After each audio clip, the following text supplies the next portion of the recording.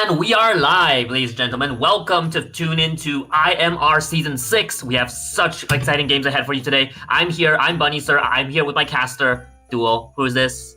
Hi everybody, I didn't want to be here. We have such a nice lineup for you guys. First match, we have AX versus S.SMN. These two teams, quite evenly matched. We're gonna have an exciting set of games today. A bit later in the day, we have at 4 p.m. another very exciting match. We have Team VC versus Team LN. So stay tuned. I'm your caster Bunny. This is my friend Panda. We're going to be bringing you guys through today's matches. So Panda, what do you think of this first matchup here? So we're about to go into BP. What do you think about the characters that are playing? What are the players? Anything we should look out for? Yeah, so we can see from Team Amarda X, we have Mimi, Yves, Miku, Net, IC, ES, Yushuel, and Frisky. Then next, Bunny. And looking at the lobby right now, all of these players, they're at least tier 7. We have a few peak tiers here. So this is not your, qualifiers. We had, exciting matches, but some of them, had more newer teams. These two teams, they're here, they've been here for a while. They're here to stay. We're going to see them slug it out. Especially today's Hunter for our first match, Corone. Quite a bit of experience, playing in competitive. You've seen him play other tournaments like IVC, COA, all from recent seasons. So I'm going to be, thinking that today's Hunter performance from Corone will be quite strong. So specifically what he's playing, I'm not too sure right now. Maybe... starting off the current meta, right? It's still Goatman, Ivy, and Opera. But Corone has, his Breaking Wheel, and he also has a few other characters,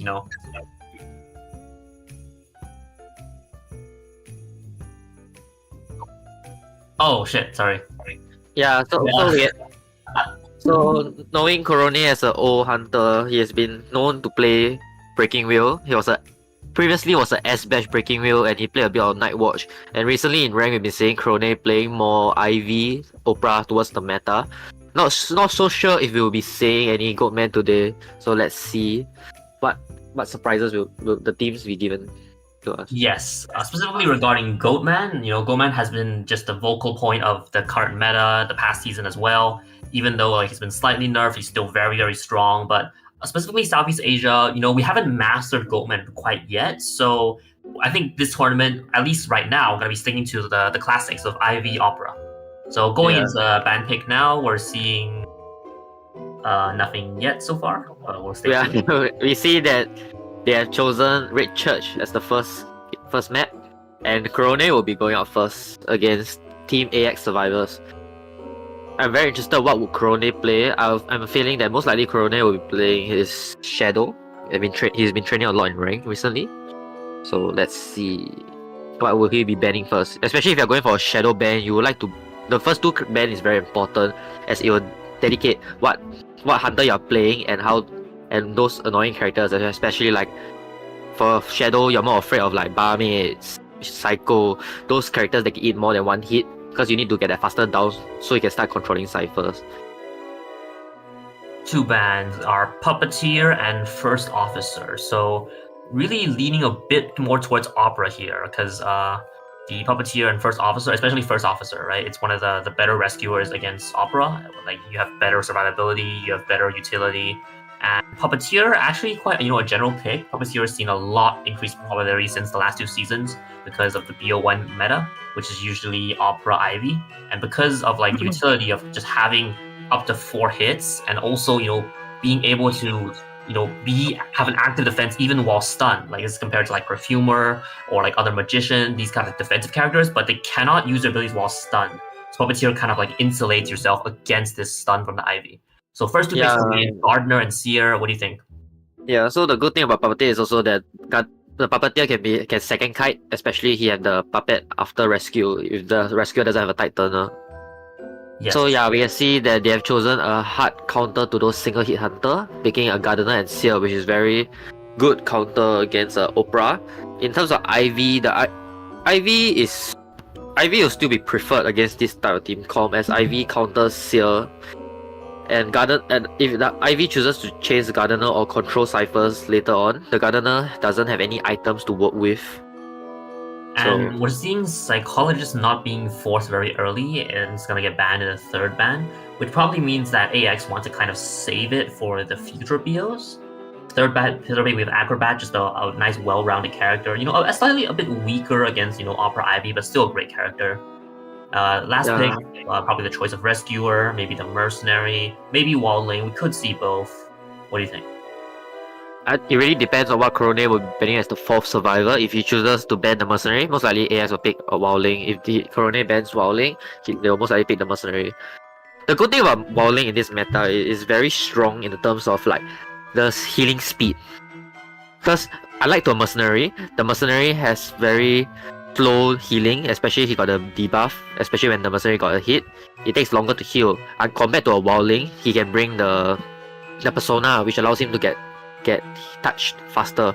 So especially if there's no cycle or Barmaid to heal the Wowling, they can immediately just find a nearby survivor and heal and immediately go for the second rescue again. But as you can see that they didn't choose to pick any rescuer, they chose an Aeroplanist instead.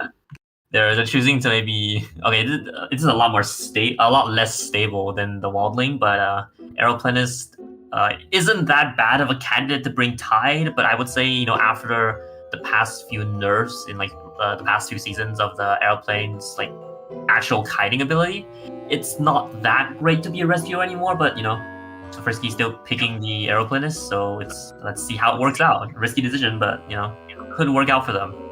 You can see that Armada X is going for a faster survivor team comp, decoding team comp by picking aeroplanes, and maybe their survivors are not experienced enough to play Wowling, as Wowling is requires a lot of skill, especially against Ivy and Oprah. You need to know when to use your ball to go and rescue, how to find your teammates to heal, which is very important. So instead of picking a Wowling, they played a much safer choice, which is the Aeroplanist.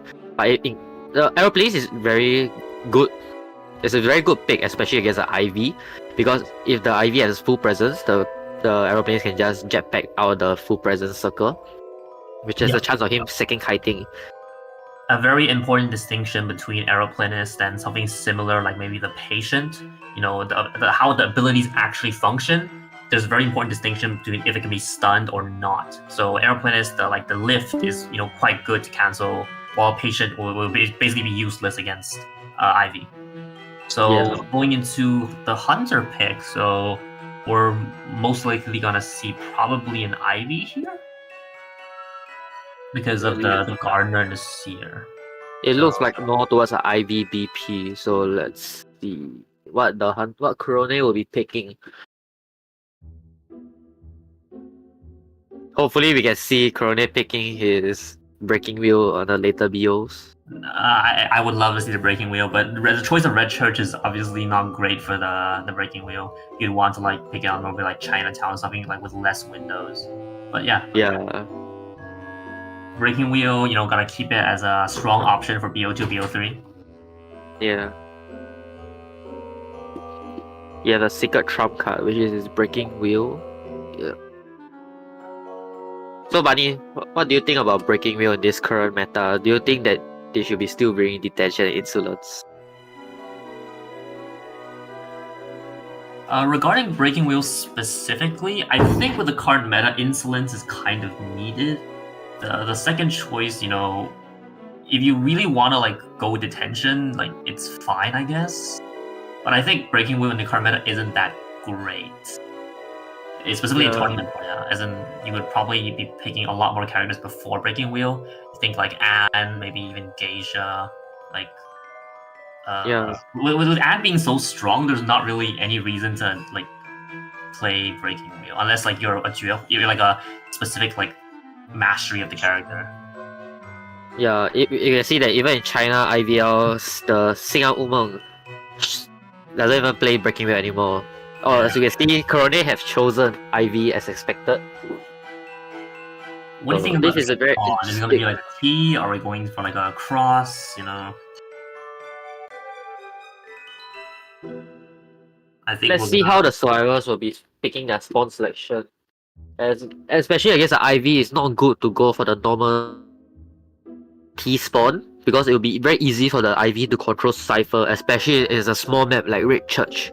So IV excels in small maps like Arms, Red Church, Hospital, is because that is a very small and compact map, so it's easier for the ghost to travel. The ghost doesn't have to travel very large distance in order for it to affect, disrupt ciphers. Yep, that's correct. And specifically for the early game, he doesn't even need to commit to a chase very early. He can just kind of like put his ghosts around, look for who's like actively decoding, who's kind of just like waiting for the hunter to chase them, and then actually go for the first chase.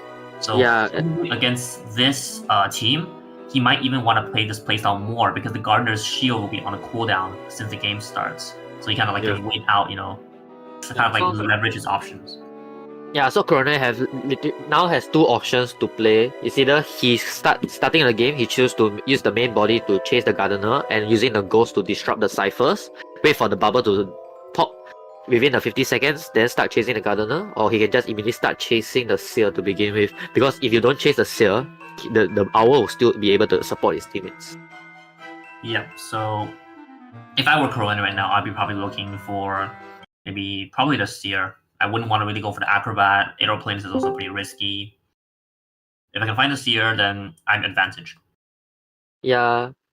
Especially in this team form, most likely you'll see either the Aeroplanist or the Gardener will be bring Tide Turner.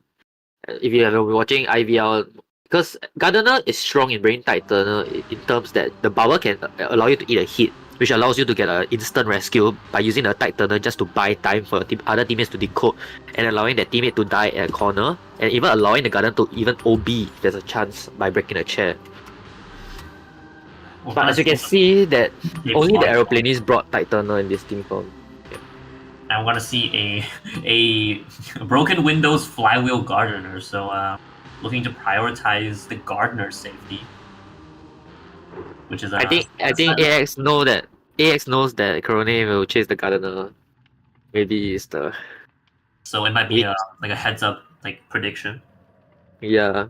So they brought Nitro just in case if Hunter plays the Oprah or the Shadow, the Gardener can kite no matter what. Yes. Okay, so we'll be an off-meta choice, but let's see how it works out. Going into the game now, he's gonna start controlling the ghost towards center probably. Yeah, we can see that Corona will slowly moving his main body towards Shack while his ghost will be affecting ciphers at the center area in the meantime. And Gardner also realizes this, so he starts rotating towards back gate. Interestingly, kind of disrupting the Seer's pathing a bit, because the Seer will also have to move. But ensuring the safety is obviously the first priority. Yeah, we can see that Corona is focusing on controlling ciphers by using his ghost. Pulls the ghost back. Has already disrupted the cipher at red carpet. Now looking to go towards small gate, which is what he's gonna do to the first chase. You can see that Corona has his eyes on the Seer and will most likely be hard chasing the Seer. Actually, corner the Seer here. The Seer kind of walking towards the main body, a bit unaware of having up the Ivy, and forcing him to use Owl very early here. So he will. Oh, okay. I think we saw a mistake of Corona. He wanted to use his main body scare, but he accidentally keep the ghost. Yeah. He keep the ghost on the Seer instead, and now we can see that Corona have blink open the Seer. For the audience, I wouldn't recommend doing like this. Especially if you're going for a blink on the Seer, you should always try to use your main body to try to scare the Seer. So the next time, if you choose to use your ghost to chase down with the Seer, you can just one scare. Don't have to wait for the next leech. And so now you can see that Corona have to wait. Now he's like kind of shot himself in the foot here. He has to like redeploy his ghost and walk there himself without blink. So this means the first chase is gonna be very slow. Already about 90 seconds has passed into the game. Although the Survivors have spent time rotating, like Cypher is about 80% right now, so this is looking to be a solidly Survivor advantage. Well, not advantage, but against Ivy, this is probably like one of the better openings. I would disagree because even though the Seer kited quite a while, but the Ivy has been controlling ciphers the whole time at the starting of the game. Especially he affected the Acrobat, the Aeroplanist. Then during the chase of the Seer, he was affecting the Gardener. So even though the Seer kited took a while to die, the cipher was still moving very slow, which is maybe around like 2.5 cipher at most, which is still a very advantage for the Ivy. Against Ivy, it's okay. Against like an experienced Ivy, it's very hard to kite long, but like long, not against like Opera long. Okay, whatever. I'm actually going into the rescue. We're seeing a actual no damage rescue from the aeroplanist, who kind of like snuck in there, and Seer's taking the hit, which means he's probably not gonna like have him run towards the middle. He's gonna have him die in the corner. Regarding a second rescue, they might like just put someone here close by and not rescue the second time. Cypher, middle Cypher's pop, that's very important. Front carpet Cypher hasn't popped yet, I think. So that one might be disrupted. No, front gate already popped with you. So we can see that now there's the Ivy just left that. Oh, I think Corona was lagging a bit with the ghosts, but I think it's okay already. We can see that the Cyphers now need 2 brand new Cyphers, and they haven't even started decoding yet. And Corona is already controlling Cyphers. So I would say this looks like a more towards a 3 to 4k game already, as Corona has the advantage in the control. Yeah, Gardner has already shown herself, so not able to go for the rescue. It's going to pick up another hit here. The 98 canceling, kind of automatically canceling, so he doesn't get hit and then stunned, which is quite a nice like detail there. Yeah. But it's not looking great for survivors since they cannot really touch the Cypher in the corner because it has a shard there, and the other 2 Cyphers can be patrolled by Cronin right now. Yeah, but did you notice that it's a 3-chain Cypher? It's Yeah. top broken and 2 bottom broken Cyphers. So now it's a very interesting on how the survivors can play, see their teamwork pay off in terms of controlling. It's not very easy, especially in the old meta like Dreamwitch. Whenever there's a 3-chain Cypher, it's always very hard for survivors, especially. But the good thing about this team call is that they all have strong items, especially like the arrow acrobat. So specifically on the survivor side, you're gonna have to look to play a bit more passively, you know, not force anything. But Corona has actually gone for a chase away from the Cyphers, so they are gonna have to have maybe like 30-40 seconds to work on the Cypher at top breakable. Yeah. You're gonna have someone come rescue though, likely the aeroplanist, because the acrobat has the rescue. Yeah, we can see that the acrobat will be focusing on It has decoding. a decode. Yeah, the acrobat has to decode while the airplanes will be making its way to the rescue. You see that Corona have left. It have went to go to get a hit on the acrobat instead of camping the chair. As we can see that the aeroplane is too far away from the chair and may not even get a free rescue. But Corona didn't manage to leech onto the aeroplanes, allowing the aeroplanes to get a free rescue and teleporting to the wrong stone. Yeah, a bit of like the teleport, you know, accidentally doing the wrong one, but still playable. Like has blink here. We can see that Corona will be utilizing the blink and allowing the Gardener to fly you and bolt the pallet, and the Gardener won't even be going down.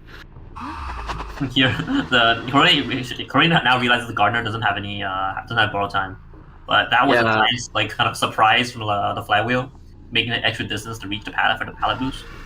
Yeah. But they're all gonna get caught healing here, and the Acrobat's go. Never mind, doesn't go for Acrobat. He have chose to go instead of the airplane. I think he want to control the health of the survivors. Don't. He doesn't want to have any survivors who will be full rescue. So especially in terms of controlling cyphers, he want to force the cyphers to be healing instead of decoding. Yeah, and especially with, you know, he has all the time in the world. He still has like he's like playing for the long game here. While Aeroplan is using his skill, Acrobat's using his skill. Like and he now knows that the Gardener doesn't have borrowed time. So like later, if the Gardener does get chaired, it's basically confirmed like 3 or 4 kills because he cannot like pop his cipher and come back. We can see that since Corona went to go chase the aeroplanes, the survivors were caught healing next to the ciphers, which I wouldn't recommend. Yeah, it's now the second time they've been caught next to a cipher, which is especially bad since not only your weight, like if you get caught, both of you have to rotate, but the shard is still there. Like you have to still destroy the shard to actually decode. So yeah. Like these 2 exchanges have ended up very well for Corona, even though he kind of like gave away a bit of time when he chased the person in graveyard. Yeah, especially against like an Ivy, all she have to do is just wait, slowly control ciphers, don't allow the ciphers to heal, and just wait for his blink to even down. We can see that the ciphers made many mistakes, giving many opportunities for the Ivy to get down without even using blink. A nice fireball here, you know, kind of like forcing Corona to put his attention back here, but is gonna go for the side hit. If he does get it here, the game is basically over.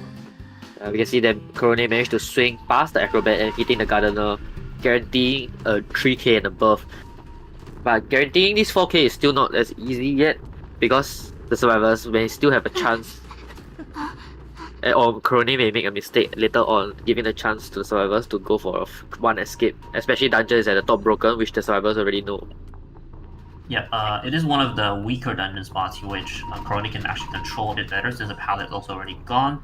And I'll be looking for the aeroplanist here since he is already half health. Yeah, so now we can see that Corona is hard chasing the aeroplanes instead of controlling the Cypher or the Acrobat at the bottom broken side. So if the aeroplanes can be able to kite longer a bit and allowing the Cypher pop, there's still a high chance that Cyphers can go for a one-man escape. Now you can see that Corona realized that he's wasting too much time on the aeroplanes and he'll be controlling the ghost to disrupt the Acrobat Cypher.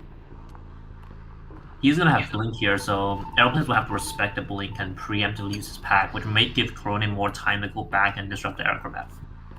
Yeah, in this type of situation, the Acrobat have to decode already because Corona is just waiting to blink getting the distance on the aeroplanes and blinking him down, and the Acrobat is too afraid to decode, which is very wasted in my opinion, because the airplanes can't kite for long really. Especially you see now airplanes going down, it's even harder for the Acrobat to be even decoding.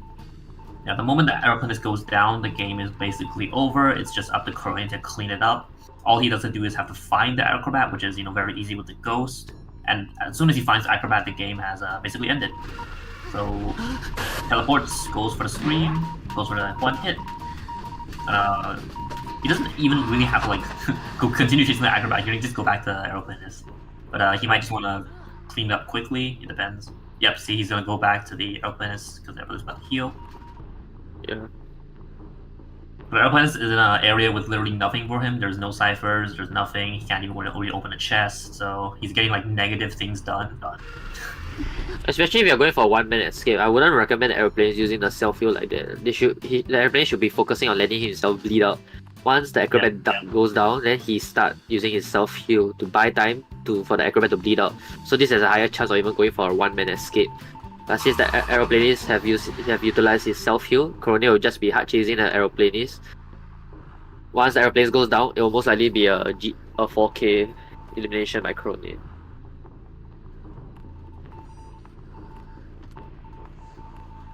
Yeah, so we can see that Corona is just hard chasing the aeroplanist while the Acrobat is still too afraid to even touch the Cypher. The Acrobat is just running away. For Hail Mary play, they literally just have to say, "Oh, airplanes will kite for as long as possible," while the Acrobat continues decoding because they literally have nothing to bargain with anymore. They cannot just keep going back and forth with the Ivy. Yeah, I will say this Acrobat is playing. It feels like he's playing more towards like a dreamish game, It's like the main leash is at the top broken cipher, you will go to the bottom broken cipher to decode. But this is not how it works. Yeah, this is Ivy instead of a dreamish. You cannot be playing like that. You need to make sure to give enough pressure in the cipher. Oh, we can see that Corona made a mistake. He wanted to spray the Acrobat and he dropped the ghost by accident. But it doesn't matter as Corona still managed to get a down Acrobat and securing the 4-man elimination for his team. So all Stella Somnia have to do is just to go for a one-man escape, which is very easy, especially in the early game and so many characters available. There's a lot of characters you can play, when you already have a 5-0 advantage. So it's looking good for S.SMN right now.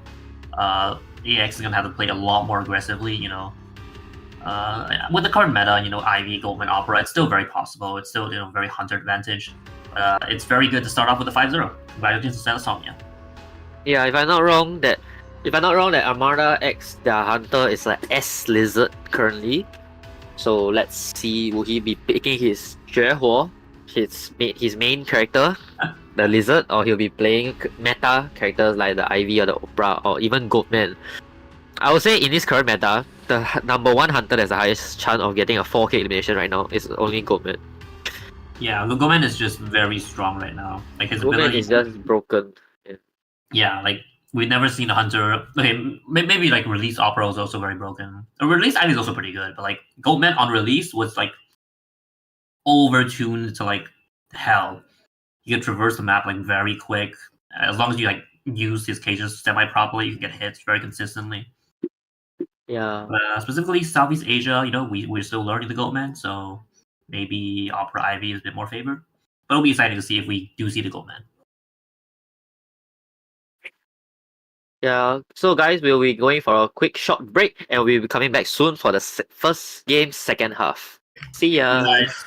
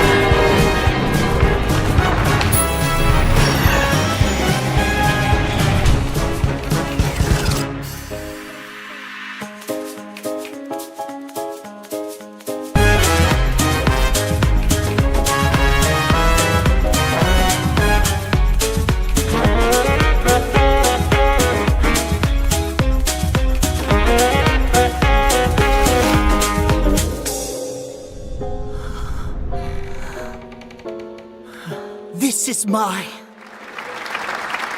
closing night.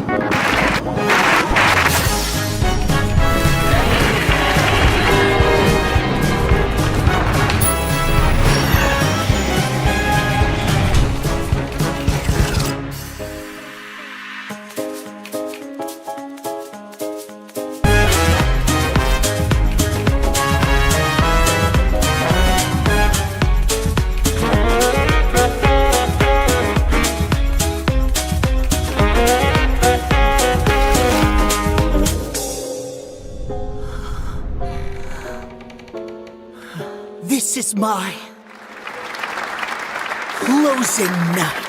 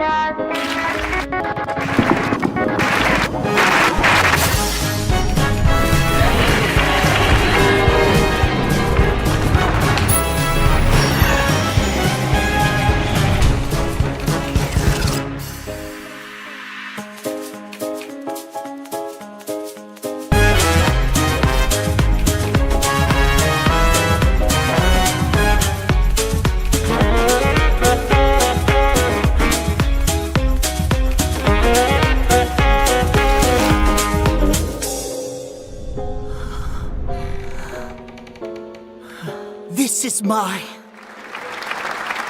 closing night.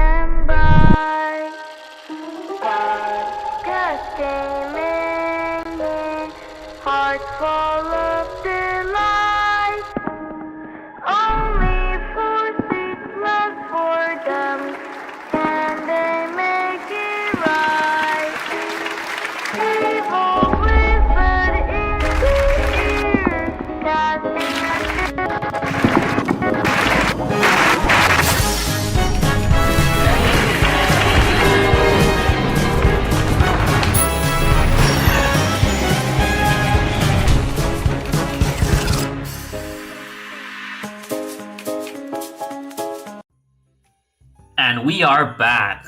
Just now, we've just witnessed a beautiful 4K from Corone, earning her team 5 points. Now we're going to be heading into the second half of our first BO. Yep. So we can see that Corone have shown us the power of his IV. But I would say that Corone still made many small mistakes in the chase and in terms of controlling the ciphers.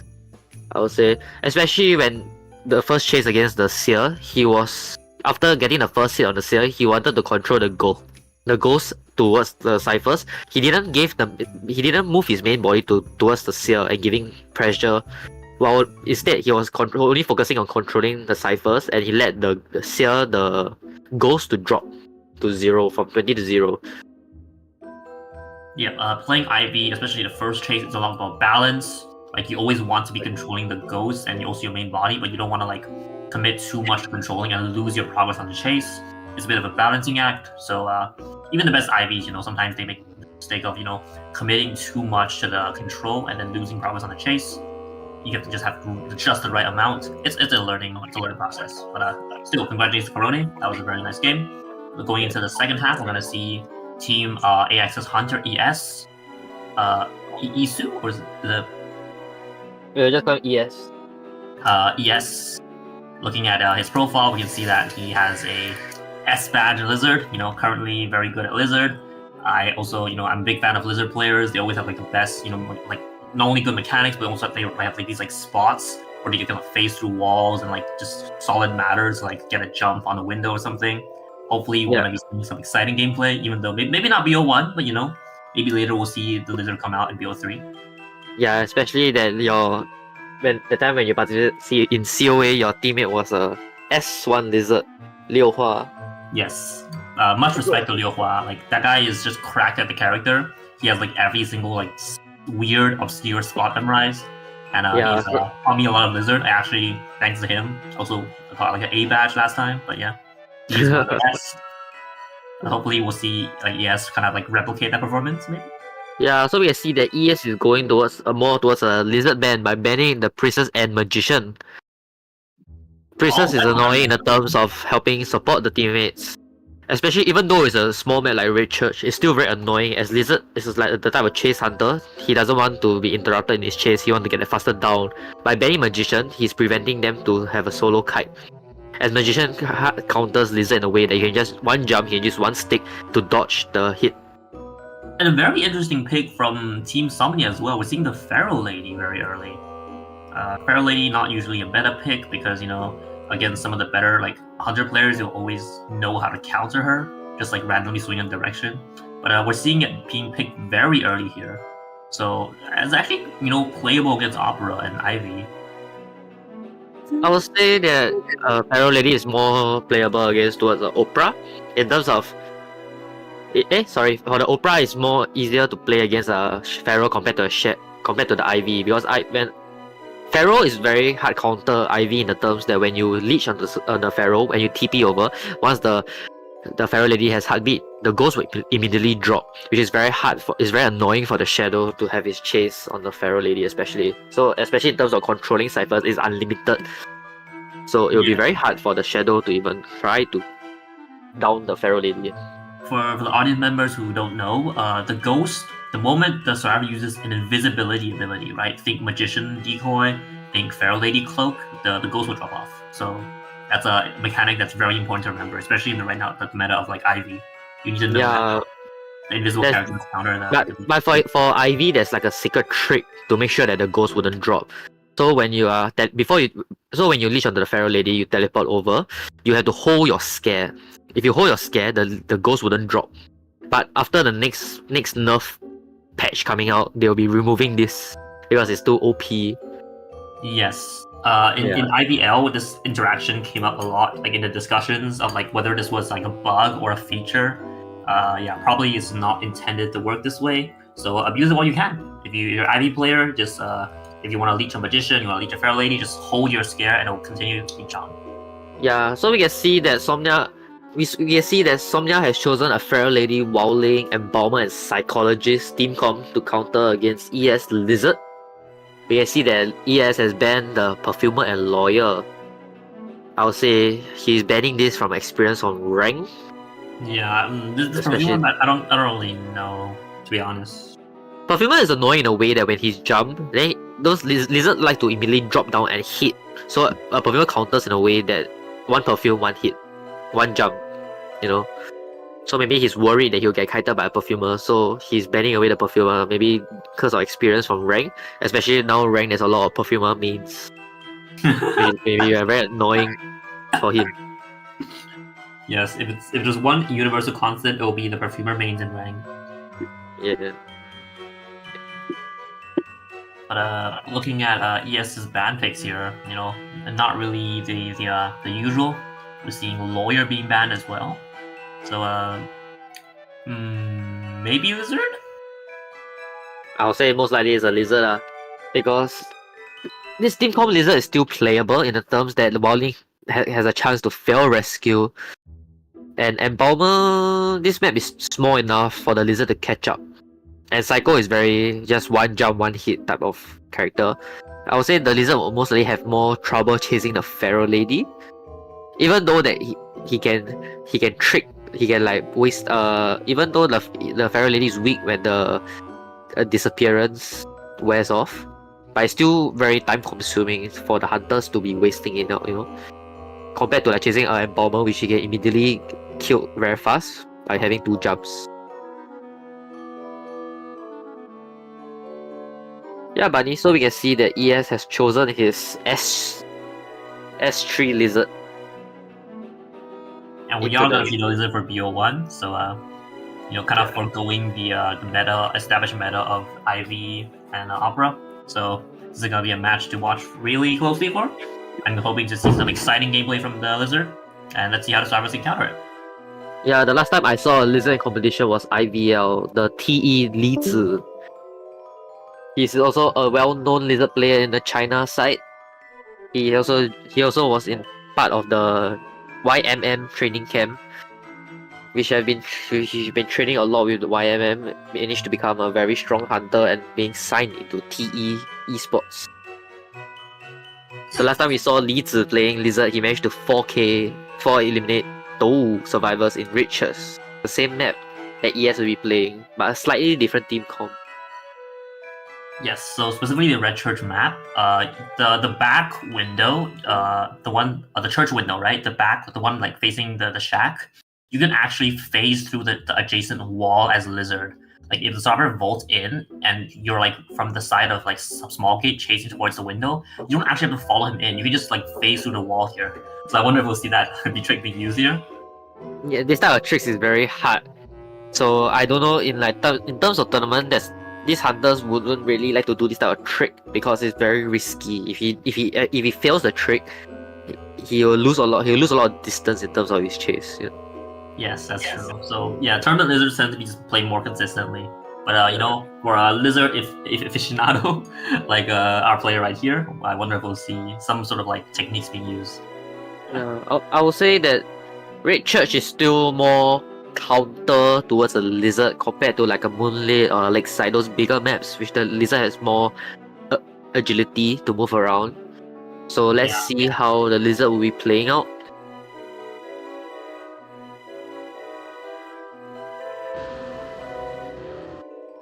Persona from the server side, we're seeing a Pharaoh Lady with both Flywheel and Broken Windows. So interesting how both these teams decided to run Flywheel, Broken Windows on some of the characters.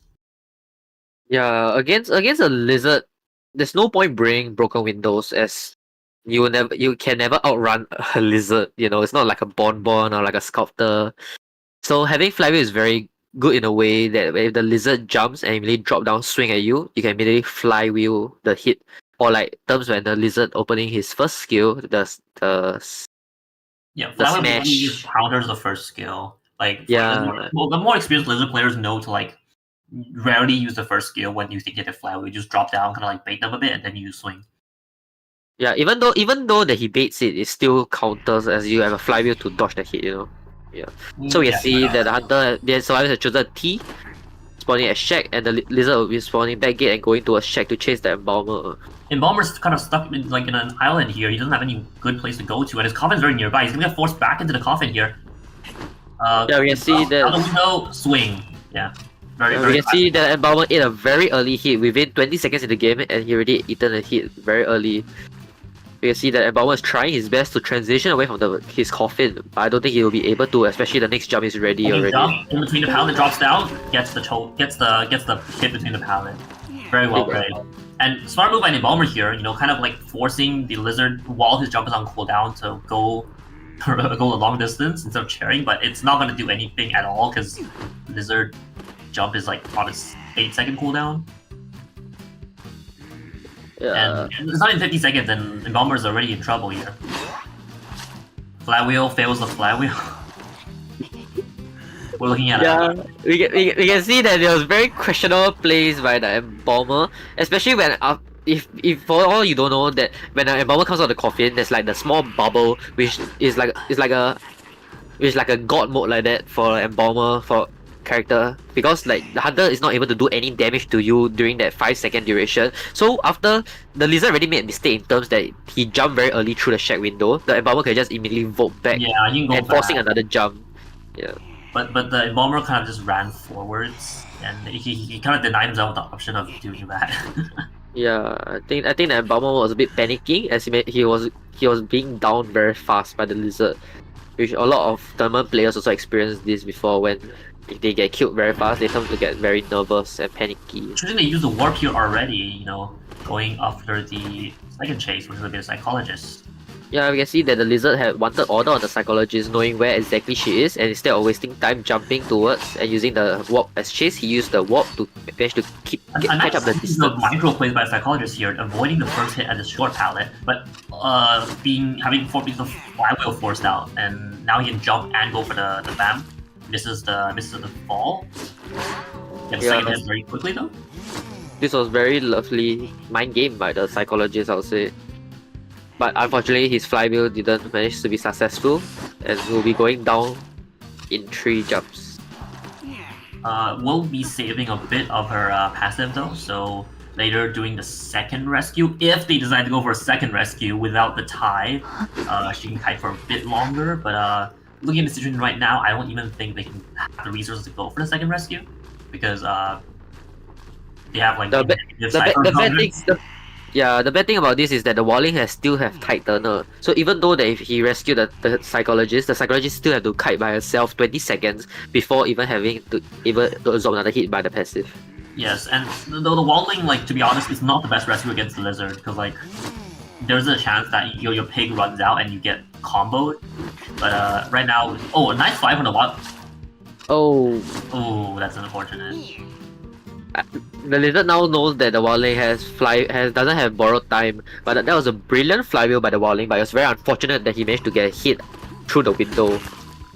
Yeah. And we can see that ES predicted the Pharaoh Lady position and managed to get the hit on her very fast. So you can see that most likely the Pharaoh Lady will be going down. If 3, 2. ES wants to, he can swap to Blink to get the faster down on the Pharaoh Lady. So he's just going forward, thinking the lizard's gonna double back, but no, doesn't look backwards and gets caught. Yeah, we can see that ES is very skilled in chasing Pharaoh Lady, predicting her movement. But I'll say the Pharaoh Lady should be more careful. Doesn't mean you're in the invincible form. You should be always looking at the jump, as the Pharaoh Lady still has flywheel to able to dodge the first jump and able to kite even longer to buy time for his teammates to decode. Seeing a bit of a celebratory emote here from Yisu. Because I don't blame him though. Like, this 4K was a lot cleaner of a 4K than Corone's one. Kind of, looking to assert a bit of dominance here. Jumping backwards and forwards, just trying to bait someone to go rescue.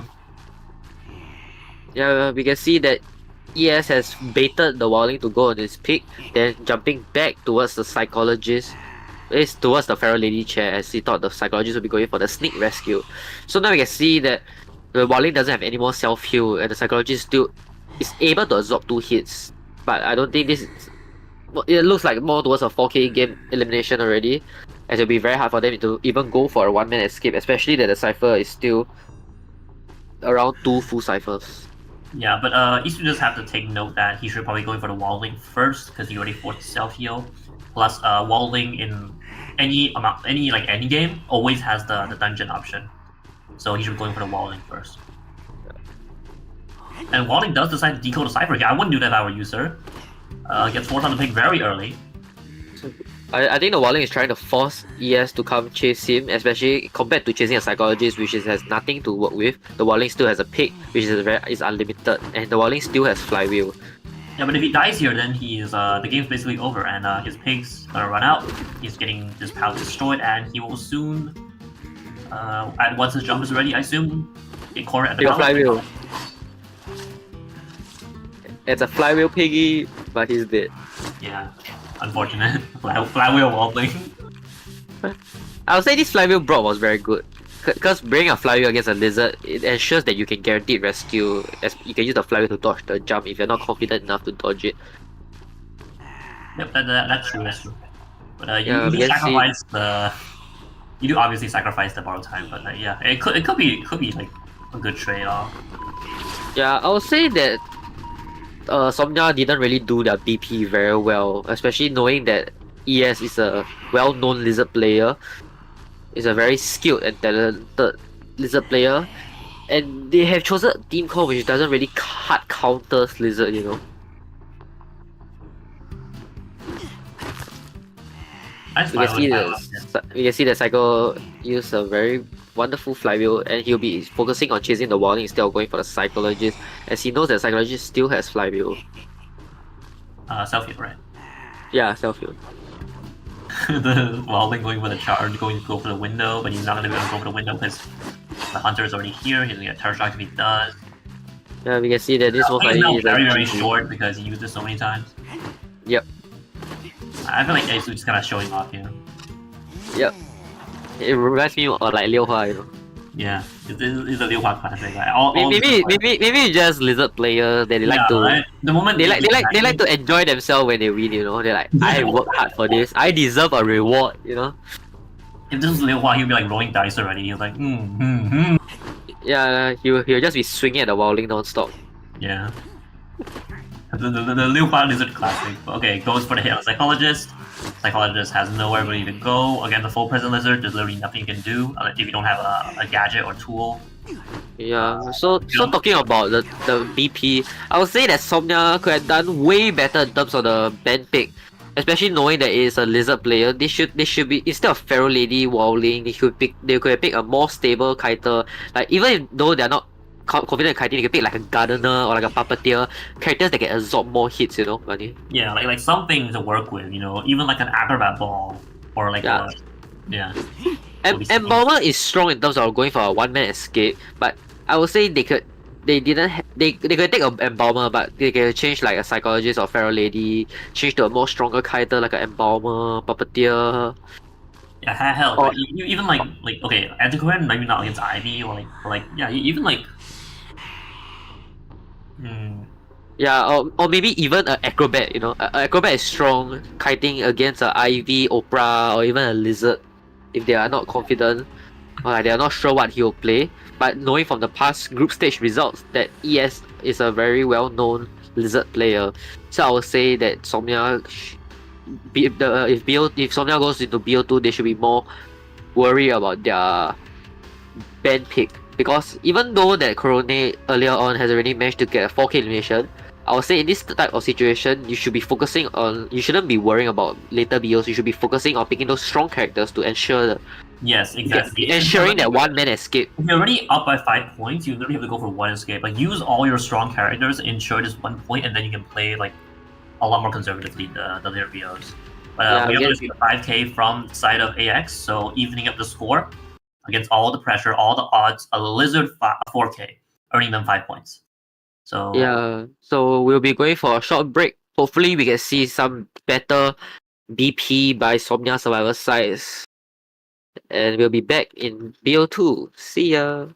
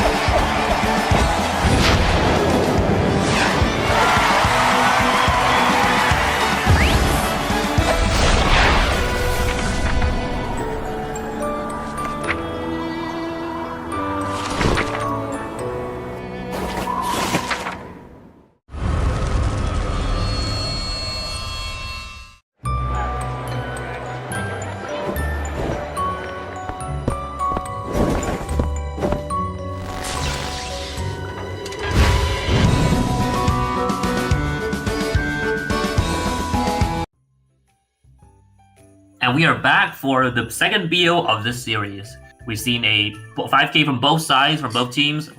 First one, an IV 4k from Korone, followed up by a Lizard 4k by Isu. So going to the second half, Isu will be hunting again. We're likely going to see maybe the Lizard ban, because this is Ever Sleeping Town. Quite an okay map for Lizard. Panda, what do you think they're going to play? To be honest, I don't really know what Isu can play other than Lizard. So I'm very interested in seeing what he'll be playing. So I guess all we can do is wait to see how does ES bends, so we can have a rough understanding of what hunter he'll be picking next, other than Lizard. Yep, the pressure has now gone to S.SMN survivors. Isu has just 4K'd them like maybe 5 minutes ago. They're kind of like recuperating, thinking of how they should counter him. Should they just ban the Lizard? Or, okay, likely they're gonna ban the Lizard, but like, if they don't ban a Lizard, like what hunter should they ban? Maybe like Ivy, maybe Opera, and then they can pick for the other one. Looking at from last round results, like you're just gonna ban the Lizard.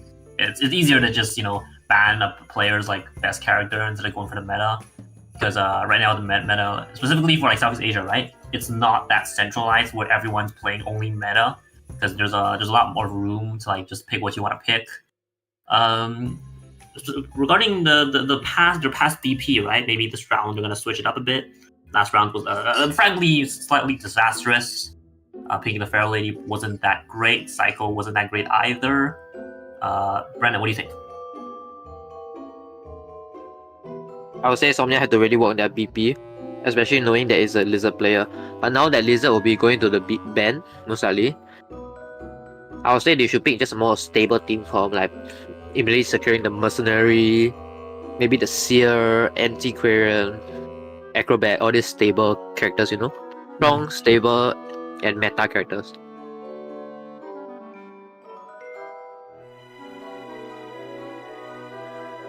We can see that ES will be banning the Priestess and Puppeteer. Still more towards those single hit hunters. Whenever you see a hunter banning like a Puppeteer, Gardener, they're more worried about. They are playing more of those like single hit, those chase type of hunters, Yes, and Priestess is just very strong generally.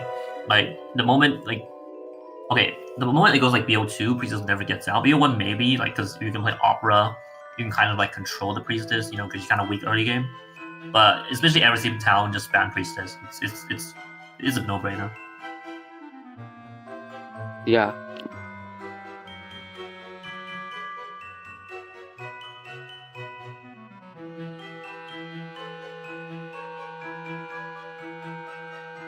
Yeah, so we can see that banning Puppeteer, most likely ES gonna play those single hit hunters. I would say that most likely ES will be playing Opera. Yes, Opera is most likely, but we'll have to see the first two picks from the Survivor side. Like if they lean too much towards like Opera, maybe like Garden or something, you might maybe change the Ivy. But but compared to Ivy, Opera is much easier to play, especially in the current meta. Opera is still the strongest chase type of hunter. So knowing that ES plays this Lizard, most likely he'll be playing like a similar type of chase type of hunter, like a Opera or maybe even a Geisha. Yeah, like most hunters that play like Caozuo, like kind of like mechanic style hunters, like their Opera's usually not that bad. Especially Lizard like requires a lot of like timing and like having fast reaction time, fast APM. Like Opera's probably like pretty easy to pick up. Yeah, so we can see that Somnia survivors have chosen a more stable team form like a Seer and a Psychologist. Yeah, then we can see on ES side they have banned the first officer. Then Somnia have chosen Perfumer as their third survivor. Very hard counter those single hit hunters. Yep. So Puppeteer being gone means that you have to like kind of settle for Perfumer. Still good against single hit hunters, but loses a lot of like utility against other hunters. Like okay, you're not gonna see much play in like the current meta, but like other hunters like maybe the 2-hit hunters, Perfume is not great against. But Perfumer against the single hunter is still really good. Yeah, especially the Seer to support the Perfumer in terms of kiting. I would say Perfumer is a very good choice for them. Initially, I was thinking why didn't the survivors pick Seer Barmaid instead of a Psychologist. Barmaid is strong in terms that if there's a teammate to support it to get the beer back, getting back to full health, is very strong, as she'll still be able to shake another beer and able to absorb one more hit, totaling of 3 hits plus a seal bird. Yes, and losing Psychologist, like, okay, it's only BO3, so it's not that bad, but like usually if you already pick the Seer, you want to pair it with like Barmaid, which is slightly weaker overall, but when you have the Seer in the same game as it, it gets a lot better, and then you can pick Psychologist next BO on itself. Like this is also like common for like those like Coordinator Barmaid kind of synergies. But Psychologist is like just generally more stabler, so if you don't have to commit the owl early, like you can still like kite yourself. But it is a bit interesting here. Like there is a argument for picking Barmaid with Seer. Yeah, so we can see that after ES banning the first officer, third ban, the survivor has chosen to pick a perfumer instead of a mercenary. So they're forced to pick on your side, because the third ban, like usually when they ban rescue, like one of first officer mercenary, usually pick the other one. Yeah, if not, they'll be forced to be picking the Gravekeeper like this situation, and especially if ES has a opera singer, it'll be very uncomfortable for the Gravekeeper to kite, especially as opera ability to get a hit is very fast. So even though you have a shovel, it's not very effective towards an opera. So I would say, seeing this team comp, I would say if ES has a Bonbon, it'll be very strong, as it really hard counters the Seer and Perfumer. Even though Bonbon doesn't really hard counter Gravekeeper like in the past, it's still very strong against the Gravekeeper still. In terms of rescuing, able to get a chip and a hit, the Gravekeeper won't be able to go for another rescue. Yep, and Embalmer is not okay. So Gravekeeper is not the worst chase for Bonbon as well. Unlike I think like Mercenary, where it's literally like you get nothing done. Like all four of these people, like all four of these characters aren't that like aren't that tough. Like you can all like they're all viable chase targets, and like you can also because Gravekeeper usually brings Tide Turner, like killing Gravekeeper first and then like denying the Tide Turner is also very viable. Yeah, so if you've been watching IVL, a lot of the hunters play like Naya and Night Watch. They love to chase the Gravekeeper because they are able to remove the Tide Turner effect in the whole game by chasing the only character that will be bringing Tide Turner. Oh, a Breaking Wheel, we should have expected. So we can see that ES have chosen a Breaking Wheel, which is very interesting because if you're gonna be playing a Breaking Wheel, why are you banning Puppeteer and First Officer? Yeah, like the entire VP led me to believe it will be Opera game. Yeah. But yeah, Breaking Wheel. I would say this is very shocking for us commentators, as the BP doesn't really align with the Hunter pick. Maybe that ES was trying to trick the survivor that he'll be playing like a single hit Hunter. Instead, he'll be picking his Breaking Wheel. And the benefit of this is that, like, one small benefit is that he's not going to meet that many flywheels. Like, if I'm seeing this BP, I'm just bringing Broken Windows, like, most likely. Yeah. Seeing this thing the good thing is that the survivors have a Gravekeeper which really hard counters the Breaking Wheel. As in terms that when it's in the shower form, the Breaking Wheel is unable to get a spike. So it's very hard for the Breaking Wheel to even stuff a rescue against a Gravekeeper. And that's what I was thinking as well. Like, if you're forcing them to go on Gravekeeper, which is like one of the weaker rescuers, because you're forcing them with like the FO and the Merc ban, right? Then you're picking a character which kind of gets countered by it. It's a bit questionable. Yeah, even though when I play Breaking Wheel, I wouldn't ban Mercenary, because even though the Mercenary can rescue very easily, he can still, after getting a chip on him and getting a hit, he's unable to go for another rescue again, you know? Yeah. So I was very confused by the First Officer ban, especially because First Officer is very useless against Breaking Wheel. Especially when the Breaking Wheel opens the first spike and full presence, the First Officer can't do anything. Unlike a Mercenary, he's still able to pad away and dodge the spike in time. Yeah, like, maybe seeing a bit of a last minute changing of mind. But the map's not that bad for it. The map's pretty good for it. So yeah, let's see how it works out. I was saying like I was thinking like, you know, because Ever Sleeping Crony being later the second half he'll be playing Breaking Wheel.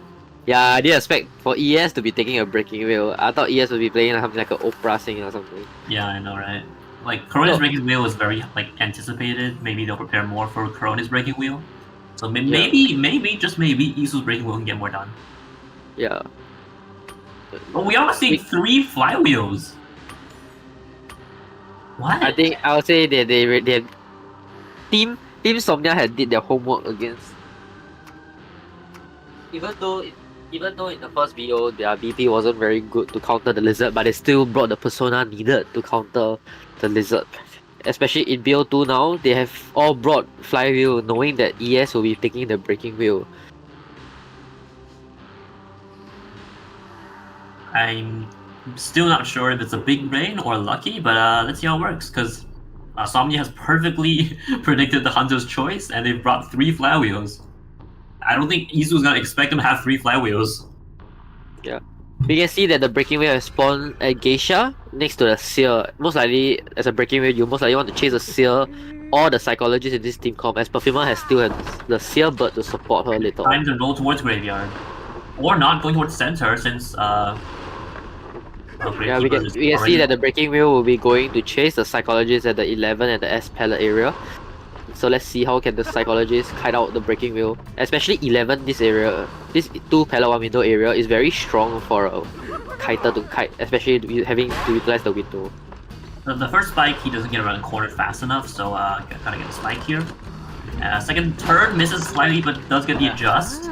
Now it's time to throw the. You can throw the trap over the wall here, but he doesn't go for it. Like there's a trick where you can arc the trap past the window and over the ledge, but he's gonna play it more safely. He's gonna put it. Oh. We can see that the psychologist was initially going towards the closer pallet S pallet area, but he didn't manage to trick ES trap out and managed to immediately went to rotate to the other pallet, which allows Esu to block, throwing a trap to immediately blocking the whole entire pallet at the other side. Yeah, that was a very bad mistake from Psychologist, and Seer actually spectated Psychologist there, but he didn't give the owl, so... I don't think the Seer spectated. The bird wasn't ready. The bird wasn't ready. The owl's on cooldown, yeah. Yeah, the owl was still on cooldown and the psychologist already went down. We can see this is a very fast down. So we can see that the Seer have to be using the bird to allow the psychologist to cut out Titans now. Actually. So saying like, oh, a psychologist can run towards graveyard, but I'm gonna catch you at graveyard.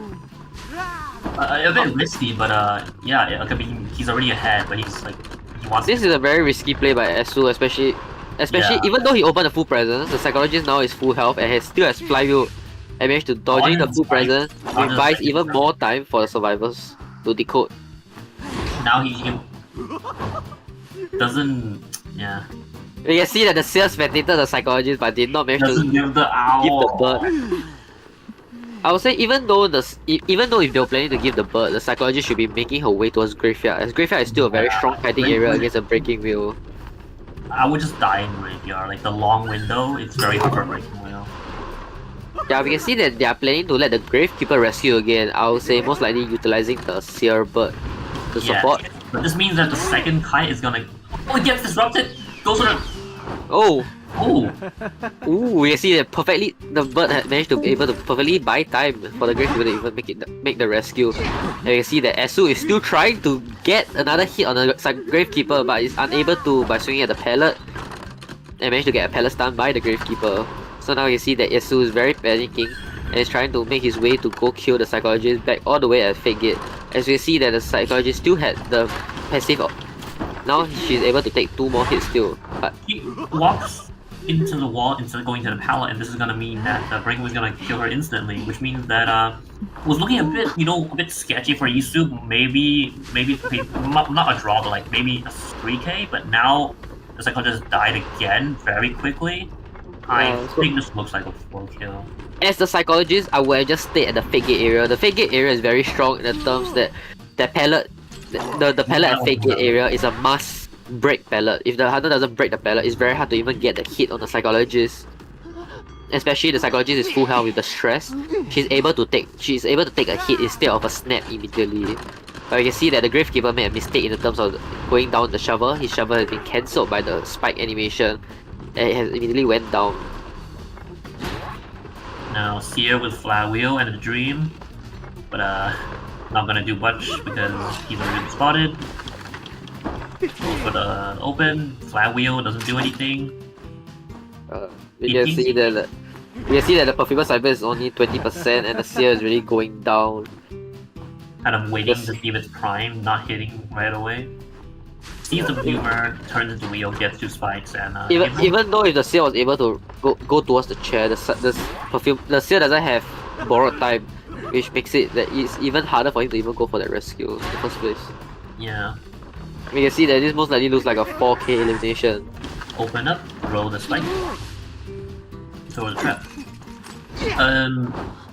Okay. Gets the rescue, and only 1 spike on him so far, which means he can. It was very interesting by S.SMN. Why would he swing at the Gravekeeper? He could have just snapped. He could have snapped the Gravekeeper out of the shovel animation, but he chose to go for the swing instead. Then we can see that very great mind game by the Gravekeeper. You can see a very great mind game by the Gravekeeper. Managed to buy. Oh no! He gets pulled back. Yeah. He got pulled back by the trap animation. Can we see we can see that survivors are forcing the Mansion Cypher, but the Mansion Cypher is only 50%, and I don't think they're able to force it in time. So you can see that. Like if you have like average reaction time, you can like kind of see the animation of the shovel, and you can click for the snap. But yeah, I would say that maybe S.SMN was a bit panicking in the moment. Yeah, because I think he wanted to stop the perfume from saving in the first place, but in the moment he got the rescue, he kind of like panicked a bit. Yeah, we can see the survivors are trying their best to even go for that one man elimination, but the seal doesn't have flyer anymore and will be immediately going down when the full presence is ready. And now he just walked back towards the Cypher. S.SMN saw that the perfumer was decoding, so he'll be going for the chair now to prevent the perfumer from popping.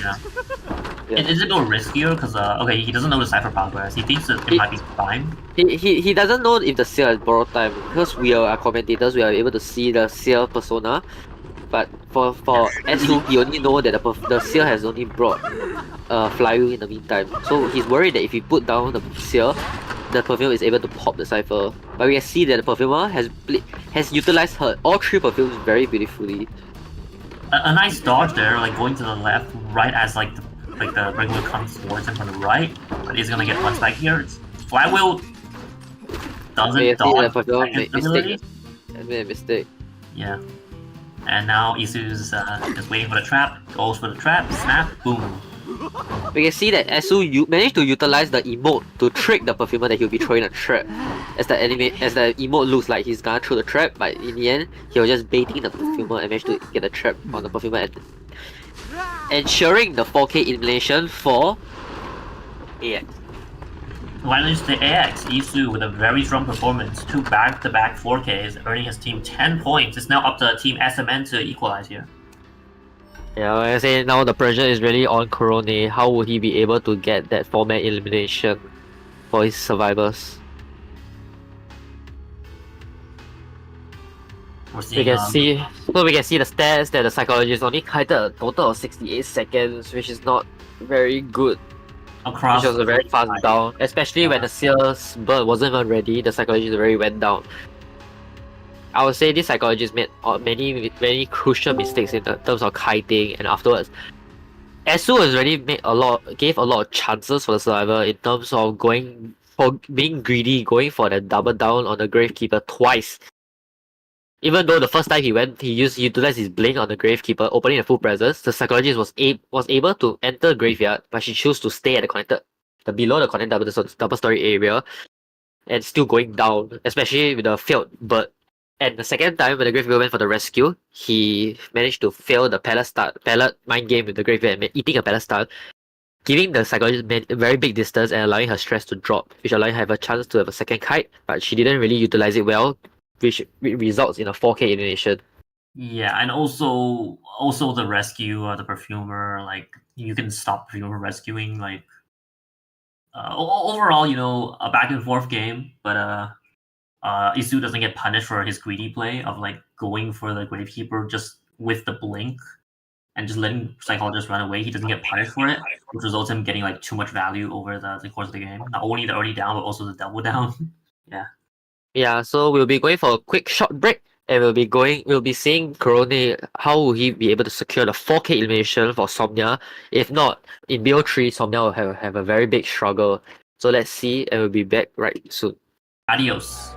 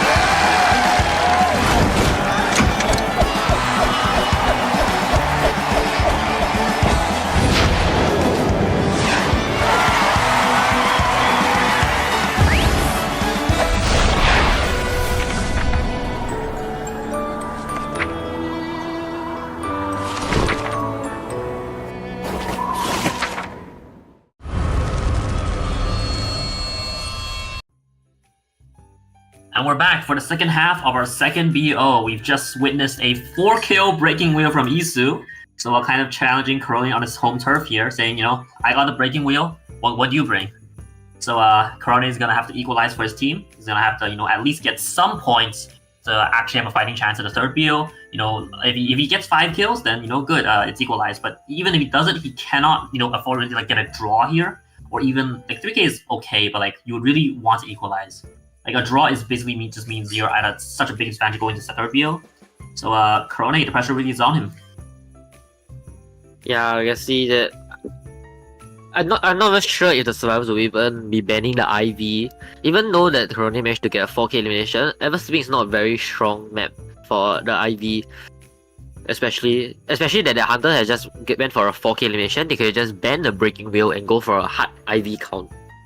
Hard team counter towards the IV.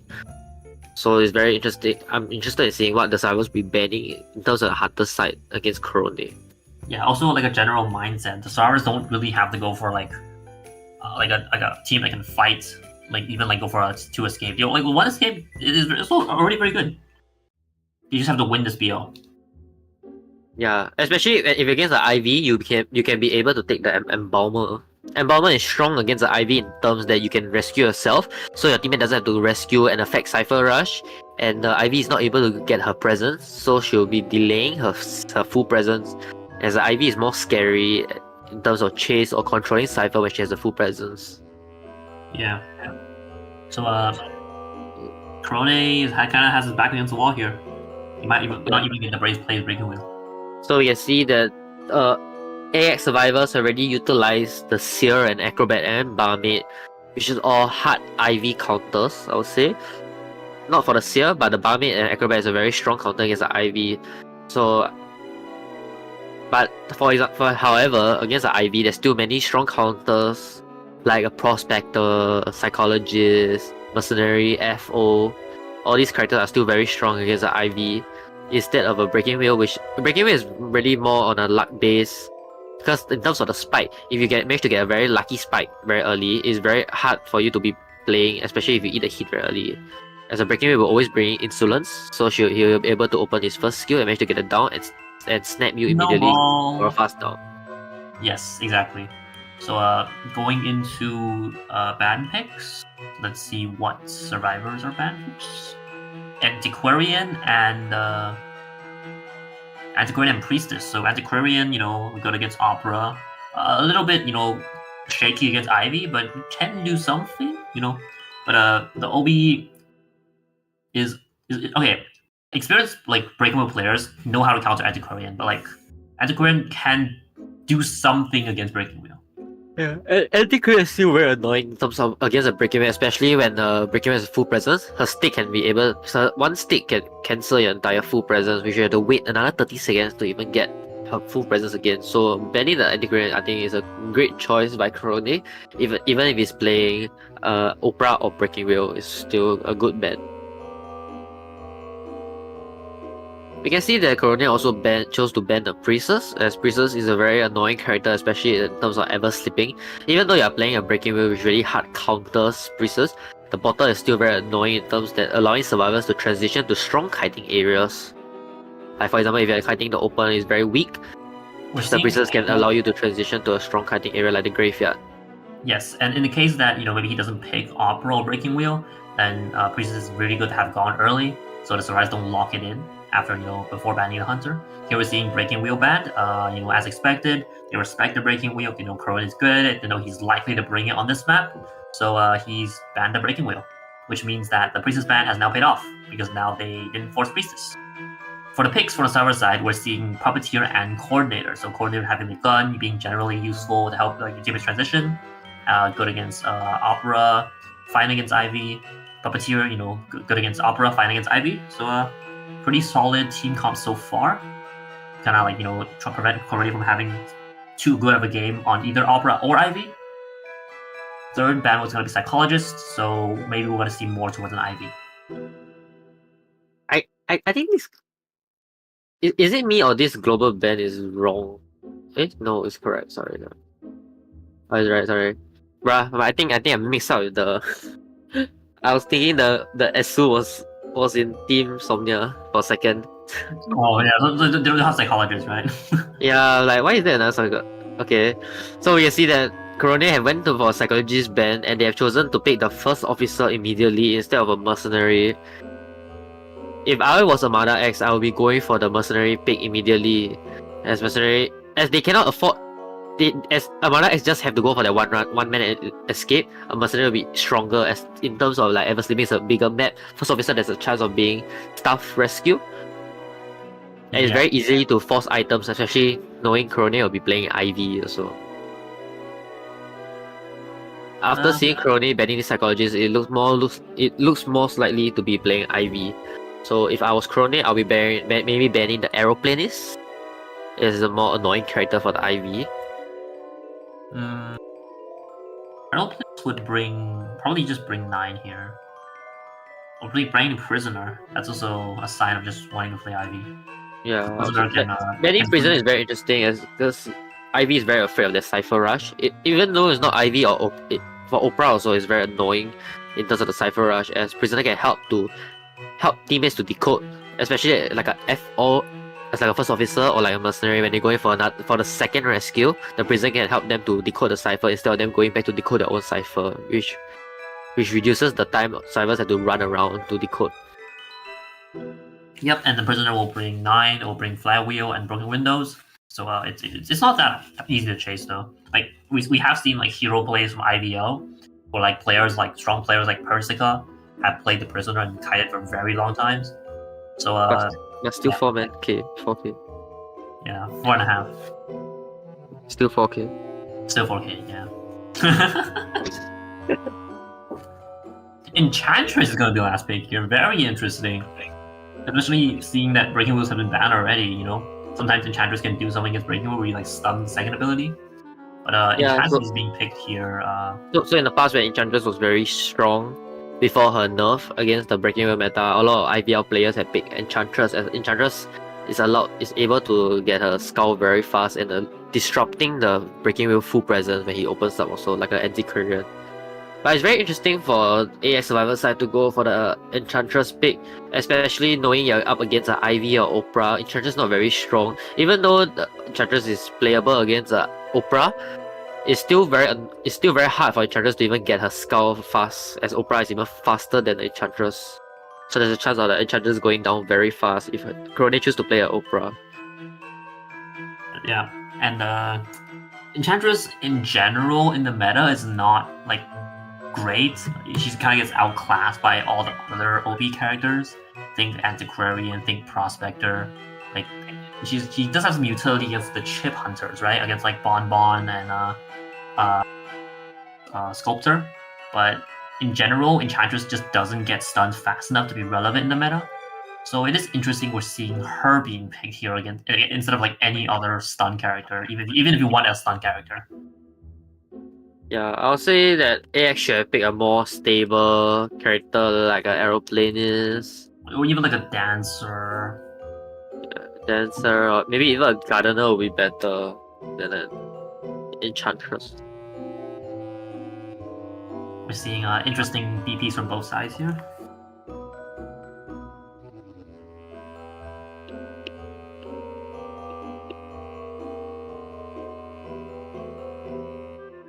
Corone has not picked the hunter yet.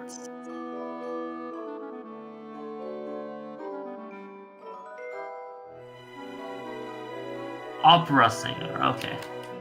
So choosing to go with opera instead of Ivy, you know, a bit strange, I guess, in my opinion, because there's both the first officer, the puppeteer, and the coordinator.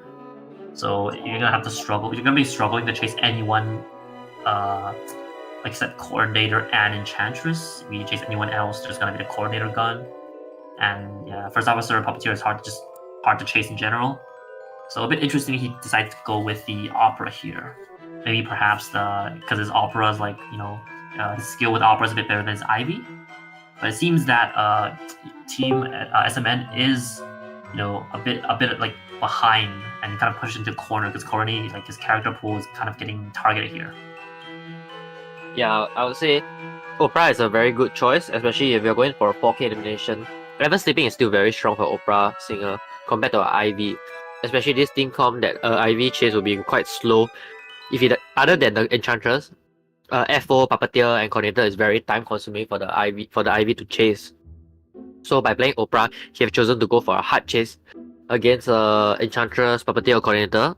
It's still a quite fast down, especially if the Opera Singer choose to bring Excitement and chase the Coordinator. I guess Puppeteer maybe not, but yeah, Excitement against Coordinator is very good. If Coordinator wants to go for a 4K animation, I would say most likely he'll be bringing the Abnormal trait. Abnormal, you say? It will reduce if his skills is strong. Oh, you see that Vicious is playing. Vicious is playing Survivor. Oh yeah, shit. They've swapped out the So Vicious and Esu, who is who? No, Vicious is the second Hunter player. Esu is the first Hunt. Is it? I have no clue. Never mind. Haha, me neither. Anyway, so we're seeing the FO picking center pretty standard, putting the screen changed. You can see this is a very it's a very standard spawn against the Opera Singer, letting the Puppeteer spawn at the Geisha side, forcing the Hunter to spawn at Geisha, chasing the Puppeteer, but the Opera Singer knows that most likely they'll pick their strongest character to pick at the Geisha side, so he'll be choosing front gate to go for a Cypher control early game. You can see that Corone already made a mistake in terms of dash very early into the game. And will be going to go for the Enchantress chase. And you can see that the FO ran into the Opera face. Watch force here very early. Yeah, we can see the first officer run into the Opera face very early in the game, forcing the Pocket Watch.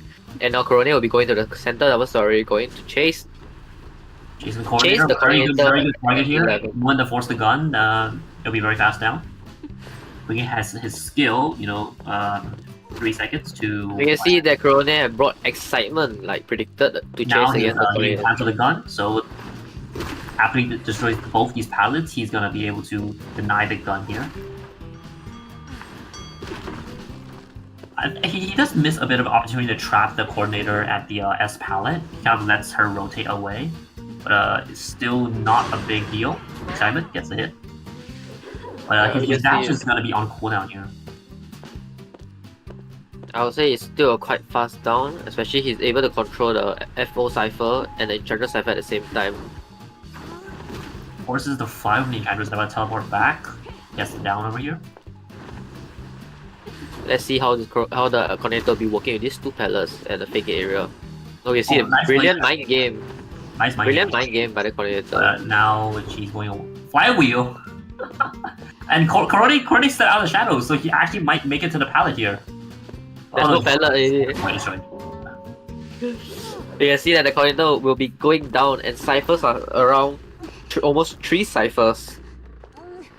A bit of a slight misplay from Corone there, where if he knows the Coordinator is going to shoot, he shouldn't step out of the shadows. He should just stay in the shadows and then Excitement and then go for the hit. Because what happened there was he left the shadows on his own, he jumped out of the shadows himself, then he got stunned, then Excitement.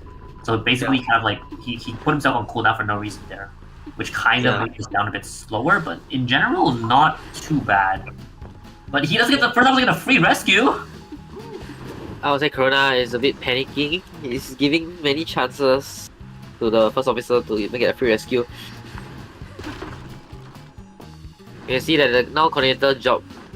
Oh, the train here is gonna stop him going across.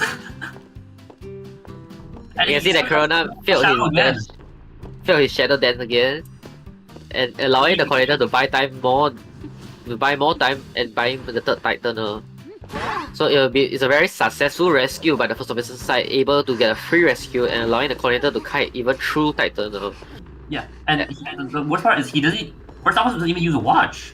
Like the first officer wasted a watch in the early game, he still has one because he saved the watch and his health on the rescue. So Corone is kind of falling asleep at the wheel here. You can see this is most likely looks like a draw game, but Corone still has a very small chance of even winning this game because all the survivors doesn't have borrowed time. But you can see that survivors are already working on the last cipher. And we can see that the puppeteer and first officer will be starting to body block for the coordinator. So Corone has just basically, opened Corone handles endgame since no one has borrowed time. So I'm assuming the puppeteer is going to be one who wants to take the last chase. But he's going to be chairing the first officer near the cipher here. So he's going to have a bit of breathing room to kind of maybe play around with abnormal, maybe like use trump card. I would say if Corone wants to go for the 3K, 4K animation, he shouldn't be using trump card here because as now the survivors are already immediately decoding a new one. If he changes to a normal, it'll be very hard for him to play endgame. Yeah, so maybe perhaps a warp or a teleport here. Yeah. We're seeing two people come You can see that Corone is trying to control the cipher and the chat at the same time. He managed to get a terror shot on the puppeteer, but it's still into no effect. He'll be hard chasing the first officer, trying to force the pocket rush or even getting the down on the first officer. I'm not sure if he knows that the first officer has no borrowed time, but he can kind of observe it because he ran really fast under vaulting the pallet. Let's go for the TB here, going to disrupt the ciphers. So we're going to be seeing a more of a control situation for both sides. Both sides are going to start slowing down, going to be playing for a bit of progress at a time. Puppeteer managed to deflect a hit again with his skill. You can see that Corone TP wanting to get the down on the coordinator but wasn't able to, and buying time for the puppeteer to even come over to body block for the coordinator. And we can see that Corone have made many mistakes in terms of his dash, and now Cyrus have managed to pop the Cypher and having a 4-man endgame without any trade in his hands. I don't think this is able to even get a 4K elimination at this point.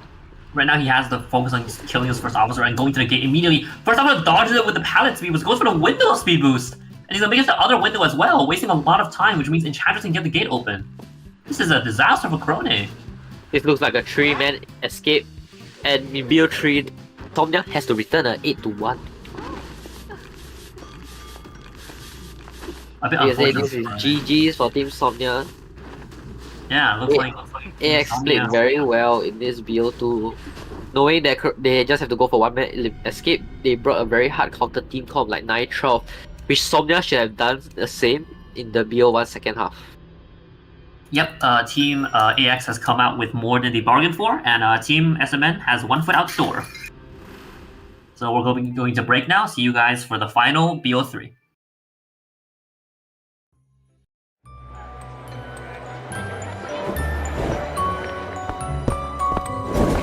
I have always believed that the most beautiful thing in this world is the smile of a child.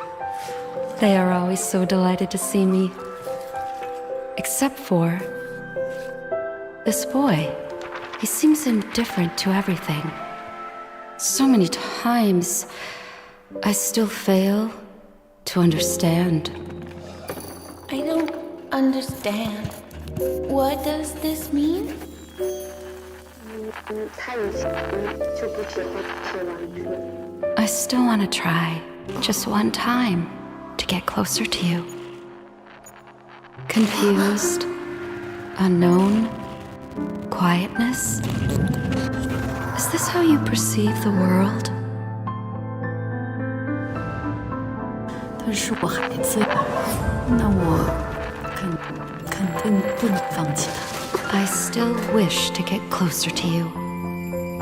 他很小的时候就非常自己在。3岁多的样子，不看人，之前也没有了解过。对视。但他还是我独一无二的宝贝嘛。虽然他确诊了孤独症，但他真的很善良。我想让他和其他孩子一起上课。我也想他和其他孩子一起。我只想你快乐、健康就好。我们永远都会爱你。 These stars shine with kindness. I have always cherished them, for they will never be extinguished. When the deep night surrounds you, may they become your stars in the darkness.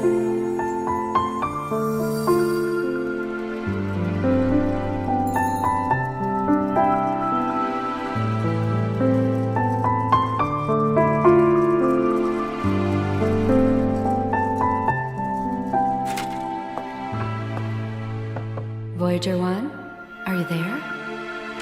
Yes, I'm here. I've brought you many things this time, too. Continue your journey with courage. Stay the course.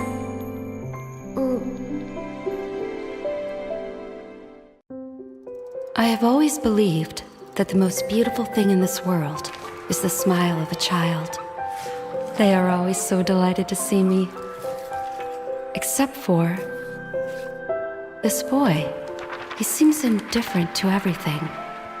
So many times, I still fail to understand. I don't understand. What does this mean? 他以前就不喜欢这些玩具。 I still want to try, just one time, to get closer to you.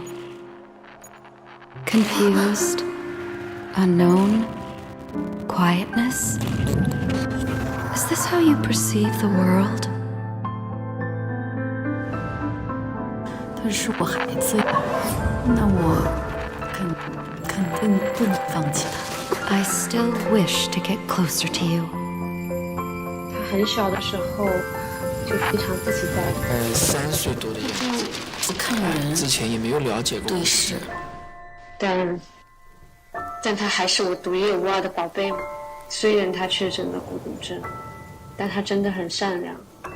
我想让他和其他孩子一起上课。我也想他和其他孩子们一起。我只想你快乐、健康就好。我们永远都会爱你。These stars shine with kindness. I have always cherished them, for they will never be extinguished. When the deep night surrounds you, may they become your stars in the darkness.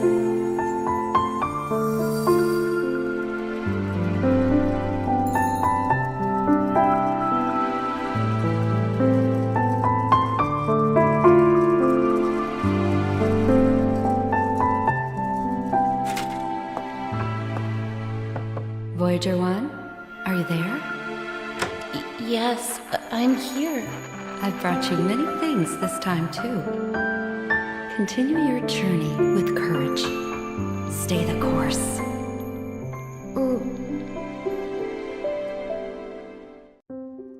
I have always believed that the most beautiful thing in this world is the smile of a child. They are always so delighted to see me. Except for this boy. He seems indifferent to everything. So many times, I still fail to understand. I don't understand. What does this mean?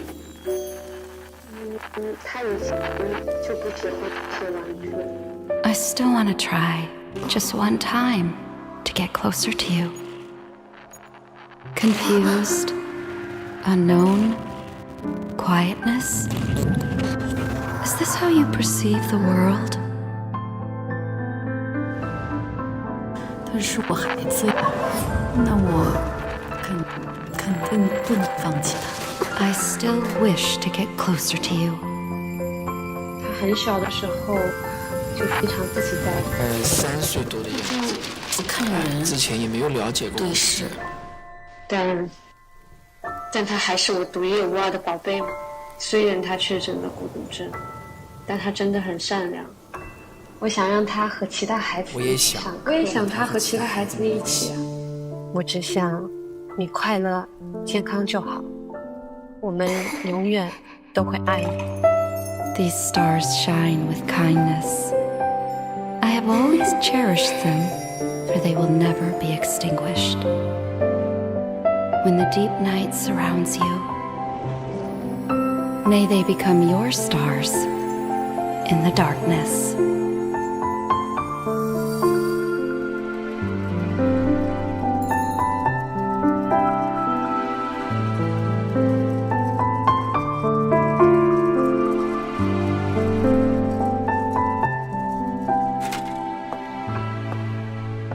Voyager 1, are you there? Yes, I'm here. I've brought you many things this time, too. Continue your journey with courage. Stay the course.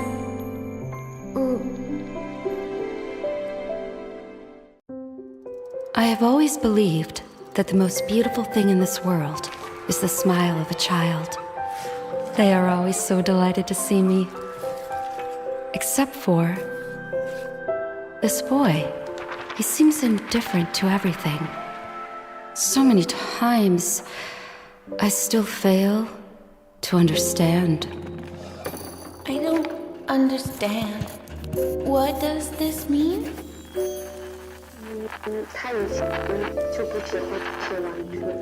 I still want to try, just one time, to get closer to you.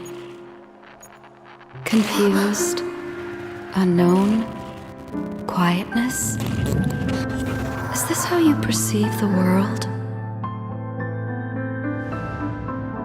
他是我孩子呀，那我肯定不能放弃他。 I still wish to get closer to you. 他很小的时候就非常自己在。3岁多的样子。不看人，之前也没有了解过。对视。但他还是我独一无二的宝贝嘛。虽然他确诊了孤独症，但他真的很善良。我想让他和其他孩子一起上课。我也想他和其他孩子们一起。我只想你快乐、健康就好。 Alright guys, Night Owl doesn't play COA Bunny. Let's go. Anyways, we are your casters. I'm Bunny and this is Brandon. We're back to commentate what might be the last game of the series. Somnia now behind after an 8-1 half, a disastrous showing from their hunter. AX is already ahead about 7 points, which means that, you know, if this game is a draw, they basically already won. So Team AX, you know, looking to just close it out of this game. Brandon, what do you think? What does Corone have to do here, or what do the survivors have to do? Yeah, so Corone must ensure a 4K elimination right here, right now, in order for them to even go to extra time. Because we are remembering we are playing on Hospital for the BO3. It's a survivor-sided map, so it will be very tough on Corone's side to even go for the 4-man elimination. But Corone must go for the 4-man elimination, as it will be very hard for survivors to even go for a 4-man escape, especially there's how many stable hunters like an ant or a spider to guarantee that 1 kill elimination. So we need to see how Corone will be picking his hunter to go for this 4K elimination. Will he be picking like a risky hunter like an Ivy or Oprah? But knowing that Somnia has to go, knowing AX, they just need to run one, they most likely will be banning his Oprah and Shadow, as Hospital is not very strong for a breaking wheel. So maybe Corone will be playing something like a risky hunter, like a Hermit or something. You just said exactly what I was thinking. I was like, well, what if you played Hermit here? And like, if they wait, they already spent their Barmaid. So if Corone bans the psychologist, they have no more healers anymore. So Hermit is a very viable option here. But the thing is, I don't know if Corone will be. If Corone knows to play Hermit, because Hermit you still need a bit of skills. You want to go for the 4K. You need to know how to aim the primary, the first skill. Second skill is a bit easier, but like you still need to know how to use it. You're very easy to mess up.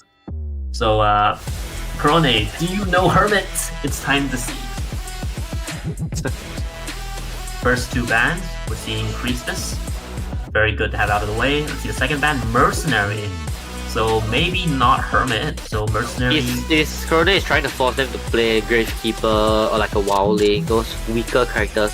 I think Corone is trying to go for those like chair camping hunters, banning this Mercenary.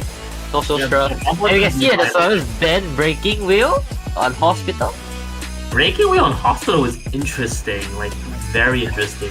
Like, I don't even think Corone would play it if you like left it out, because there's just one Hospital was like impossible to get any like good chases from, because the windows force you to like go around everything. There's also Shack Window and Ruins, which makes it like, I don't think I've ever seen like a professional like Breaking Wheel just go inside Ruins. So that kind of says a lot. Yeah. So we can see that Corone will be banning that. Corone have banned and Bomber. We haven't seen survivors coming up. Question? A bit questionable yet. But maybe he's got his own idea. You want to play a slow hunter, like I don't know, Bonbon. He doesn't want like the Bomber forcing him to run across the map.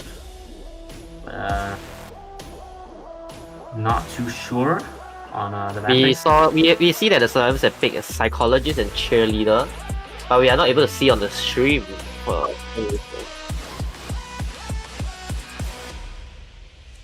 It's not called psychologist and cheerleader. Yeah. So you can see that survivors have picked a very strong starting 3 survivors by picking a psychologist, cheerleader. Cheerleader is strong in the terms of like for an N or like an N or a bonbon. Psychologist is strong in the terms that she's able to get her distance, avoiding the hunter skills, and psychologist to ensuring that I'm not sure if Crony plays Dream Witch. I don't think he does, but it does help against I think I heard that Crony got played Dream Witch before, but I don't think it was very good. It wasn't very strong. I don't think so, to be honest. Yeah. But psychologist does insulate very well against Hermit here. I would say psychologist is one of the best choice they can do in this current. Yeah. And the rescuer is gonna be a bit because a bit more shaky because they don't have access to mercenary and FL was used already. So patient here, along with the psychologist. You can see the survivors shows a very interesting team comp by picking no rescuer. And they have chosen bring 6 on the patient. Probably just gonna forgo the rescuing maybe. Yeah, most likely the acrobat or the patient will be bring Tide Turner, spawning at the ruin site to protect them, allowing the cheerleader or psychologist to go out and kite. This is a very risky team comp, especially if Corone plays those defense hunters. Yeah, those hunters that can have a fast down or like a camping ability. It'll be very strong for Corone as it's very hard for them to go for a rescue. But we must remember that Armada just have to go for a 1-man elimination, and the hunter just have to kill one in order for them to secure the victory against Somnia. So now Corone is very pressured as the survivors have let out his Opera Singer, but Opera Singer is not very strong in terms of hospital as there are many strong pallets that the Opera Singer must break before even going for the chase, which is very time consuming. Yes, and the presence of like Acrobat and Cheerleader kind of limit Anne's ability as well. There's not much for Anne to like feed on here, as in you can go for the patient, but like Corone doesn't have that many great options. Like Hermit's still fine. If it's me, I will say I will probably want Corone to play Night Watch. Because remembering from 2023 IVC, Kuga played the Night Watch and 4k GH on hospital. The Night Watch is not great anymore, to be honest. And yeah, but seeing this team comp, I don't think there's any better hunter than Night Watch. The Night Watch is still, he can bring a trump card Insolence and still have a chance.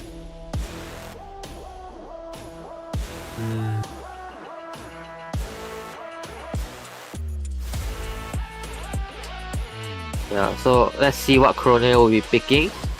Because any other hunter is not strong unless he plays. Is either something else that we wouldn't predict, or he'll be playing an Opera Singer. To be honest, I think it's just Opera. Like, you wouldn't pick Night Watch over Opera, right?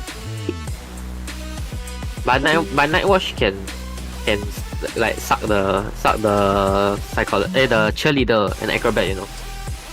Yeah, but Acrobat doesn't have to like rotate. You can just stay there and like hop the pallet.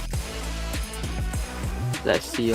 I mean, seeing from the BO2, his Opera result wasn't very good also. Yeah, that's true too. Like he might be kind of like hesitant to pick an Opera again. Yeah. Jong invite me.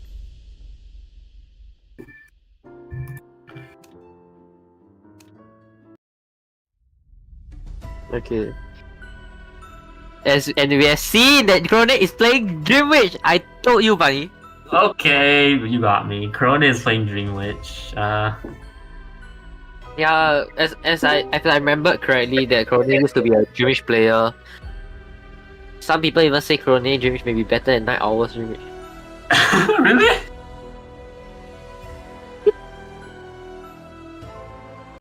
Yeah, maybe. Not so sure. Alright, that's Corona's Dream Witch. Personally, I haven't like seen it that much. But yeah, but knowing that you're gonna play Dream Witch, why are you banning the mercenary? You should be banning the psychologist. because the psychologist is very annoying in terms of Dream Witch or even Hermit. You're going for a 4K elimination, you should be always banning those healing. It doesn't really affect, but it's very annoying, especially your Dream Witch is type of a controlling hunter also. In terms of chase, psychologist can eat 3 hits that you require 2 leeches to even get her down, you know? Yeah. I think he kind of changed his idea like halfway through the VP. Like, he bans mercs like I'm gonna play Opera. Yeah, it looks like an Opera ban, then suddenly we see a Dream Witch. Yeah.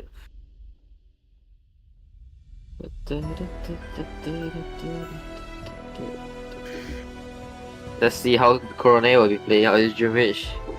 Will he be able to 4-kill AX, which Night Owl only managed to 3k?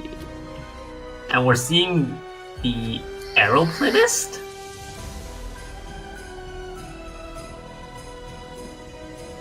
Huh? Why is the survivor picking Aeroplanist? Why is he on Aeroplanist? I thought we saw they were picking up Acrobat. What? Oh, it turns out that the survivors have chosen Aeroplanist, but in the stream we were shown an Acrobat instead. Oh. So that's a slight mishap by us. So, okay, now we can understand why are they picking Aeroplanes. Aeroplanes is so strong in the terms, like it's a stable rescuer and a kiter. Especially against even against a Dream Witch, it doesn't really require a flywheel because the Aeroplanes can use his the what's it called? His starpun. He can use the jetpack skill to get distance and manage to. Like, the worst case is you're rescuing against dog Dream Witch, and then you just float the dog, and then you get closer to trying to rescue. Yeah, that's the worst case situation. Yeah. Otherwise, it'll be quite hard for airplanes to kite against a patroller Dream Witch, but it's still playable. So let's see how the aeroplanes will be able to play it out. Especially because it's hospital, right? You can tap into like the birdcage. You can like go to the 2nd floor. You can like drop off cancel dog. You know. Yes. So we saw that Krone is playing using an S skin, which he'll be receiving another penalty. I think Krone knows that he's going all out to go for this 4K elimination. He'll be taking his favorite skin, the Tommy. It doesn't matter because like it doesn't matter if he takes the penalty. He'll take it like a champ and get this 4-man elimination using the S skin. Like I mean, the warning isn't as like valuable as his Shogun. Like how he feels using the skin. He's gotta stick with what he knows. Yeah, so we can see that Krone is going the front gate to chase the patient. Like, out of position here, and he's shooting the decode Cypher for 5% at the cost of his own life. And Krone is about to double decker cheeseburger him. Interrupts the hook. Doesn't dare to hook here. We can see Krone managed to get a very early hit on the patient. Patient's about to go down in like 10 seconds as soon as the patrol is gonna come out. Yeah, you can see once the main mother is bringing away the leech, once the patrol is ready, the patient will be immediately going down. Patient making a very grave mistake here. Whenever the hunter spawns like at main gate, you never decode the cipher at 3 pound. Everyone knows you go towards birdcage or like back of hospital. Like we can see Krone made a mistake in terms of the patroller. He's gonna have to do a boy here. Oh shit! We can see that Krone is panicking. He didn't manage to bring the mother leech to the other side of the pallet before putting the patroller. You can see that Krone is lagging on the side, making him walking slower slightly. But now his ping is better, and the patient is managed to able to kite even longer by his mistake. Yeah, but patient has made it into hospital here, which means that, and he has to like use his dog from the main leech from the main body to get him. But I don't think he sees him. He completely missed the side of the hospital where he's at. Yeah, we can see that Krone is lost. I can't find the patient in the first place. He didn't check the leech position. He just kind of walked around for a bit. He gets the pallet hit. He gets the hit under the pallet and managed to finally getting down the patient after allowing him to extend the kite by so long. I'll say Krone patroller was very crucial mistake by him. It was a very basic mistake by not parking your mother, the main leech, at the other side of the pallet before putting the patroller down. Yeah. Even just making he can just even take the main leash to auto break the pallet and then yeah. Putting the controller will be more stable than this results. We're gonna see a pause here from the side of AX. We're gonna be back in a bit once we resolve the issue.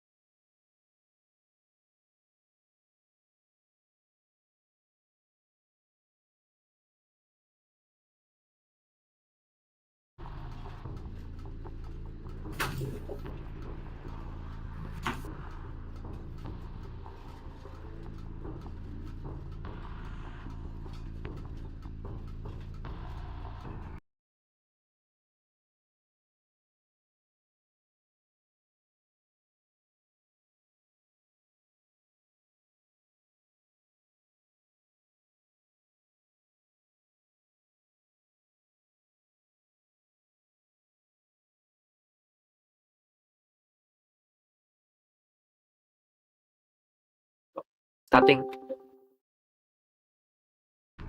Yeah, guys, so we can see that we'll be back into the game already. Airplanes will be going for the rescue against Krone Dreamwitch. And Airplanes have already made his way to the chair, you know, using his jetpack to lift up to the air to avoid the controller. And Corone seems to be lagging again, but he's gonna look for the double down here, which is probably gonna be denied by the jetpack. We can see that the Airplanes utilizes the jetpack very well, managed to dodge the hit on Krone's side. And we can see that has to transition to playing just the control the ciphers here because the main chase has gone very, very far, and he cannot use his main bike controller to get him. So he's gonna choose to start controlling the birdcage cipher. Krone knows that he's unable to get the down on the patient, so he'll be, instead of going for the chase on the patient, he'll be controlling ciphers, which is a very smart move by him, as he has to go for a 4 three cipher at the front gate. All 4 ciphers there actually, which means that he has to basically just transition to controlling ciphers here. He cannot spend any more time chasing this patient. Yeah, we can see that the survivors reacted very fast and Airplanes already starting to decode a new cipher, which is already almost 50%. So Krone is already making his way to leash the Airplanes and it will be most likely to be putting it Airplanes doesn't turn around the here. The Airplanes wasn't paying attention, he was watching something. He's watching TikTok videos on his phone. He was watching something else. Then he's going down. And he's gonna get shared a T-wall, and all of a sudden the game has changed completely because this rescue is like very hard, even impossible if you don't have like some sort of skill, and the person with the skill is on the chair. Like we can see that. Yeah, we can see that AX had made a very crucial mistake again, giving another 3 chain cipher at a T-wall, front gate 3 pallet, and bird cage, making it a very big advantage for the Dreamwitch. If Krone is skilled enough with his Dreamwitch, the survivors are unable to pop They should have popped that cipher last. They have to work on one of the ciphers, either like T-wall or birdcage, before they pop the last cipher. But now Krone can just focus all his efforts on this birdcage cipher. Yeah, we can see that Krone's mother... Krone's kind of looking in the wrong direction here. Might give a chance for the patient to go for the hook. Yeah, we can see that the psychologist is already decoding birdcage. She should be relocating the leash right now to the birdcage cipher. And now's time to go back to control the patient. Yeah, we can see that 2 of them are going for the rescue in the moment. But it's fine here as long as he goes for the airplane.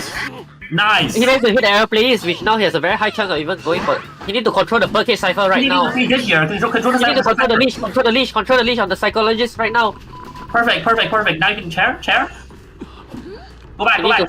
He need to move the leash. He need to move the main leash over right now to the psychologist birdcage, preventing the pop. If he really have to, he have to switch to abnormal right now to prevent them from popping. Once the survivor are able to pop, this game will be most likely a GG. He doesn't change for skills, and now the ciphers pop. Now we can see that the psychologist doesn't have any borrowed time, and Cornet is panicking right now as all three servers are up and moving. So Cornet now is very pressured as he has to go for this. He has to get the main body to leech the cheerleader and then TP. He needs to get the down on the patient right now to even though if Cornet is unable to get a 4K elimination, he has to at least go for that 3-man elimination to give a chance for survivors to even go for a 4-run against ES. Yes. We can see that Cornet is wasting a lot of time chasing this patient, and the psychologist has already started opening the front gate. Wait, but he cannot go right now. He has to go get cheerleader first. Instead of getting down on the patient, he's moving the leash to the front gate. But the psychologist is able to open the gate very soon. He cannot hit Cornet doesn't do anything. If he doesn't get the down on the patient right now, it most likely look like a draw or a one-man escape. He cannot kill this patient. The patient will take leech with him. After very long, he finally chooses to blink the patient and letting the psychologist open the front gate and allowing them to go for a draw. And we can say congratulations to Team AX, who will be advancing on Chapter 6. Yep, so that's the game. A bit of a misplay at the end game there, but overall a good series between Team AX and Team S.SMN. Thank you guys for tuning in for this tournament. We're going to be joining you guys back very soon for the next round. Oh yeah, interview. So we're going to be asking the one of the team members from Team AX to come for the interview. Anyone have any nominations?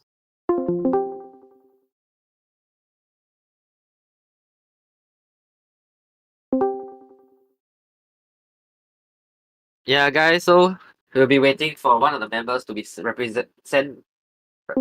by Team AX to come for the interview session. Yep, hello, I'm here. Yay, we got Jong. Yo, Jong, what do you think of the game? You played very well. I mean, yeah, Ace definitely played very well. I was just about to flex the fact that I never lost in Manor Regulars. I never lost in Manor Regulars, so I'm the most OP here. Yes, because you're the boss here. Everyone has to like kind of.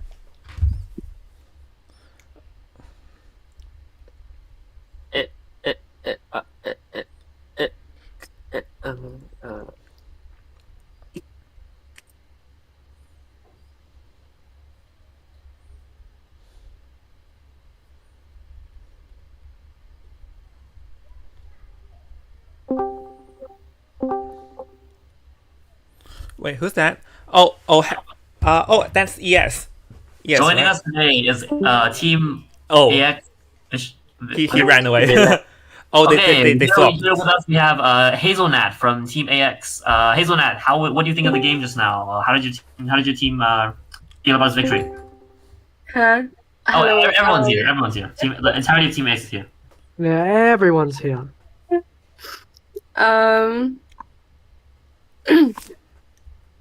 Frisky, answer the question. What question? I didn't even hear the question. I joined too late. Tree. Huh? Communication. Yes. What about communication? And teamwork. And gun. Yep.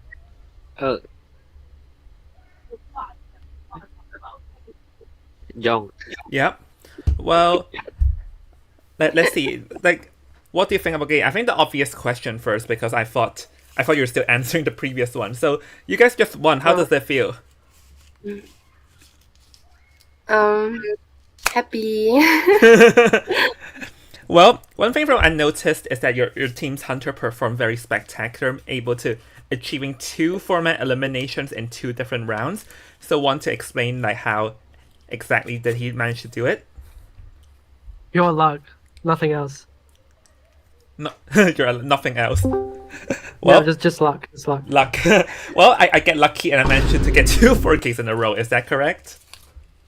Yeah, this is just a lucky guy, you know. You should main lucky guy. Yeah. Definitely lucky guy. Yeah, lucky guy or lucky, huh? So yeah, as for the survivors, like because like in the second round, you're facing with that you must manage to like not get 4K after go 4K by Corona the first round, and I see a very bold decision here, having like no borrowed time in the game. Like, want to talk us through the rationale behind that? Yeah, Natasha. I mean, it's very bold, yeah, but it's like we just decided that we need to kite, yeah. So we bring full kite view. Have to kite. Yeah. Understood. So have to kite. So everyone go all suicide and no borrow time. Yeah. I see. Also in the third game, because like Corona pulled out his signature Dream Witch, and also it was a bit dangerous when the aeroplanist went down at the ciphers there. Like, want to talk about what was going on through there? Like, how do you manage to recover from that? I don't know. We just did the right stuff at the right moment, right, Natasha? I mean, I lagged at the right moment, so... Yeah, that's what got here. I was also lagging. I didn't see. She just teleported in front of me. Oh my god. We already used our pause, which was a shame. Yeah. I mean, we double rescue, so I guess that was... Yeah. That was the plan. Everything happening at the right moment. Yeah, like I'm saying, it's all luck. Yep, it's all luck, and you managed to win lucky. And who knows? Maybe you all try to win the tournament by luck being lucky. Yeah. Oh yeah, who knows? Oh, one final question. You'll be facing off against Yappers, which I know that you're heavily affiliated with. So are you prepared for that? Are we, Natasha? Why are you asking me, Frisky? Answer. Well, I don't know. I'm not the planning person. Yes. Yep. All right then. Well, I can see everyone here is a bit shy, just dodging my questions. But anyways, thank you AX for the interview, and once again, congratulations for winning and advancing. For Stella Somnia, unfortunately, their journey ends here, but I thank you them for participating. So yeah, with that, thank you very much, everyone in the stream. We'll take a quick break, and we'll see everyone after the break in beginning of the second match. See you in a bit, guys, and thank you AX. Goodbye. Bye-bye. Bye. I have always believed that the most beautiful thing in this world is the smile of a child. They are always so delighted to see me. Except for this boy. He seems indifferent to everything. So many times, I still fail to understand. I don't understand. What does this mean?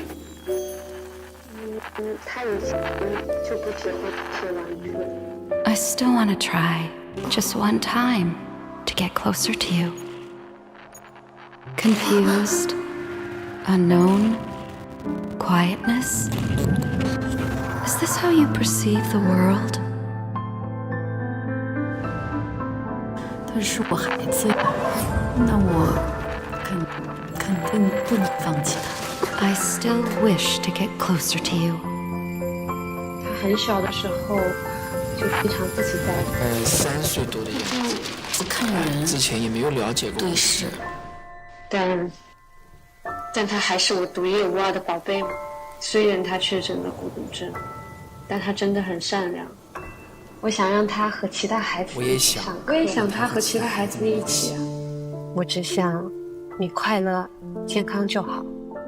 我们永远都会爱你。These stars shine with kindness. I have always cherished them, for they will never be extinguished. When the deep night surrounds you, may they become your stars in the darkness.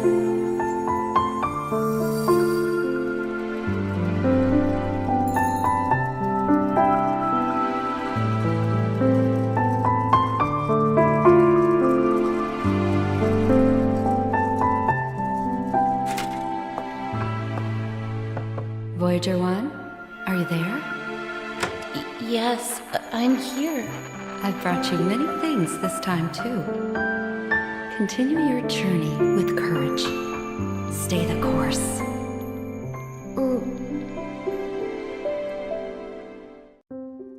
I have always believed that the most beautiful thing in this world is the smile of a child.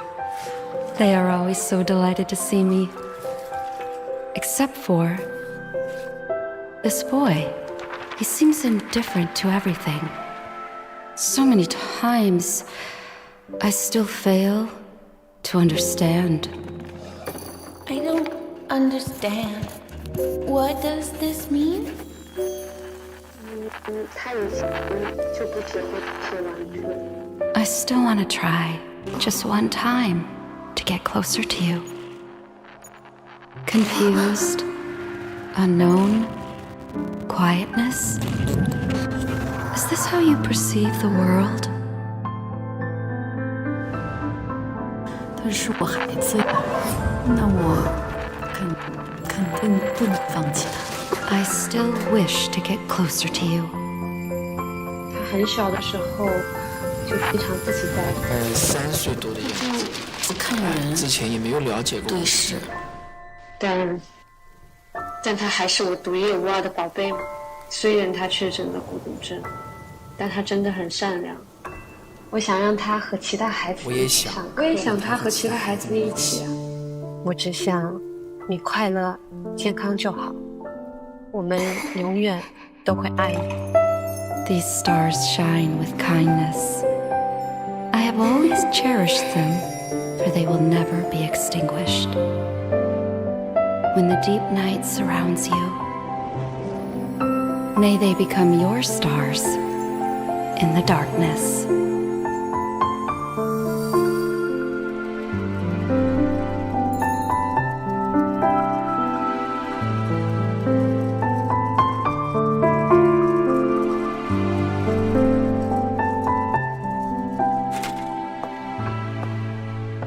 Voyager 1, are you there?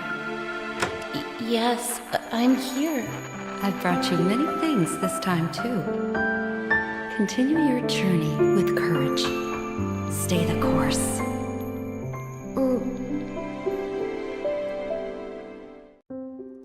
I have always believed that the most beautiful thing in this world is the smile of a child. They are always so delighted to see me. Except for this boy. He seems indifferent to everything. So many times, I still fail to understand. I don't understand. What does this mean? 他以前就不只会吃玩具。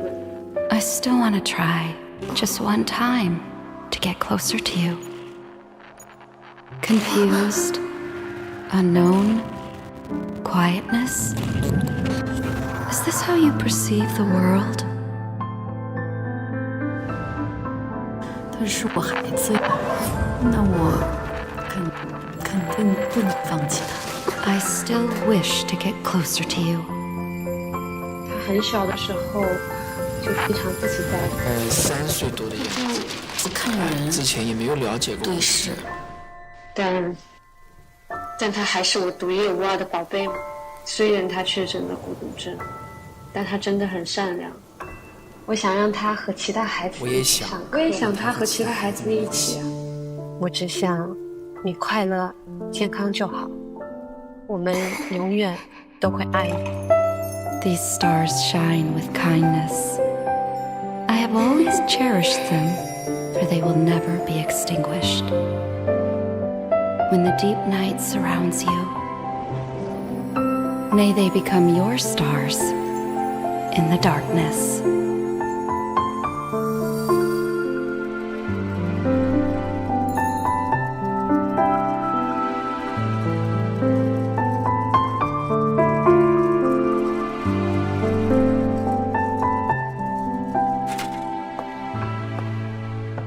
Voyager 1, are you there?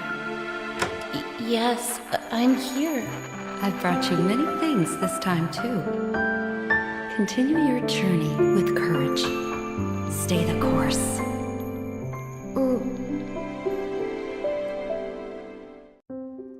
I have always believed that the most beautiful thing in this world is the smile of a child. They are always so delighted to see me. Except for this boy. He seems indifferent to everything. So many times, I still fail to understand. I don't understand.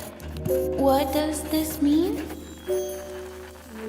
他以前就不只会吃玩具。 I still want to try, just one time, to get closer to you. Confused, unknown, quietness. Is this how you perceive the world? 他是我孩子呀，那我肯定不能放弃他。 I still wish to get closer to you. 他很小的时候就非常自己在。3岁多的样子。不看人，之前也没有了解过。对视。但他还是我独一无二的宝贝嘛。虽然他确诊了孤独症，但他真的很善良。我想让他和其他孩子一起上课。我也想他和其他孩子们一起。我只想你快乐、健康就好。我们永远都会爱你。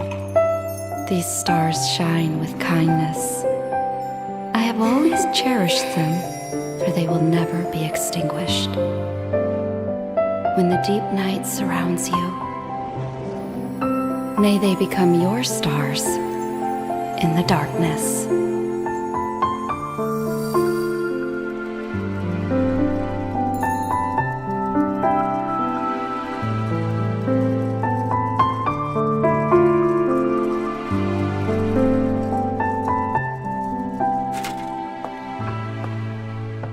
Voyager 1, are you there? Yes, I'm here. I've brought you many things this time too. Continue your journey with courage.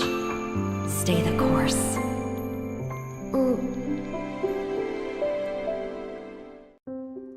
I have always believed that the most beautiful thing in this world is the smile of a child. They are always so delighted to see me. Except for this boy. He seems indifferent to everything. So many times, I still fail to understand. I don't understand. What does this mean? 他以前就不只会吃玩具。 I still want to try, just one time, to get closer to you. Confused, unknown, quietness. Is this how you perceive the world? 他是我孩子呀，那我肯定不能放弃他。 I still wish to get closer to you. 他很小的时候就非常自己在。3岁多的样子。不看人，之前也没有了解过。对视。但他还是我独一无二的宝贝嘛。虽然他确诊了孤独症，但他真的很善良。我想让他和其他孩子一起上课。我也想他和其他孩子们一起。我只想你快乐、健康就好。我们永远都会爱你。These stars shine with kindness. I have always cherished them, for they will never be extinguished. When the deep night surrounds you, may they become your stars in the darkness.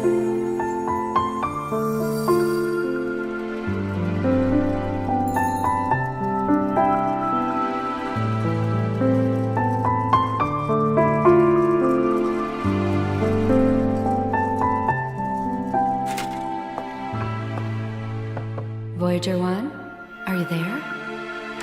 Yes, I'm here. I've brought you many things this time too. Continue your journey with courage. Stay the course.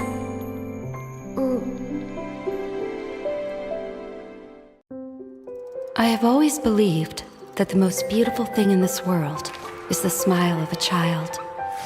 They are always so delighted to see me. Except for this boy. He seems indifferent to everything. So many times, I still fail to understand. I don't understand. What does this mean? 他以前就不只会写玩具。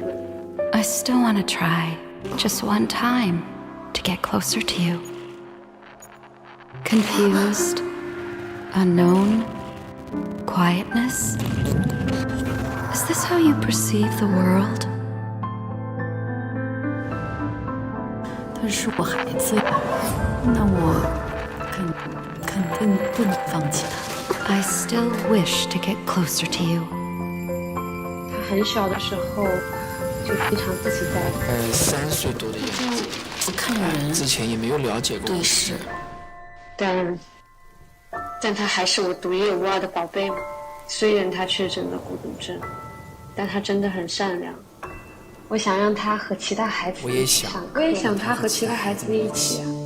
我只想你快乐、健康就好。我们永远都会爱你。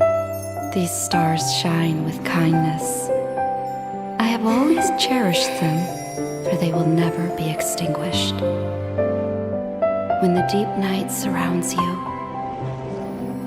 may they become your stars in the darkness.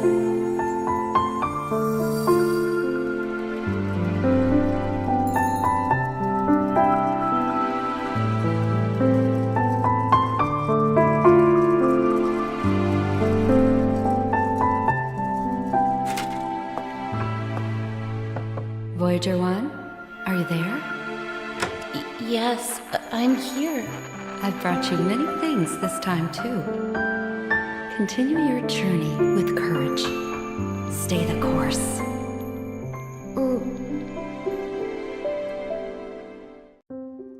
I have always believed that the most beautiful thing in this world is the smile of a child. They are always so delighted to see me. Except for this boy. He seems indifferent to everything. So many times, I still fail to understand. I don't understand. What does this mean? 他以前就不只会写玩具。 I still want to try, just one time, to get closer to you. Confused, unknown, quietness. Is this how you perceive the world? 他是我孩子呀，那我肯定不能放弃他。 I still wish to get closer to you. 他很小的时候就非常自己在。3岁多的样子。不看人。之前也没有了解过。对视。但他还是我独一无二的宝贝嘛。虽然他确诊了孤独症，但他真的很善良。我想让他和其他孩子一起。我也想他和其他孩子一起。我只想你快乐、健康就好。我们永远都会爱你。These stars shine with kindness. I have always cherished them, for they will never be extinguished. When the deep night surrounds you, may they become your stars in the darkness.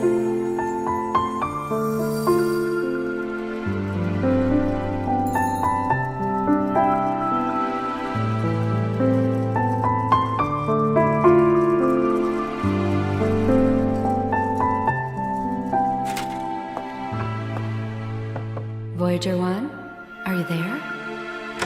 Yes, I'm here. I've brought you many things this time too. Continue your journey with courage. Stay the course.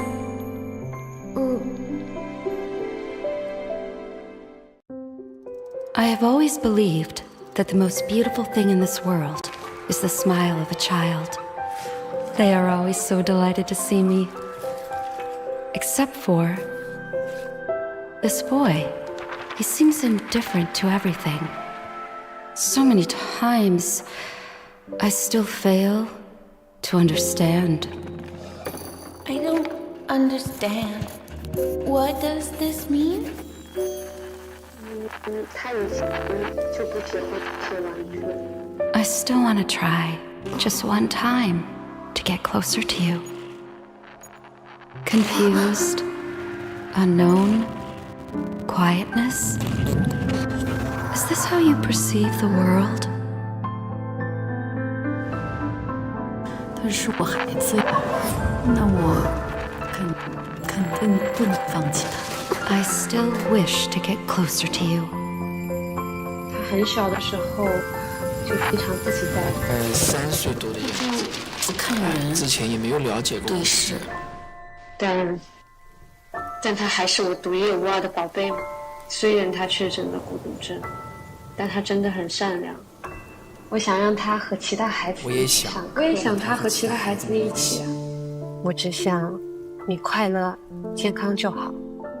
我们永远都会爱你。 These stars shine with kindness. I have always cherished them, for they will never be extinguished. When the deep night surrounds you, may they become your stars in the darkness.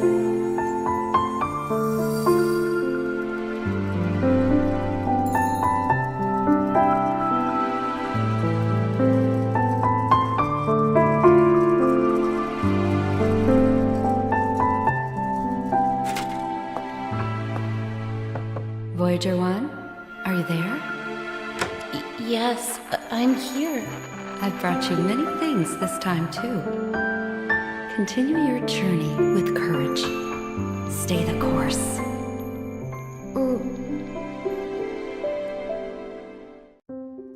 I have always believed that the most beautiful thing in this world is the smile of a child. They are always so delighted to see me. Except for this boy. He seems indifferent to everything. So many times, I still fail.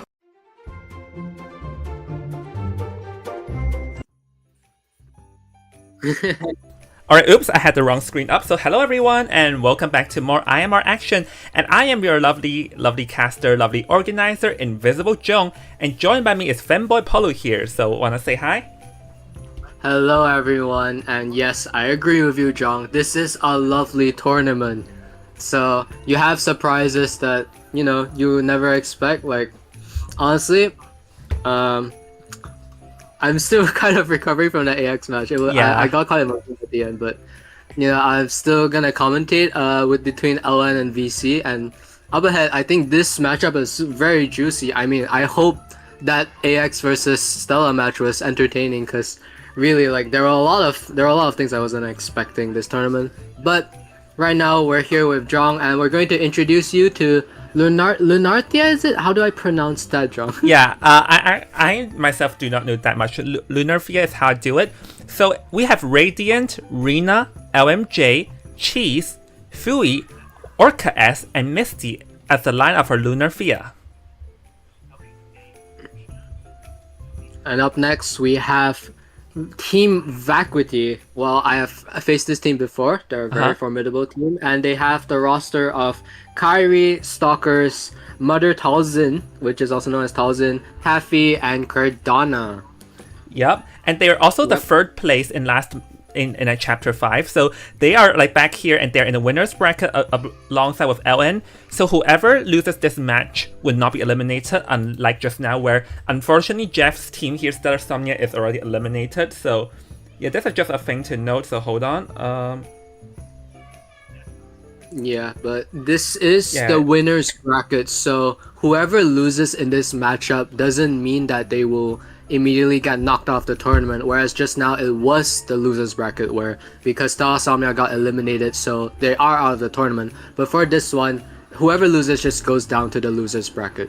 Yep, because they're both like the first place of their group, as LN is the winners of Group A, and wait, okay, I have the thing wrong, but For VC, they are the first place of Group D, so both of them are advancing. So now we're going to be heading into which, per my memory, Team Vacuity chose first, and oh my gosh, I forgot that. But anyways, like just for an update, is that Vacuity chose their hunter to go first, as Chinatown has been selected, and per my memory, Chinatown is also the first time that they have been selected in this tournament. Yeah, I don't think I saw Chinatown yesterday. Yesterday it was just full of Lakesides and Red Church. Even today there was a Red Church play between Stella and Team AX. But right now, finally we're getting something that's new with Chinatown. And the thing about Chinatown is there's just a lot of rotations that you can do. Those tall buildings are not really easy for the hunter to figure out where the survivors are if the survivors are very careful, John. Yeah, oh hold on, Jet. Alright, you're back. I was about to invite you back. So anyways, we are moving on. We're going to be seeing the first two. Okay, yes, I'm unmuted. The first two bands are going to be the Seer and the Priestess. So yeah, just some normal stuff so far. And Antiquarian and Barmaid has been banned. And per my memory from Mother Towson is that he not only has Dream Witch, he also has Geisha, because Jeff, I think you of all people would know about Geisha. Is that correct? Yeah, Geisha, one of my kryptonites. Write that down if you're facing me in future tournaments, because whenever I see a Geisha, I quiver in fear and I die. So, Towson's Geisha, faced it in the preliminaries actually, definitely something to be totally feared about. However, Antiquarian and Barmaid selected, they are good answers to Geisha, they are good answers to Dream Witch, so I think that's what Lunarte are going for. Yep. So Antiquarian Barmaid, they're definitely, I think that this is a good preparation for Dream Witch. And keep in mind though, this map has been selected by LN, so I wonder what are they aiming with this map here. Because this map, actually Geisha is strong in this map. I guess they did not want to deal with the Geisha in later round, but Puppeteer has been banned by Mother Towson, and both Dream Witch and Opera Singer would also ban this character. And yes, Mother Towson also does have an Opera Singer. Like, I think Mother Towson is a very interesting hunter because he has a lot of hunter picks from the meta to some like sub-meta hunters, which is the Geisha, because I still remember how proficient his Geisha was in the match in Chapter 5. So Entomologist has been selected, but Entomologist I'm not too certain. I feel like it will be a sitting duck if Opera Singer does make a grand appearance. Yeah, and the thing about Entomologist is that, yeah, sure, it can work against a potential Dream Witch, but against Geisha and Opera Singer, it's just the bees aren't fast enough for the Entomologist to travel. And I think perhaps Team Lunartia here are expecting the Dream Witch just full on from Mother Towson. But also another thing to keep note of is the Hunter Ivy, because I have also faced Towson's Ivy in RMR 5 before, so it's not something that's out of the book just yet for Towson as well. Yep, so we're going to be seeing the Mercenary has been banned here, and the final selection is going to be the Wildling, so I feel like they are full on preparation against a potential Opera Singer or Dream Witch. Like, they have the Barmaid for Dream Witch, Wildling for the Opera Singer, but there is an Ivy, keep in mind, but I think Barmaid in some way does work against an Ivy, but you are afraid of getting first chase, because if the Shadow chases you as a the Shadow chases Barmaid, there's a risk that the Barmaid's Dublin wine does not get regen back in time. Yeah, Lunartia here really using the survivors to try to counter this Dream Witch, it seems, and also has good options against Geisha, and it might be a bit offbeat against Opera Singer or Ivy, but it is still playable, and we will see what will Towson pick in this situation. I think for me personally, I would still stick to like an Opera and Ivy, but also there's also another hunter that we have in this tournament, John. Oh yeah, the Goatman. I think we've only seen one match so far, which was played by He Tian yesterday, but I am very excited to see Goatman because it's like, boom, I'm here, boom, I'm there, and I was like, oh my gosh, and oh my gosh when I was watching the Goatman yesterday. I think the question here is, does Mother Towson has a Goatman? Because that is the one thing that I do not have a single clue about. Well, we will figure out very soon, and It seems like Team Vacuity is still on the hunter selection phase, but I do think that Goatman is also an option just because of how strong he is in this map. And we will not be seeing a Goatman though. However, it does start with a G. It will be Geisha Jong. Well, if there is one thing that we do know is that is the hunter that is Jeff's least favorite. Is that correct? I will be terrified. I will cry myself to sleep, and I still would not want to face a geisha. So yes, I would definitely want to learn how to kite a geisha, but seeing this match, I do think that geisha is not that easy to chase. You're sure you can chase the entomologist, but after that you have the barmaid and you have the antiquarian to deal with, and Wowling is on board sometimes, so it's not really that easy for geisha to do. But what is your evaluation, Zhong? Yeah, I'll agree with you. Like, geisha actually does seem very hard against this team comp, considering the fact that while barmaid, Wowling, and antiquarian some way or another counters it, like this team comp is very hard for geisha to play with. For Mother Townsend to select it now, he must be very confident that even though in paper terms this geisha, if like this is not a good comp against like playing a geisha, but I guess they must be confident that even so I can still 3 or 4k with it. And remember, Mother Townsend did made it here, like he did play geisha against you in the prelims and won, so he must in some way or another be very confident that it will work. Yeah, and I think one of the core reasons why Townsend's geisha really worked against me is because at that time I thought that Townsend would stick to an opera singer, but instead they just pulled out a geisha, and because I had broken windows with 3-9, it is not the easiest thing to kite a geisha, because yes, you can use the speed boost to gain distance, but if you're in the middle of nowhere, geisha can just throw a butterfly and whoop, she's right in front of your face, and what can you do in that situation? So we will see if Team Lunartia has prepared with some flywheels perhaps. What do you think about it, John? Well, hold on, I'm gonna get into the game real quick to check on the personas. And is it just me? But hold on, they only have one flywheel effect to work with. Entomologist not even having borrowed time, bring Tide Turner and broken windows. They're going a full-on kiting here, but don't think they're expecting a geisha to appear because they have one flywheel only. Yeah, but even so, against a Dream Witch, you would want that flywheel just so that you can kite out the patroller. So picking 9, I feel, is for the Team Lunartia is really trying to prepare against an opera singer. But even so, Entomologist on Tide is also a very interesting choice because Ento is also prone to getting chased by opera singer. But right now, we are going to see that geisha is spawning near the barmaid, so barmaid is very likely going to be chased next. What do you think, John?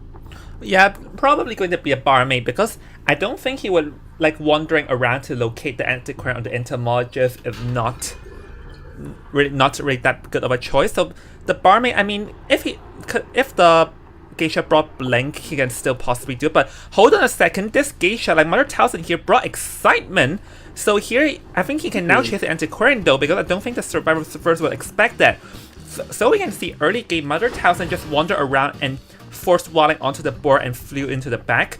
But we can see that the entomologist already rotated out in advance, so the antiquarian will be the one getting chased, and I think that is the target that Mother Townsend has been aiming for all along.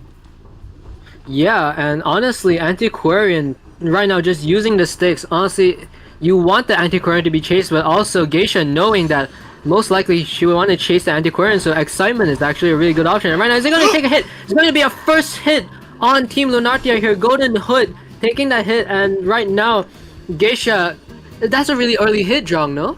Yeah, that is a very, very early hit, but the saving grace though is that just now Mother Townsend has no butterflies, and he also has no butterflies now, so nothing to work with. But excitement, down goes the antiquarian very, very early into the game. I do not think the survivors expected an excitement to appear. So honestly, for antiquarian, taking that early hit is very fatal because her fate was almost sealed at that moment.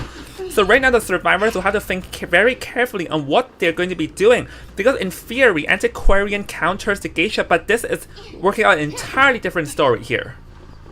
Yeah, looks like Townsend right now just even the antiquarian unable to use their flywheel at that moment, and Townsend right now will have to block this Walling from rescuing. Walling using the ability. I forgot what it's called. Tries to hit the Walling, doesn't get the hit. Is he going to get the terror shock? The chair is going to get near. Oh, it doesn't get the terror shock. Manages to get Walling, but Walling is not going to get a double down, John. Yep, so go for a fly here, and going to bait is able to disarm the hunter, and currently you can see that the antiquarian still has like around 40% of the flutes, probably like 2 or 3 more hits, so there is a potential rebound kite, but because the antiquarian actually uses the fly effect there. I think he was trying to afraid of the geisha flying, so let's see another disarm, but not being able to disarm though, so that is going to be a fatal because now Golden Hood has nothing to work with, and down she goes, and now the antiquarian only has I think like 2 more swipes to work with. So yes, did rebound kite for a bit, but I don't think it's enough for like a 3-man escape. But he definitely got out like a draw potential because the Wildling already got regen through the barmaid's help. Yeah, seems like a tight situation. However, Antiquarian bringing back the tempo that the hunter had a lot of during the start of the match, but right now it does seem like back on the tie situation. Entomologist coming in for the rescue to use up that tie turner. Hunter must be shocked, saying like, why is the Ento bringing tie turner? Antiquarian getting hit here though, so it will not be a rebound kite, and Hunter has eyesight on where Ento is going as well, and we will probably be seeing the Antiquarian sending back to the manor. Yeah, because there's no one to harass, but I think just now, like when the entomologist rescued, this gives the hunter the information that Ento has tag turner. So later, if the geisha sees the entomologist using the broken windows, then he would know that the entomologist has no borrowed time, and this might be a potential different story. But we can see that Mother Talent teleports onto the entomologist who has not fully regen yet. Hold on, there's a chance that he couldn't even regen in time. That's exactly what happened. I think over there the entomologist was not cautious enough for this potential teleport, going down before the wine was even fully regen here, Jeff. That is crucial for the side of Lunartia. Now they're having 2 survivors healthy, yes, but are the ciphers enough? Because entomologist just missing a few seconds before getting full health. That is really crucial for the side of Coulson right now, because right now he can catch up tempo, and they don't really have a lot of ciphers remaining, John. Yeah, because per my memory, they still have 1 at the hotel and 1 that's right behind the chair, which are 2 high in progress. But the issue is that right now they're all trapped in this area, and this is like the Chinatown. Chinatown, you have like multiple link ciphers together, so the survivors must play this very carefully. And entomologist running to that to kill his cipher, I do not think that's a good idea because he's going to disrupt the barmaid cipher. Like we can see the Wildling rushing back to the hotel cipher, but now Mother Talon is going to try and like harass the cipher. So I felt like that's a bit of a misplay on the Ento's part. Yeah, and it does seem like Wildling is not popping the hotel cipher yet. I think they want to finish this sausage cipher is the one that I call it. But Barmaid getting hit, no one can rescue the entomologist. And keep in mind, Ento doesn't have borrowed time as well, so it's not looking good on the side of Lunartia right now. Will this Barmaid get down, trying to play a pallet, drops down the pallet, but there's a butterfly there, gonna get it hit. Terror shock on the side of Geisha. This is something that I see every time I face Geisha. I mean, what? John? Well, we all know now why Jeff does not like Geisha, but okay, moving on now, we can see that Ento picked herself back up, and this cipher is actually very high in progress. I cannot see how much, I think it was 80 something, but 80 something is still useless. Right now, the Ento and the Wildling would not have a chance to heal each other up because the Geisha would not allow that, so Mother Talon can just play this slowly, and the only way for the survivors to play this one out is to have one person sacrifice himself, the other one pull, and then just force the cipher. That's their only hope. Yeah, but they really need great coordination for this. Hunter hits the Wildling, hits the entomologist. Mind you, entomologist has used the self-heal. I think the cipher is not at 80, it's at 90 actually. They're not going for the cipher just yet. Wildling getting down. Hold on, okay, pop it 91, 92, not enough! Not enough! Barmaid trying to kite this out. He needs to kite for as long as possible. Ento doesn't have self-heal. Wildling is the only one left. Barmaid is gonna get down. And all survivors from the Nartia's side are all incapacitated, Jong. And they're just gonna surrender. Yeah, it's already a 4-man at that point, but I'm just going to say this. Even the first kite was a bit fast. They managed to like rebound a bit, but that entomologist decoding that cipher and end up going down before the wine was fully regen was very fatal because he was not cautious enough, and then he got down before, like if he got regen over there and then he still brought away, like still kite away from where the ciphers were, but then going down half of at where the Dakota Ciphers were was just what single-handedly sealed the deal. Yeah, Thousands Geisha just showing us why Geisha it needs to be feared. Well, maybe not all geishas, but definitely Thousands Geisha, because just the constant pressure on the survivors after downing Antiquarian instant teleport goes to the entomologist, makes entomologist exhaust all the abilities, and the survivors just couldn't coordinate the ciphers to finish. And now, right now, Team Vacuity has the lead, a 5-point lead against Team Lunarkia, and we'll be back after this break. Thank you. I have always believed that the most beautiful... So delighted to see me. Except for... this boy. He seems indifferent to everything. So many times, I still fail to understand. I don't understand. What does this mean?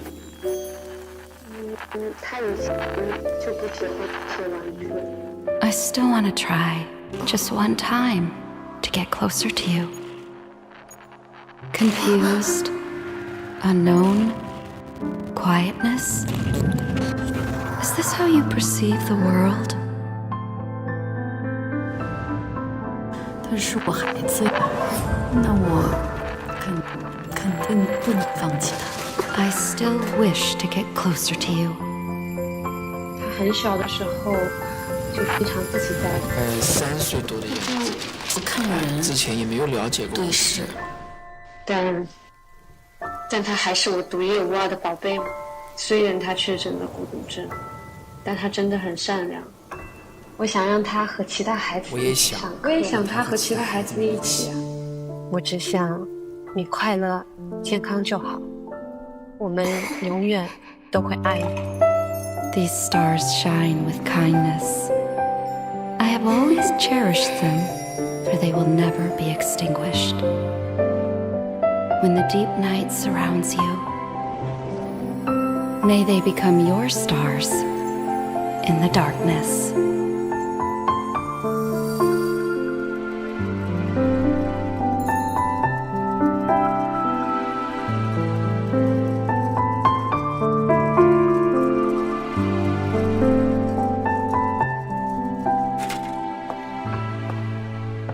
Voyager 1, are you there? Yes, I'm here. I've brought you many things this time too. Continue your journey with courage. Stay the course.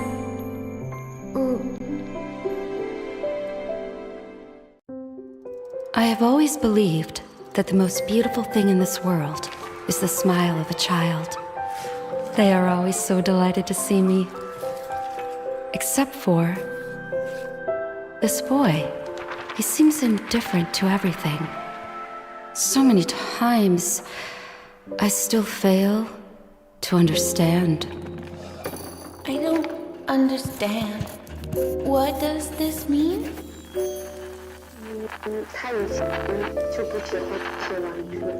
I still want to try, just one time, to get closer to you.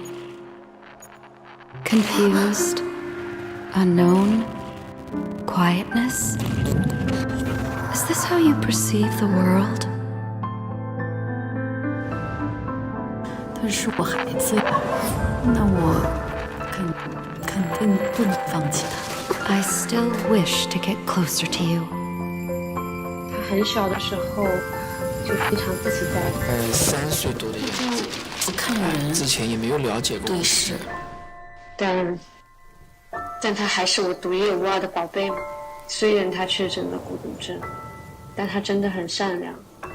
我想让他和其他孩子一起。我也想他和其他孩子们一起。我只想你快乐、健康就好。我们永远都会爱你。These stars shine with kindness. I have always cherished them, for they will never be extinguished. Hello everyone, we are back with more Manor Regulars action. So in the first half, Team Vacuity managed just to land a format elimination, so that definitely puts Team LN or Lunarkia at a disadvantage as they are looking to return the same. which, like, we've seen Team AX did it just now. We've also seen Team 5B do it yesterday. So this is not completely impossible yet, seeing that in this tournament, Hunters getting 4Ks are pretty common. And there's one disadvantage on Vacuity's side is that unfortunately there is a bit of an issue on their survivors end, causing their Hunter to emergency play as a survivor as well. So Mother Talzin is playing at both sides. So this is a bit of an issue. So let's see, can Team Vacuity overcome it? Let's see. So Tid, you can begin the band pick whenever you're ready, because I think, or whenever the lobby is set up. But yeah, like, just looking at just now, I think I'm just amazed at how good Mother Talzin's Geisha is, pulling it out in a team comp where, in theory, it's hard for Geisha to perform that well with. Yeah, and I think that's just Talzin showing his aggression with that Geisha, just caught and capitalized all of the mistakes that the survivors put. Even if it's tiny, even if it's big, this Geisha knows when and can just sniff out any opportunity for elimination. So right now, Team Lunarthia needs to return that favor and try to get a 5-point lead. If not, try to get as many kills as you possibly can. And with Lunarthia's Hunter, I believe, is it Love? Yeah, Lunarthia's Hunter right now, known for their Goatman, known for I think they've also played Breaking Wheel in the qualifiers. So it is going to be an interesting thing to see, because Chinatown is a good map for both of these Hunters, John. Yeah, so, actually they started band pick just now, like there's a bit of a delay on my side. So anyways, we're going to be seeing the Seer and Antiquarian being banned, which is, almost mirror bans, but there's no Antiquarian ban just now. So yeah, I actually was trying to recall. Oh, you're the one who modded most of the matches of Team A. Like, can you update us on what Ellen Hunter played in the prelims? Yeah, so again, I believe that he has played Goatman, he has played Breaking Wheel. I think those two Hunters are the main ones that I've seen. I'm not sure if he picked anything else, but who knows? Maybe he has an Opera, maybe he has an Ivy, like just those meta characters. But I do know that he is a badged Goatman, so that will be something that I'm looking forward to, especially with Goatman just being a very new Hunter, John. Yeah, new Hunter, people are definitely still figuring out ways against him. And also, he's just a #1 band right now in rank. Or rather, like, not #1 band because they're still Hula Blue, but previously the #1 band. So we are going to be seeing a Puppeteer and Perfumer. So I think they definitely more or less expected a Goatman, because they are picking some very tanky survivors, and that's the one way you sort of deal with a Goatman is to pick tanky survivors. Yeah, trying to make Lunarthia's Hunter as uncomfortable as they possibly can. Puppeteer and Perfumer, you can't just deal with them with 2 hits. You're gonna take more than that, and with the cage as well, like when you place a Perfume and use your Lewis, you can just break the cage and the Hunter is forced to just do a chip damage. So I think great picks on the side of VC if they're trying to counter that Goatman. Yeah, Team Vacuity here definitely did their homework. So we are going to be seeing the first officer ban onto like Team. So I guess they kept the Mercenary, because if it's a Goatman we're expecting, then the Mercenary elbow pads does not do anything. Like, oh, you elbow pad, surprise, I appear in front of your face, type of situation. Yeah. So it does seem like it is still leaning to a Goatman, but it is also, oh wait, they banned first officer. So yeah, it is possible that it's a Goatman, but also don't forget Ivy is also an option here. Perfumer can't really work that well against Ivy, and Puppeteer sometimes, if you manage to pull off the scare at the right time, he is unable to use Lewis. Yeah, so we're seeing Wildling next, and Wildling also works decently against the Goatman, just because the fact that when the board acceleration, the Goatman will find it a bit hard to catch up unless he's going to be very skillful with how he uses his cages.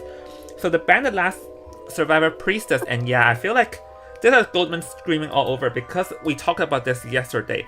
Priestess's portals can be used to escape to Goatman's cages, and right now we are in like a map where the Priestess is very strong at, Chinatown. Yeah, so Priestess, a very, very big indication that I am probably going to go Goatman because I do not think a Breaking Wheel would ever want to ban a Priestess. You're happily going to go through those portals, but since you are banning Priestess, it will be very likely to see a Goatman, but who knows, maybe he might pick something else. However, I'm just very excited to see this Goatman, honestly, because I know they're a Badge Hunter, and I know we've seen Hetian's one before, but this Goatman as well, the one that I saw in the qualifiers, I think got a 3k against AX strong in overtime as well, in Arms Factory as well. Ooh, that's interesting. So we are seeing the coordinator being the last pick, just like a stun rescue, and yeah, the thing with Goatman is that it's also like possibility you get camped off, but I think like I'm not sure what's the interaction between the flare guns and the Goatman, but I think there's a possibility the Goatman can use the cages to dodge because like about to get fired and use the cage to escape and turn around, and then the bullet would turn around or something maybe. I have to test that out. Yes, so actually I have seen the clip where if you put a very big cage and the Goatman is at the end of the cage, right? So when Coordinator shoots the gun from the middle, the Goatman can just go through the cage and you will see the flare gun just darting to the left, darting to the right, and it just keeps on chasing the Goatman until it eventually hits. So yes, I have seen that clip before. It does happen like that, and that's just the thing about flare guns, you cannot escape it. Definitely you cannot escape it at all, so we are currently going to be waiting on the pick on Fury, but honestly with this team comp and this ban pick, it definitely has Goatman screaming over it, considering that Fury needs a 4-man elimination in order to to make sure they do not lose round 1. So, yeah, I believe he just needs to stick with what he's comfortable with, but then again, I do think that Goatman is probably the best option, yeah. Yeah, because I'm not seeing other possibilities. Maybe Ivy is viable because Ivy, like Puppeteer, not that effective against an Ivy, and also Watling too, because Watling can get sprayed off the board. We see that happen a lot in IVC and not IVC, IVT, IVS, and also IVL, that Watling gets sprayed off the board, so they cannot even kite perfectly. So with that being considered, Ivy is also possible if Fui wants to surprise us with a different pick. Yeah, and also another thing I want to mention about Goatman against this team comp, especially a Puppeteer specifically, is that, well, when Puppeteer uses all 3 of their Lewis, there'll be a chip damage remaining. That just means that Goatman doesn't actually have to use the cage to down. You could even maybe use the cage to block off the Puppeteer and just take a chip damage, and Puppeteer will be down because of that chip. Oh yeah, you're right. Hold on, so we are still waiting. Yeah, I'm trying to think if there's any possibilities, and watch him surprise us with a Breaking Wheel or Hellhammer. Nah, I'm just kidding. So let's see. Oh, but it is not going to be the Goatman though. It is going to be something else, as the Shadow will be making a grand appearance. And yeah, I did mention that just now, that if it is not the Goatman, it's the Shadow, because the Shadow is also viable here, and the Shadow will also ban, like maybe the Antiquary not quite, but Priestess, Officer, and Seer also more or less is leaning towards a Shadow too. Yeah, Ivy just being I think it's a great option. You can just chase the Perfumer, and once the Perfumer ends, you can just hit them. Especially with Corrosion, you can control when the Perfumer is unable to go back into Perfume. So this is a great pick on the side of Lunartia. I'm not sure if VC really expected it. They might also have limitations due to survivors, but we'll see if they're able to combat that pressure, and who knows, we aren't really sure what's going to happen this match. I don't think I've ever seen Lunartia pick Ivy just yet, so I'm really excited for this, John. Oh, trust me, I'm also very excited of this. We actually, with how strong Ivy is in this meta, I'm surprised that we haven't seen that many Ivies in this tournament so far. I think we've only seen it like once yesterday, so we'll have to see how this Ivy, because I think in theory, Ivy is actually decent against this team comp, but Chinatown is a map where Ivy is not that strong at. Like, I won't say she's weak at this map, but she's not like the strongest at. Well, yeah, I would agree, because you have those elevations, and Ivy, not necessarily the best with elevations. You might teleport to it, but sometimes your full presence can get cancelled because they just have to walk up the stairs a bit more. And I think we are going to moving on to see what personas they brought. And it seems like it's going to be Flywheel on everyone except Wildling, but there's also Tide Turner on Perfumer, Jong. Yeah, that's a very interesting approach. I think they were expecting a Goldman because I think Goldman gets countered by Flywheel effect more than Broken Windows. And I mean, for Ivy, it's actually 50-50 for Ivy. Like if you have Broken Windows or like Flywheel effect, you have your own ways to kite it regardless. But Flywheel effect, your room for error is very low, and the only way you can really do it is to cancel out the 100 corruption level if timed right. So I'm gonna say this: how these survivors use their Flywheel effect is going to be the key in this match, because that's the only thing they have. Yeah, and we can see here Hunter spawning to the left of Wildling, just probably going to let out the ghoul and just leech around. So we're not sure if he's going to chase the coordinator or perfumer yet, but right now what we're sure of is this is round 1, second half of Lunartia versus VC, and let's see what this Ivy can do, John.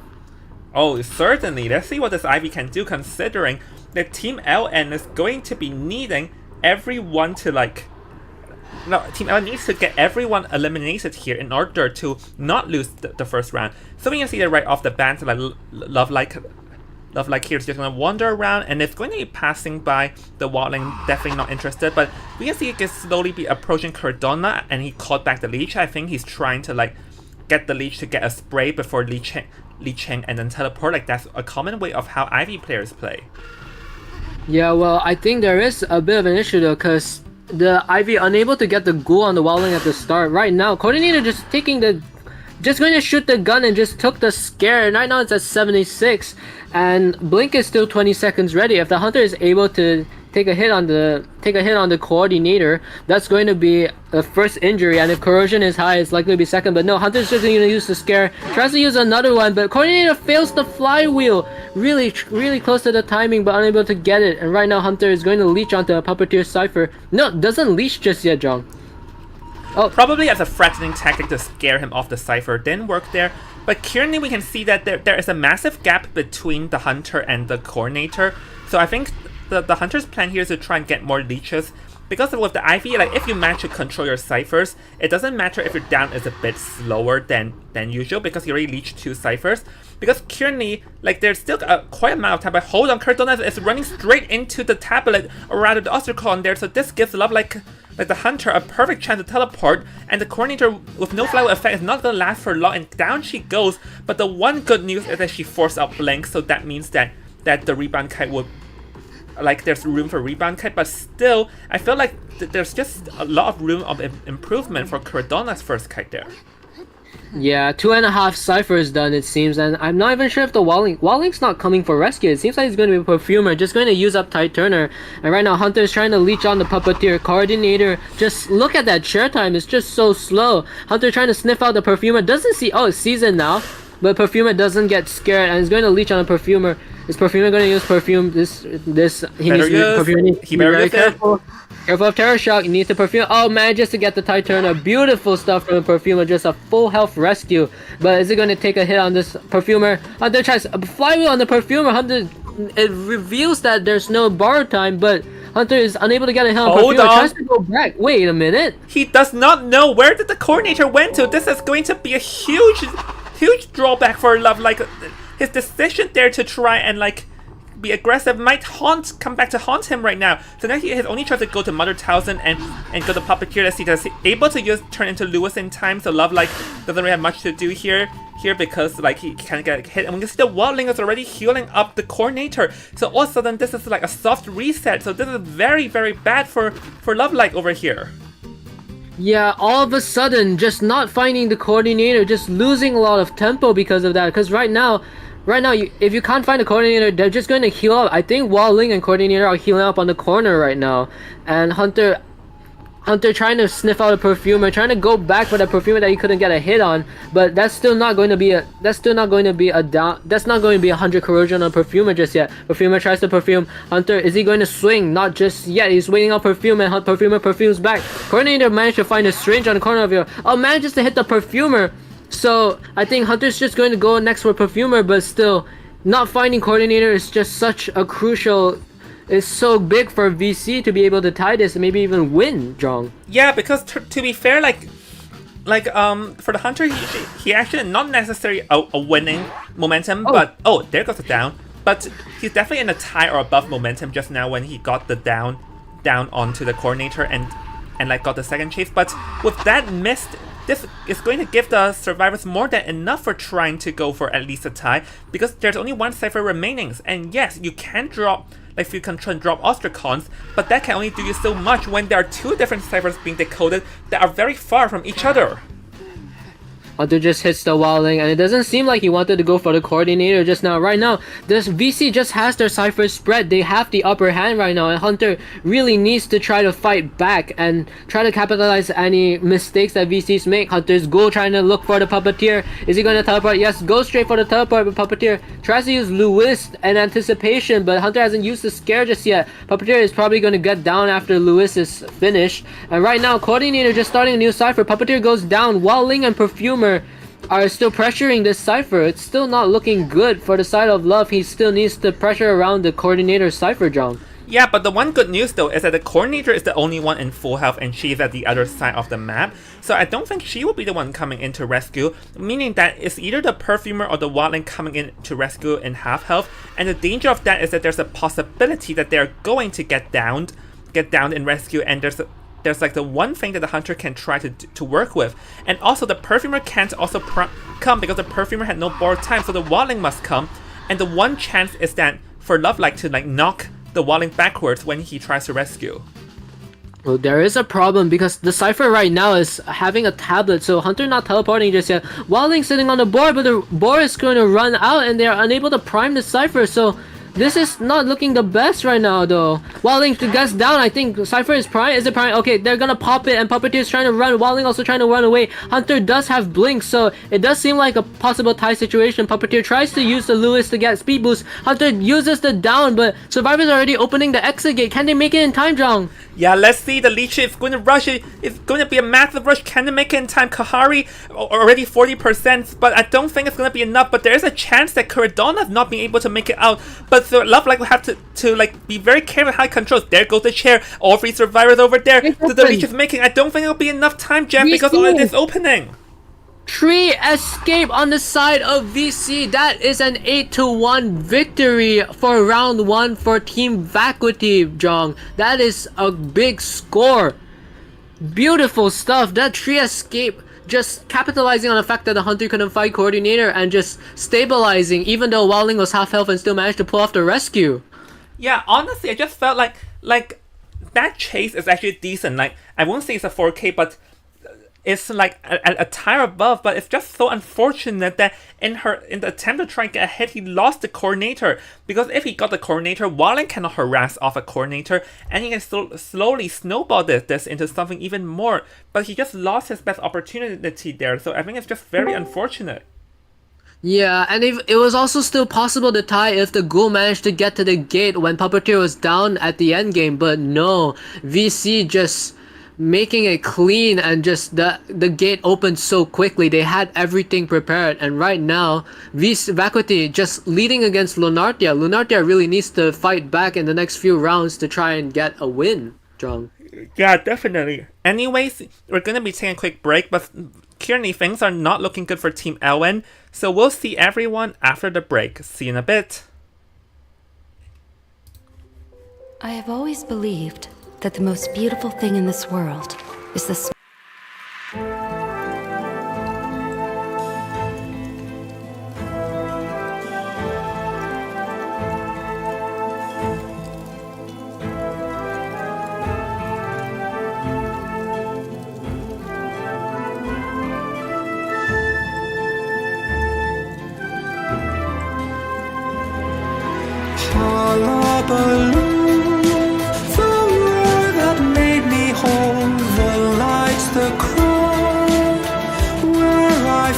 my soul, each jump and each laugh, a story to tell, but behind it all, I'm lost in this shadow, this world I thought I knew, but its shadows hide the light.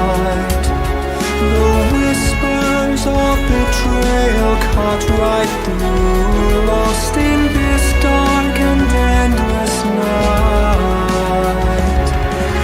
Hullabaloo, my heavens fall, hullabaloo. My hell, everything I knew's gone cold, as I stand here all alone.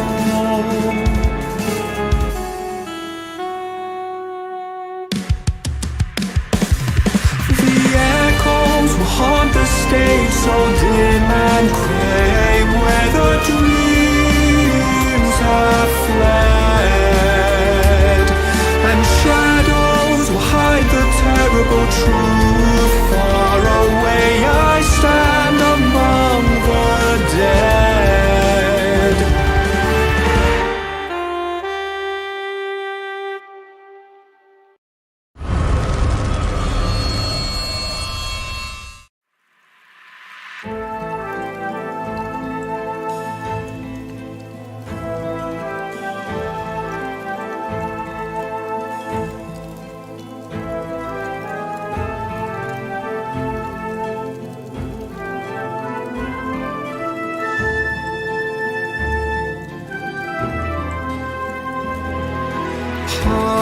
Hullabaloo, the roar that made me whole, the lights, the crowd, where I found my soul, each jump and each laugh, a story to tell, but behind it all, I'm lost in this shell. Hullabaloo, this world I thought I knew, but its shadows hide the light.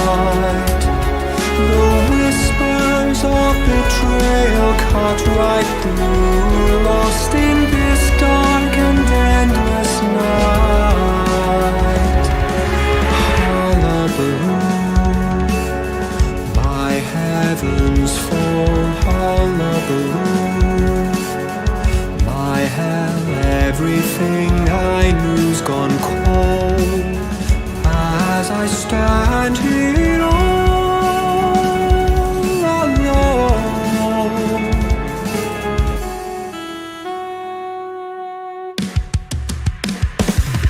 The echoes will haunt the stage so dim and gray, where the dreams have fled, and shadows will hide the terrible truth. Far away I stand among the dead.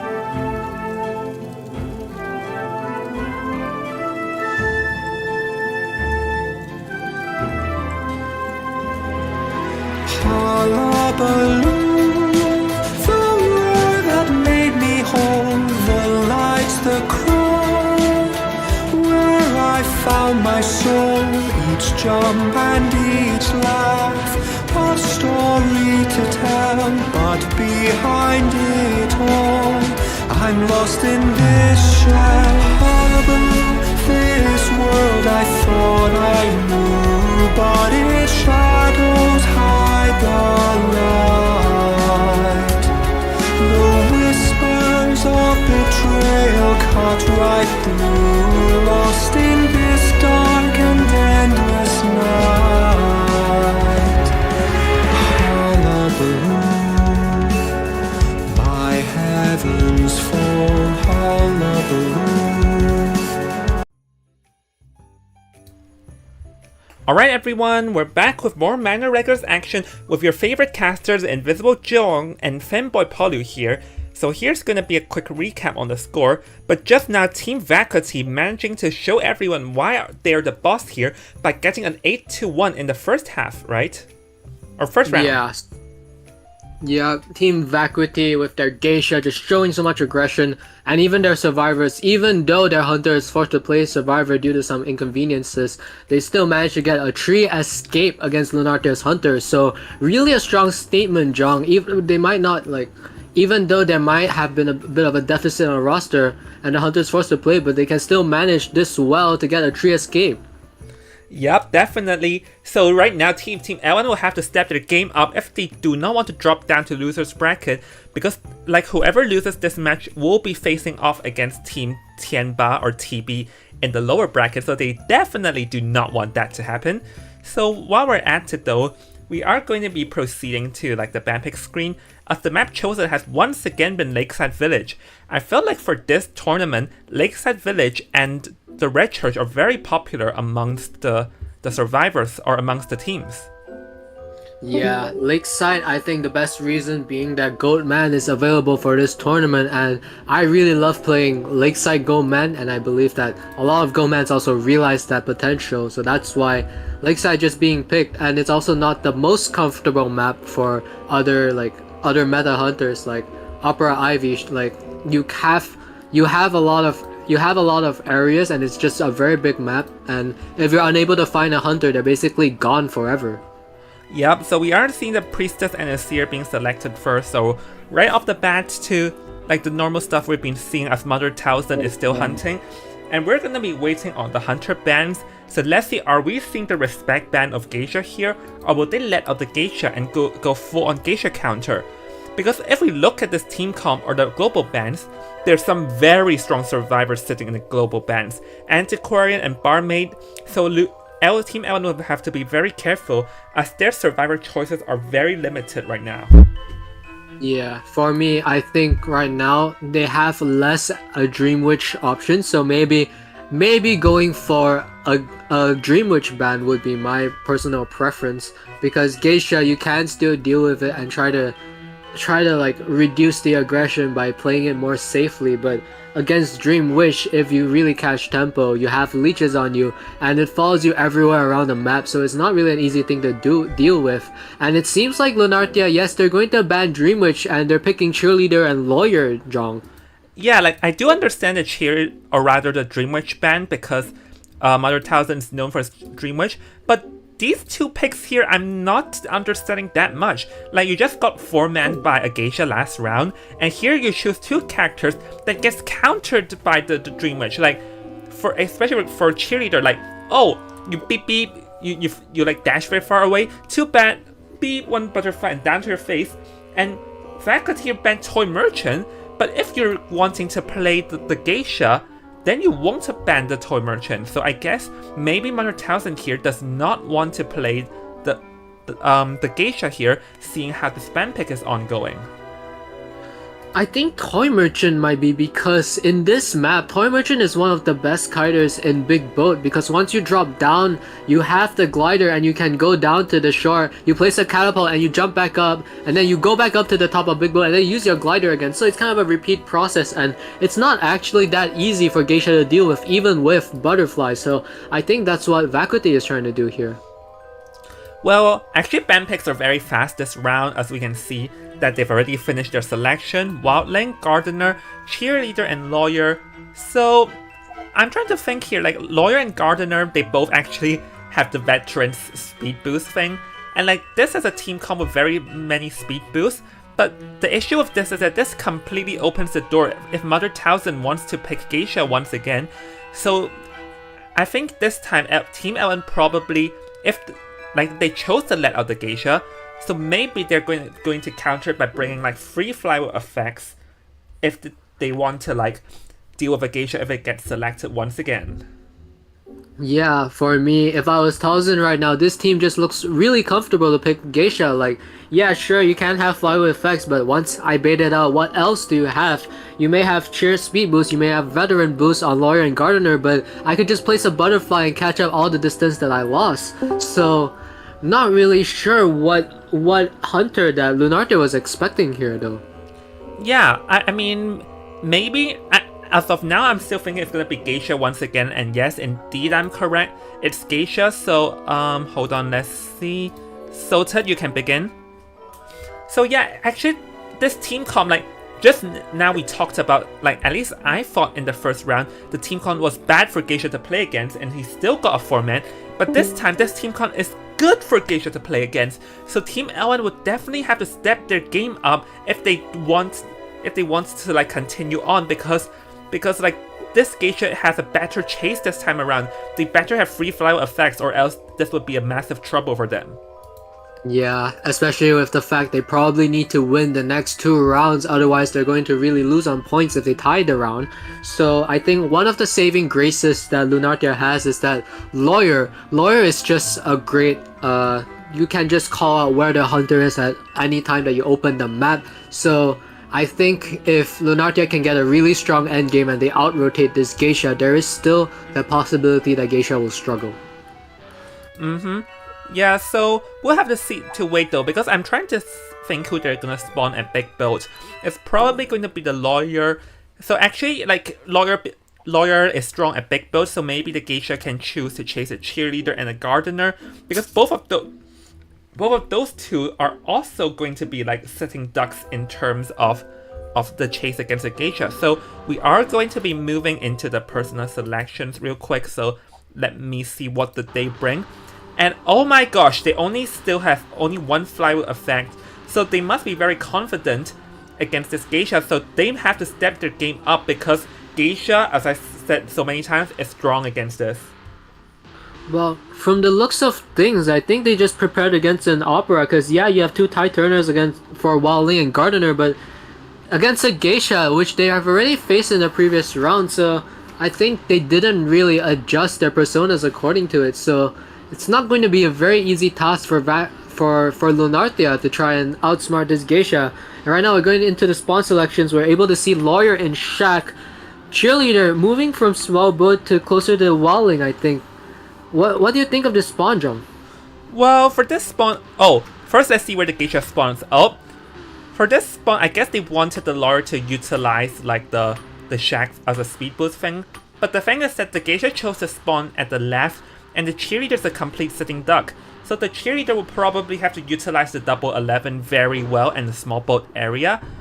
But then again, the Geisha can just fly, so the only way this works is that the Cheerleader must only speed boost the moment Geisha is done with the butterfly, or else she won't like manage to pull out a lot of distance. Yeah, and as we can see here, Cheerleader not actually spawn near small boat, so probably forced to rotate all the way to shore, it seems. But Hunter trying to find the Cheerleader, not realizing that the Cheerleader is actually going to shore. This is the rotation that I was talking about. Remember, they have a Lawyer, so they know where the Hunter is. And Hunter not being able to find the Cheerleader now, even though I would say that Lunartia will probably want the Cheerleader to get chased. Cheerleader's squatting over there, and right now Hunter tries to go to Shack, trying to spot out the Lawyer. Can Hunter find the Lawyer here? The Lawyer is creeping, like just slowly silent walking, and Mother Townsend does not know where. That must be their plan all along, to confuse the Hunter entirely. So currently Mother Townsend does not have a clear target and is going to head straight towards the shore, but that is also where the Cheerleader is, and oh, just still wandering around. And we can see that Mother Townsend brought excitement this time too, but excitement would not be effective for his chase. Hunter actually now knows where the survivor is, because I don't know if you noticed, he actually brought quenching effect, so now finds the Cheerleader. But look at the cipher progress, there's already 20% on the Lawyer and the Wildling cipher, so right now Cheerleader taking the chase. This is still okay as long as the Cheerleader is able to kite out, doesn't dodge the butterfly, uses the boost here. Hunter still hasn't used their dash yet, drops the pallet. Hunter going to use the dash, the flywheel fails, and that's the thing about flywheel, if you don't flywheel correctly, now you don't really have broken windows to work with. Hunter still continuing to chase a Cheerleader. Cheerleader not using the Inspire just yet though. Yeah, like I'm actually wondering what happens to the Inspire though, because oh, the Cheerleader goes down. I was wondering what exactly happened to the Cheerleader's Inspire there, because early game they had a very good setup, but this sort of like got returned back in the favor considering on what happened now, as now Mother Townsend is going to be wandering around, and this down is actually still acceptable for him, because early game the survivors are all like hiding and dragging distance. This means that not a lot of cipher progress has gone, and right now we can see that it's only around 2.5 ciphers, which is a tieable game for both sides. Yeah, well, I think right now Team Faculty gets a hit on the Wildling, gets a double down on the Wildling. That is going to be big. Now the ciphers are going to be even slower because Wildling will be falling down instead of decoding. That means that right now Cheerleader has to probably rebound if they really want to try to go for a win. If not, they probably have to resort to a tie. Now Cheerleader drops down a big boat, goes to the nearest pallet, and Hunter still has a dash to work with. Just drops the pallet, and oh, Cheerleader manages to vault in time and still buys the time. Right now, Tide has ended, Jong. Yep, the Cheerleader buying a lot of time, but can he make it though? The Murder says one more butterfly to work with. Ghost Rag is he able to fall through? Oh, unfortunately not being able to. But once again, the Cheerleader had a cheer on there, so wonder why they did not use it. So considering the fact that the Wildling got doubled down, the Cheerleader managing to last past high turn time is definitely acceptable because now they drag up some cipher time. But honestly, that Wildling mishap there was a bit in danger for Ellen's survivor side.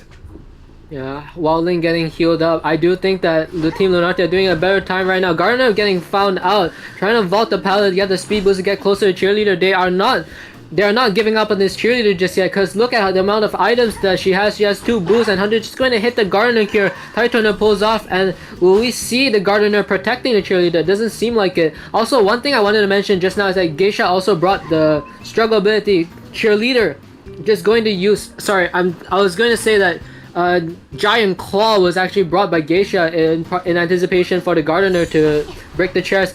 Great flywheel on the side of Cheerleader. Cheerleader going to get down here. Cheerleader's going to get down, Jong. Yep, down goes the Cheerleader, but the Cheerleader definitely did drag a bit of a time. But really, I'm just feeling... I'm not sure if the Cheerleader did not know that she could cancel her own cooldown, because we never saw her did that the entire game. So right now, he teleports to the Lawyer Cypher, which is almost done. So the Lawyer is going to drag away, making sure that he does not go down near the Cyphers. And the Survivors are going to play this slow, as we can see that the Wildling is healing up the Gardener, because right now they want to make sure that everyone's fully healed up. And so the question is, can Mother Talzin catch them healing red-handed? But I don't think he does. He turned around. He was so close on busting them over there. Yeah, no, I think it was very hard. Even if she was near this, they would still pull off the heal. And right now, they're just going to start a new Cypher at Big Boat, playing it very safe as if last time, because like I said, they were playing Hunter plays aggressively because they were trying to rush the Cyphers. Right now, I think what they're doing right now is the right play, and it seems like LMJ, the Wildling, is going to finish that Cypher at Crab Shack while Gardener starts a new one. Lawyer right now still kiting the Geisha at Small Boat, and that's going to be a down on the Lawyer, but Wildling is full health and they're able to rescue. So I think this is still fine for the side of Lunartia. Yeah, I'm not certain on... Oh, it's around that 50%. So right now, all the Wildling has to do is to just hide and wait until the Cypher's prime before coming. Because curing the Geisha does not have teleport, so this means that no matter what happens, the Geisha cannot control the Cypher. But the Wildling must be careful in not getting found, or the Wildling can get on the board to make sure to be safe no matter what. So currently, Mother Talzin, there's not too much he can do here apart from trying to do the same trick and terror shocking maybe. But yeah, the Wildling has all the time in the world to wait for the Cyphers to be primed. Yeah, Cypher's prime right now is just a Lawyer and Wildling. They need to get a tie from this situation. Maybe Hunter tries to go for a escape. Hunter tries to hit the Lawyer, misses the hit, and it seems like Wildling is going to leave and go to the gate right now. Lawyer is just going to contain the Hunter solely as Small Boat. Hunter trying to charge attack, and Cypher going to pop. Cypher is going to pop, and Lawyer needs to kite this Geisha along, otherwise teleport is ready. Because Gardner is still very far away from the gate right now. Hunter dashes and Lawyer tries to walk and vault the pallet, but that's not the right call because right now I don't think the Wildling is at the gate yet. There's no ping right now and Gardner is trying to rush there. Hunter still has teleport, so it's not going to be easy for Lunartia to try to get a tie right now. Yeah, but Mother Talzin thought that someone was at the front gate, which is reasonable because he saw the last Cypher being popped at the boat, but little did he know that they were at the backside. So now Mother Talzin is just holding the teleport as a threatening tactic, and the Gardener here to prop to Dynamis, but the Survivors must make their decisions very carefully here. The Gardener crawled away, and now he's just slowly retreating, but does Mother Talzin realize it? If Mother Talzin does, he should teleport, but the gate is about to be done, so right now he must teleport before the Gardener makes it to that gate. Oh, I don't think Talzin's able to spot out where Gardner is. Tries to go for a teleport, but Gardner's near. Gardner can just use a bubble. Can the bubble fall off in time? No! That's going to be a 3K, I think. Wildling trying to go for the harass. They need to, but then again, you can just force out the Wildling, so I think it's going to be a 3K for the Geisha. Wildling is going to get out of the Manor, and Gardner going to get chaired. That's a 3 elimination for Team Vacuity, Jong. Yeah, yes, this time Team Ellen did manage to get some escape, but having a free K is still very fatal, and actually for endgame wise, we can see that the Gardener was stuck in a very bad position because like the Lord died where the dungeon was too, so going to the dungeon wasn't too much of an option. Maybe the best point of play is to just hide somewhere between, like at those window areas, so that you can get the bubble and then like broken windows your way towards the dungeon. But that is gambling on the hunter not finding you. So really, the Gardener was stuck between a hard and a rock place at that endgame. Yeah, well, for in hindsight, it seems like Gardener should have just gone for dungeon. But then again, Hunter did account for that and maybe tried to look around for Tinnitus before going to the gate. It's just that they couldn't pull out the bubble, and I felt like Gardener, if they were at a better place like the pallet instead, maybe they could have dropped the pallet and just used the speed boost while the bubble was available and then try to get a tie. But wow, Talzin again showing us the geisha, getting another win, but this time it's a 3 elimination instead of a 4 for Lunardia, so there is a bit of improvement, John. Yeah, I just felt it was unfortunate on the cheerleader's end of the cheerleader not using her Inspire to cancel out her her like cooldown there, because if she did, she could have lasted for some time too over there. But it was just amazing like performance from both sides, especially the survivors recovering from that double down. But anyways, we're gonna take a quick break, and we'll see everyone after the break heading into the potentially last match.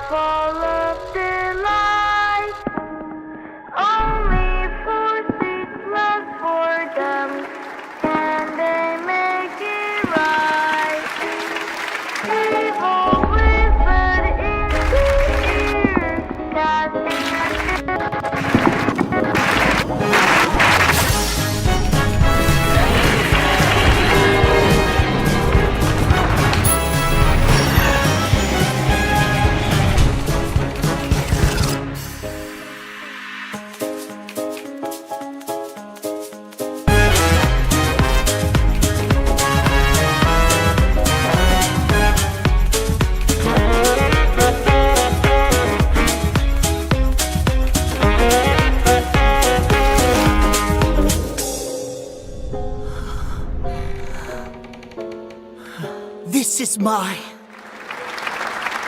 closing night.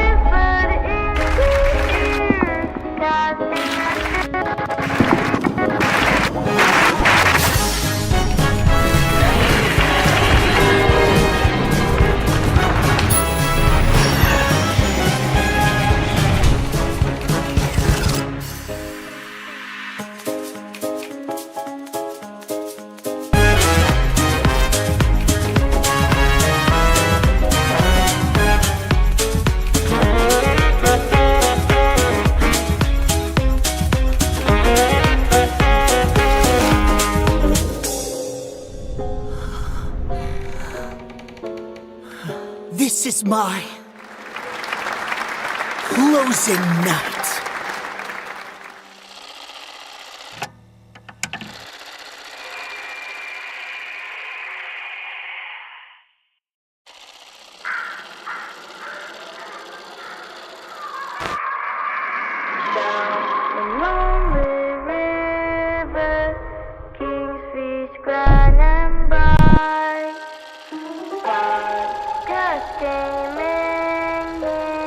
Heart full full of delight. Only 4 seats left for them. Can they make it right? Evil whispered into ears,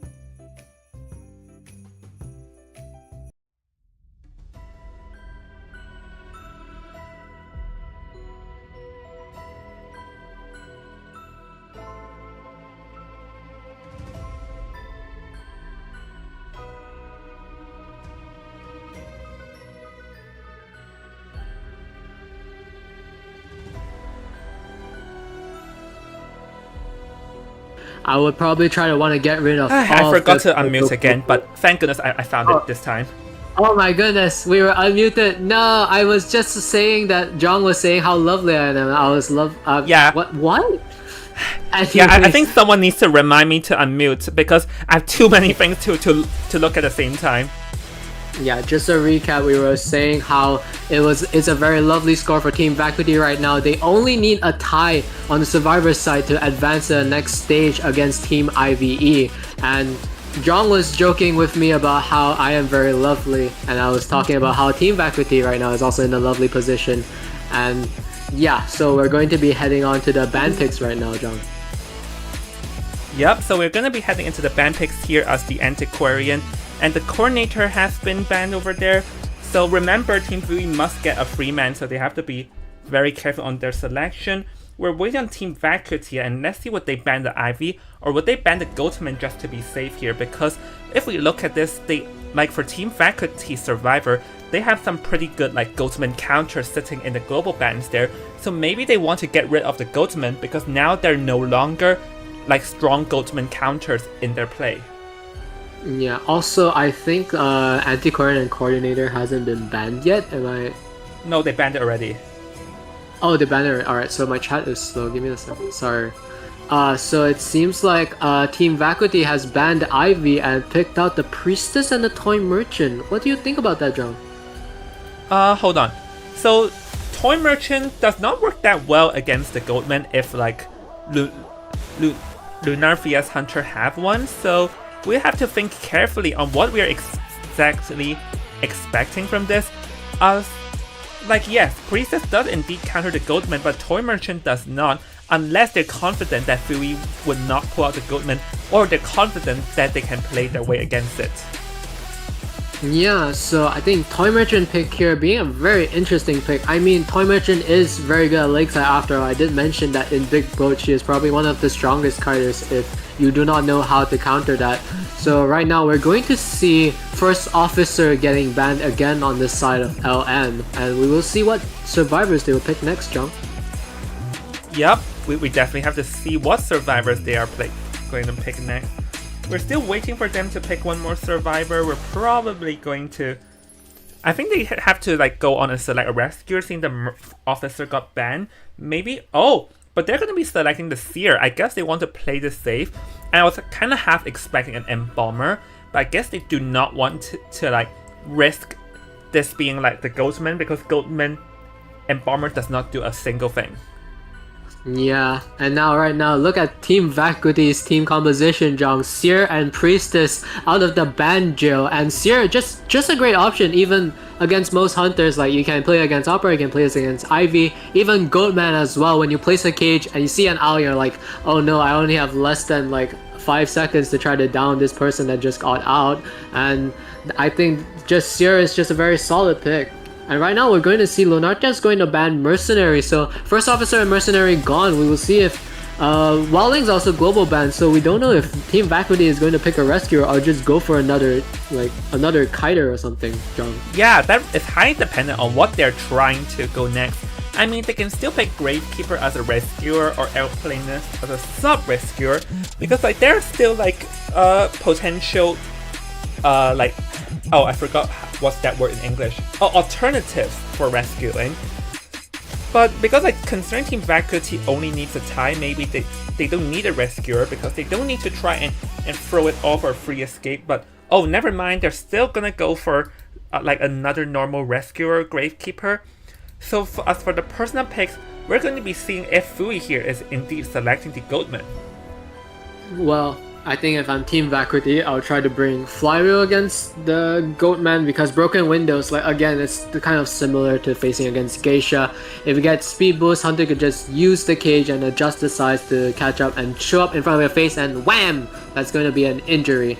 But right now, Team Vacuity just playing it safe. I think this team comp is okay, it's just that Toy Merchant has to be very careful if it's going to be actually a Goatman. Yeah. But let me see if there's any alternatives. Funnily enough, Geisha can be played here, and also Opera Singer can also be selected here too. Like, because we all know like the free counter or the free strongest hunters in play right now, Opera Singer and also the Geisha. No, not Geisha. Opera Singer, Shadow, and also the Goatman. But keep in mind, ladies and gentlemen, this will be the last match you see with these hunters not being nerfed, because after the next week they will all get nerfed, so we may see a bit of a shuffle next week. Well, yeah, and I do think that right now there is also another potential hunter. Like right now I would probably pick a really aggressive and try to win if I'm Lunarte's hunter, so maybe bring out your Hermits, bring out the Goatman if you can, but it seems like Lunarte is going to go for Opera Singer, just trying to counter that Toy Merchant and that Gravekeeper. I think it's a great option, and Priestess is not really that effective, but it is Lakeside Village, it is a very big map, so we'll have to see if Team Vacuity can hold up against this Opera Singer, John. Yeah, because actually Opera Singer is very strong against this team comp. Priestess does not do much, Seer's Owl eventually get exhausted, Toy Merchant Catapults gets exhausted. Like, yes, Toy Merchant herself is strong at the boat, but after that there's not too much going for her. So I think for Team Vacuity, they have to like make sure that whoever gets first chase must step their game up, because this Opera Singer right now has not get nerfed just yet, so still she is still terrifying. Yeah, and even after the nerf, we are not even sure if she's even going to be like a less played hunter, because just Opera Singer with that mobility is just really strong, and Priestess, yeah, you can support. Toy Merchant also very support. This team is very support heavy, but when it comes to kiting, might not be that good against an Opera, because you might not last long enough, and a support against Opera means your Cypher progress is going to be very slow, and it's not easy to support in a map like Lakeside Village because it's so big. Oh yeah, Lakeside Village is a very big map, so maybe the key is for the Priestess to use the portals to sort of like make a long range support, because there's still her long portal, and even though like we all know that Seer and Priestess are both getting a nerf, and I think they'll definitely have a minor dip in the meta, but they'll still be used like very often even if they get nerfed. Yeah, so this is really a battle between the bronze, and right now Opera Singer needs to down the Survivor fast if he wants to go for a 4K. Maybe even bring a very risky trait like Abnormal Like, you might not even want to bring Blink, or maybe even Warp to try to catch Tempo once you eliminate a survivor. So we will see right now what Fui has in their mind, because again, just a reminder that you need a tree elimination to continue to the third round, and if it's a tie for Team Vacuity, they just advance to the next round. Oh yeah, and I actually was a bit surprised that they did not choose Embalmer, considering that they only need a tie, but an Embalmer doesn't really work much against an opera singer in Lakeside, so that And must be the reason. And right now we are going to be seeing like, oh, there are two two broken windows and two tie turners there to prolong time because you just only need a tie. So we have to see, everything is highly dependent on the first chase. So whoever gets found first must make the kite of their life. Yeah, so it's going to be seeming like Seer trying to decide between Shack and Middle. Oh, it seems like...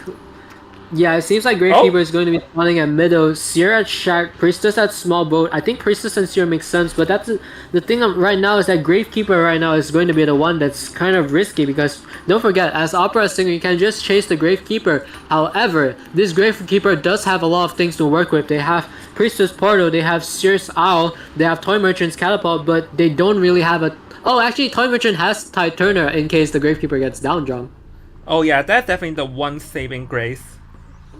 That's the one saving grace over there. But the thing is that yes, we actually did see like, I think it was yesterday that there was another opera singer that chased the Gravekeeper first. So the Gravekeeper is not safe just because you're rescuer. So let's see what is Lovelike's choice here. But he's still gonna go after Kahari's Seer, and Kahari's just hanging around, just waiting as here Lovelike is just gonna make a rotation and is able to trap Seer in a weird direction. Like, Seer made himself a weird direction that puts himself in a weird position, but Lovelike chose to like shadow dance back, as he must have thought the Seer ran somewhere else, and the Seer did a very good job in evading Lovelike early game. Yeah, Seer trying to mind game where the opera is going. If you know where I'm going, that's just the true spirit of Seer, just knowing where the Hunter is going to go. Drops the pallet here, Hunter not breaking it just yet, just trying to play with the Seer. Seer take a hit here, didn't fall for the Terror Shock. Going to use the speed boost to try to go away, but Hunter did bring Abnormal, as I said, like, he needs a trade that's important, and right now Seer is going to get down, no, just going to use the Owl to buy some more time. Hunter tries to break the pallet, then this is going to go ahead and chase the Seer again, John. Yeah, the Seer still has like one broken window to work with, but after that he does not have too much. Like, he got sort of trapped in this two pallet area, and unless he can regen an Owl real quick, it'll be very hard for him to get out of this area, as down goes the Seer. And if we look at the Cypher progress, that's only like 160, 140, and one I imagine is also 60. So that's like 1.5 Cypher, which is beyond enough. So this is exactly what we're talking about, because the Seer played around this area at the back, which is a weak area of Lakeside. Well, it seems like the Gravekeeper can't really rescue because of wanted order, so not really the best situation for Team Vacuity as well, because Opera Singer winning the 1 in 3 and Gravekeeper getting spotted out. Seeing that the Cypher is shaking, so just going to go straight for the Gravekeeper and catch some tempo. But Hunter still has not used Abnormal just yet. We will see if he's going to use Abnormal here. Yes, uses the Abnormal, so that's going to be less Cypher progress for Team Vacuity, and it's actually looking really good for Team Lunatia right now. Yeah, like this is a free elimination for elimination type of game. The Gravekeeper cannot get remotely close or he's gonna get cut off. Priestess decoding, and right now if he's daring enough, he can just actually go out because he knows that one Cypher has been popped at the boat. So there's no way that person is gonna make it in time, as the Seer is gonna get sold. And honestly, I will say this again, Seer made a very weird rotation by making his way to the back, when ideally he can use a speed boost from the window to get towards the double 11 and the small boat area, where that is where the strongest kiting area of Lakeside is, but he chose to run at the back where it's arguably one of the weakest kiting spots. So that is going to put the survivors in a bad position now. Yeah, Seer just going to be sent back to the Manor, and Hunter trying to go for Gravekeeper but chooses not to, and probably going to middle. 3 Cyphers remaining, so there's still a lot of Cypher progress for the survivors to catch up if they really want to tie. Hunter doesn't break the global portal, but going straight for the Toy Merchant, which we know is actually Talzin, and Talzin just going to drop the pallet here. Hunter breaks the pallet. It seems like Toy Merchant is going to be the next chase, John. Hold on here Lovelike actually has to break that catapult, but he chooses not to, so actually there's a bit of a potential like danger is that Mother Thousand can just take a hit and go back. Like just now breaking that catapult only takes like 1 or 2 seconds, and here having the Toy Merchant using the catapult is gonna prolong this for at least 10 seconds. So it seems like Love Light is not going to even look at the Toy Merchant, it's gonna go straight for the Priestess, because the Priestess actually cannot kite long here, and oh my gosh, that portal scared me for a bit. Yeah, I almost thought that portal wasn't gonna work. Hunter, manages to get the mind game against Priestess. Does he choose the abnormal decipher? No, doesn't go for the abnormal. Just going straight for the Priestess. Not going to change as well. Also, I think another thing we didn't mention: trump cut and confine. Hunter is really trying to go for it this round. Oh, Priestess gets the pallet stun. That's going to be very important. Going to prolong the kite, and the survivors right now trying to catch up with the ciphers. Hunter going straight for Toy Merchant. Toy Merchant hasn't left just yet. Uses the catapult. Doesn't get the swing. Hunter's just going to use the abnormal at this cipher instead. Yeah, but honestly, I'm just gonna say this again. If you broke that catapult just now, none of this would have happened in the first place. So now Lovelight's gonna go after the Priestess, and he misses a dash though, so I had to walk on barefoot, but this is actually a bad area for kiting, so once like the dash is back available, Caradonna is not able to last for long. Let's see, it vaults out in the open, and yep, down goes the Priestess, and so far the Priestess does not have borrowed time, and she also got down at a cipher that has a lot in progress, so this is not looking good for the survivors, because even if they force the cipher at that rock open, you still have to pop this cipher open. Yeah, and right now they just lacking a lot in cipher progress. Watch out! Watch out the Gravekeeper here. Gravekeeper going to get a hit here. Didn't use the shovel at all. And Hunter's not looking to even go back. He's just going to pressure the ciphers. Toy Merchant using a catapult again. Hunter not breaking the catapult, but spots out Gravekeeper in an awkward position. Hunter trying to go back for Cardona right now, the Priestess. And now trying to just tussle, and because these two ciphers have cipher progress. Hunter trying to go for Toy Merchant now, and Toy Merchant doesn't have catapult. Oh wait. Tries to spot out the Gravekeeper, sees the Gravekeeper, and probably going to pursue the Gravekeeper next. Is the Gravekeeper able to last long enough? Gravekeeper's I don't think so. No. Just win the Parashock! Yeah, with that, this cipher is going to be permanently trapped. And right now, like, there's nothing the survivors can do. Caradonna. Oh, they're actually going to long portal, but this actually is not necessarily good, because this gives the hunter the information of where the two survivors are, and Lovelight right now is not going to do anything and gonna dash straight for it, because he knows that they must be trying to heal each other. And yes, the Priestess can portal away, but Hunter can TP back because he's just trump card in play too. Yeah, and it seems like Toy Merchant right now going to get picked. He's the only healthy survivor, but can't even go for a rescue. Gets the hit on the Priestess.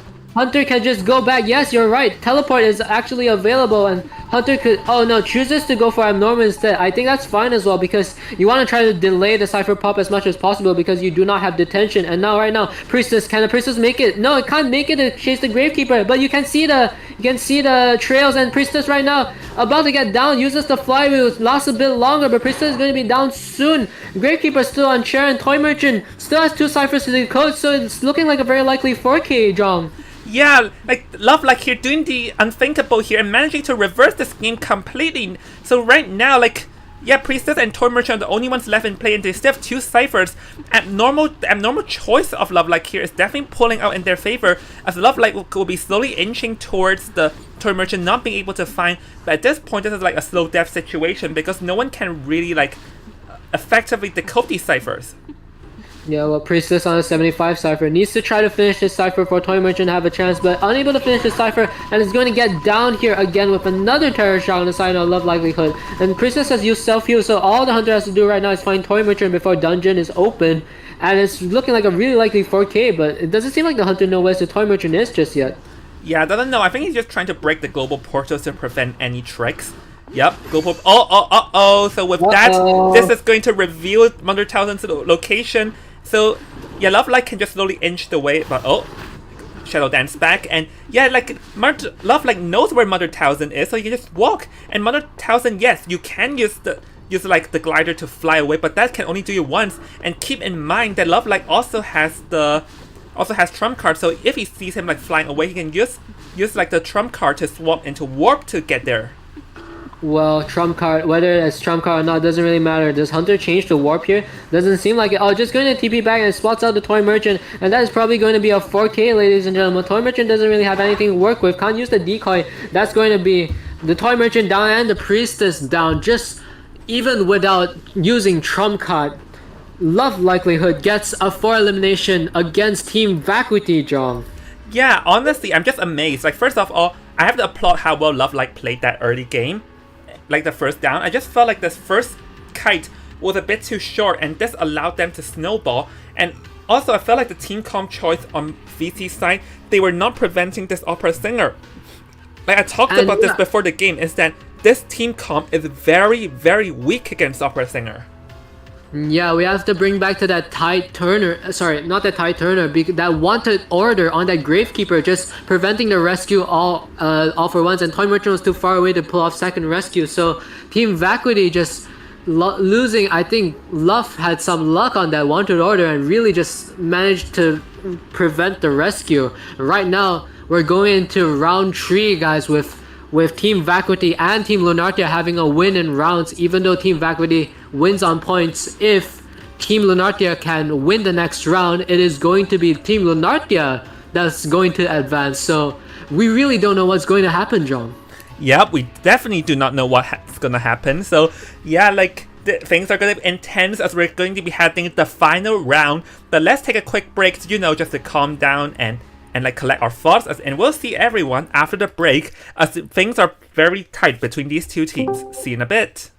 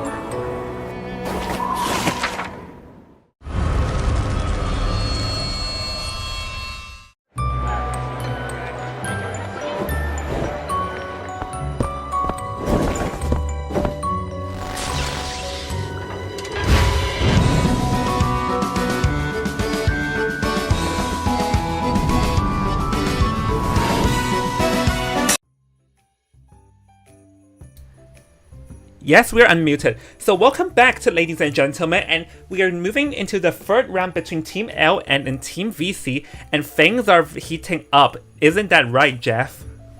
Yeah, right now, Team LN still has the winning opportunity, even though in the first round it was looking grim, losing 7 points, but now bringing it back with a 6-3, so that means that they win the second round, and all they have to do right now is win the third round, and they need to make sure that they don't tie as well, because any 4 eliminations or 4 escapes on the side of Team Vacuity means that Team Lunardia is probably going to get eliminated.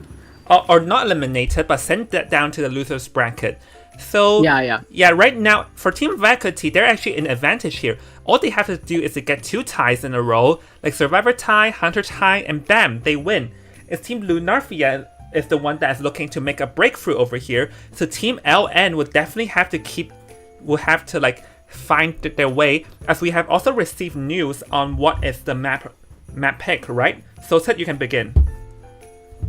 Yeah, the next map is going to be Leo's Memory, just another big map, the one like Lakeside Village, but this time Leo's Memory also has a lot of plays to work with. You can pretty much play with the factory, you can play with Shack. There's a lot of good kiting areas, but there's also a lot of survivors right now that are dwindling down. And right now, if you're in the perspective of Team Lunardia, you want to try to get a win as much as possible, either on the Hunter faction or on the Survivor faction. And if you're Team Vacuity right now in their perspective, you just want to keep Lunardia neutralized and try to get a tie as much as possible. Yeah, so okay, here are some news of the swap behind the scenes. It's that Stalkers has returned, so he's going to be replacing Mother Thousand from Team Vacuity side. So let's see, can Team Vacuity like having their captain return is going to like boost their morale after like they got 4 man over there. And here, like, just to recap, like this is a match point BGM, because if Team Vacuity achieves a 4 escape, this would be over on spot. So for teams like LN's side, they definitely want to like score as many points as possible, and getting free escape is not acceptable, because if he gets free escape, that means that their survivors must return a 4 escape. Yeah, so Fuller right now needs to know that he shouldn't play with fire, but also needs to try to get as many eliminations as possible to make sure that their survivors can be able to win with that result. And it seems like we're going to go into the band pick phase. We have Perfumer, Puppeteer, Wildling, Priestess, Seer, and Toy Merchant. So many strong survivors are out right now, and we are really intriguing to see that what Team Vacuity is going to bring to the table now. Seems like Team Lunardia is going to ban 2 more strong survivors, that being Coordinator and First Officer. Yeah, like because the further round we're heading into, the more like strong survivors setting the global bans. And right now, yeah, look at Team Vacuity. They already sent their Seer, Priestess, and Wildling and Puppeteer gone. So many strong survivors gone. So we are going to be seeing the Hunter bans, and it is going to be the Opera Singer and also the Shadow at the same time. So these two, like, yeah, we all know it's meta picks, these two being gone does leave the door out for the Goatman if Fui does have it. The question is, does Fui have it? Because we do not see it so far. And the Gardener and Mercenary being selected, maybe they're trying to prevent the Goatman now. Yeah, Gardener just having the bubble to work with early game. Mercenary not going to be easy against Goatman, but if you time your dashes right on the good moments, you can be able to try to escape. And also a chip damage for Mercenary isn't really the worst thing in the world against Goatman. And yeah, Gardener and Mercenary just really solid picks, both able to bring Tide Turner if you really need to. And it seems like Team Lunardia, the next ban is going to be Cowboy Jong. What? Huh, I do wonder, does someone from Team Vacuity know Cowboy? Like, if there is, maybe I do not know. So, or maybe the Hunter that he's selecting does not like Cowboy. Because I know Bonbon does not like Cowboy and stuff like that. Maybe it's just like whatever he's planning to select does not like Cowboy. Yeah, so not just Team Vacuity doing their homework, Team Lunartia also probably realizes that the Cowboy, I think it's on Cardona, but I'm not really that sure. Cowboy is also an option against Goatman because if you place a cage, you can just lasso back to the Hunter, and if you have Flywheel, you could try to buy as much time as possible, and once 10 seconds are up, the cage is going to just disappear. And that's the way you want to use Cowboy to counter Goatman. So maybe the Hunter knows that someone is very proficient in Cowboy, so trying to ban that out, Gojong. Yeah, because right now, like, keep in mind, this will be the final match of Vacuity Survivor and Lunartia's Hunter. Like, once they played this match, this will be the last match of their matchup, and they can only, like, hope for their teammates after that. So they're going to be throwing everything on the table. Global bans does not matter. There will be no overtime. If they're gonna make something count, it's now. It's either now or you will not have a chance for this match anymore. Yeah, and Team Vacuity right now picking up the Antiquarian. If you told me this was a BO1 option, I totally believe you because look at how stacked this team is. Antiquarian just always a really consistent survivor, even though it's very risky at times if you fail your stick, but always still poses a threat against the Hunter, whether it's kiting wise, whether it's harassing wise. It seems like we're also going to be seeing the next ban on the side of Team Lunartia, and that's going to be Cheerleader. John, can you explain to me why Cheerleader? Yeah, I'm just seeing like one common thing with this team comp is that the Cheerleader and the Cowboy, they both have speed boost.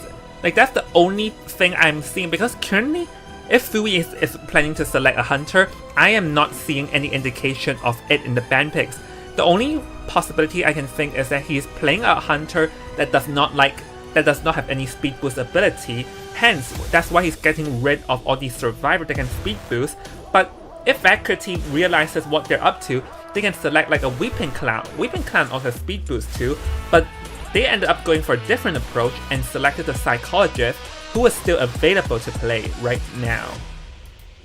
Yeah, Psychologist just being a very solid option. You want to try to get the health, and like I mentioned, if you're Team Vacuity, you want to try to tie as much as possible. This team comp looks really solid. If you really can't kite well early game, at least you still can get a tie after it. So really going to be interesting what Foy is going to pick, because I don't really think it's Goatman with the Cheerleader ban. So we'll have to see. Maybe Breaking Wheel is possible. I mean, of course, I would know that I would pick Breaking Wheel in this situation, but not necessarily for Foy, because you're trying to ban out survivors that can pull distance away from you. So maybe it's a Camping Hunter, John? Yeah, that's what I am thinking. Coordinator, Officer, I don't know. All of a sudden, I feel like this might be Bonbon. I don't know why. Yeah, Bonbon, and also maybe even potentially a Sculptor. Who knows? Just so many options on the table. Just Cowboy and Cheerleader being very intriguing bans. Even I'm stumped. It's probably not Goatman, but we have no, like, I personally have no idea what Foy is going to go here. Yeah, I have no clue as well. I'm trying to think, what are we expecting? We'll have to see right now. Sorry, I need to mute for a bit. Yeah, sure. Oh, would you look at that? Yeah, we have talked about this Hunter a lot, and this Hunter is finally making a grand appearance here, and this is going to be the Goatman. So yeah, Goatman we talked about being very strong in this meta, and I think I know why the Vacuity select the way they did, because they are expecting this Goatman, and so Ted, you can begin. Yeah, it does seem like perhaps Team Lunartia was trying to bait with the Cheerleader. I mean, to be fair, in Cheerleader inside the cage, if you manage to pull off your speed boost, you can still try to evade a few swings from the Goatman, but I do think that Goatman is fine against Cheerleader. Perhaps this is a personal preference, but Psychologist is not a bad answer against Goatman because you take an extra hit, which means 40 extra resentment to try to down this Psychologist, John. Yep, so hold on, ladies and gentlemen. Remember, this is the final match that Team Vacuity Survivors and Team Ellen's Hunter can play, so they're definitely putting everything on the table. So let's head into the game right now. We can see that... Oh, we can actually see that they did have two Titurners and two Flywheel effects, because I would imagine that Flywheel effects is one of the few ways you can kite out the the flyaway effect is one of the few ways that you can kite out the Goatman. Yeah, well, kind of risky to put the Gardener on the Tide Turner, but then again, if Gardener doesn't get chased, because Gardener has a really strong early game, so maybe Goatman will just try to dismiss it. And we're gonna see the spawn selections here. It does seem like Mercenary is going to take top right first, Psychologist in Factory, Antiquarian at Shack now, so Gardener will be taking middle. I do think that it's a bit hard for Gardener, because if Hunter just spawns to Gardener's left, you can't really use Factory that well. And yes, Hunter spawns right next to the Gardener. The thing about Factory is you're trying to transition a lot, but this is Goatman. This is not like other Hunters. It's not the easiest thing to play around Factory against Goatman, John. Oh yeah, because the cage of 2-story makes everything very messy, and if you run into the cage in a very close distance, you might get dropped down attacked because you appear at the 2-story at the other side of the cage. So really, this really depends on how proficient LN Hunter is with their Goatman. Because we know a high proficiency Goatman is very terrifying, but the question is does LN's Hunter have it? Or is very proficient? But Gardener gonna run straight into the 2-story right off the bat, not giving a chance for Lovelight to cage him. So Lovelight will turn his target into Cardona Psychologist now. Yeah, and it seems like Goatman not chasing the Gardener, even though I feel like Gardener might be a bit of an easier option. But then again, Psychologist is also fine because they both almost take 3 hits. Hunter using Peeper and just, gets locked out himself, but still manages to use another cage, trying to hit the Psychologist. Psychologist goes through, and Goatman tries to hit, but where does Psychologist go? Psychologist going the other way, goes through the cage. Hunter's still trying to find out the Psychologist. Psychologist manages to kite out a cage. This is going to be very important because resentment is not a lot, and Hunter places a second cage. It's trying to use the second cage to try to down the Psychologist, but the problem is your resentment's only at 20, Jong. Yeah, like missing the first cage is very fatal. Like Goatman didn't have got nerfed yet, but still, like the first cage is too crucial because that's how you gain your resentment and your presence early game. And now Lovelight won't have that many presence, or rather resentment to work with, so if able to get the first hit, but we can see that his resentment level is right now at 10, so we'll know that he won't be able to get the first hit in a short period of time. And if we look at the Cypher progress, there's already like 3 with very high progress.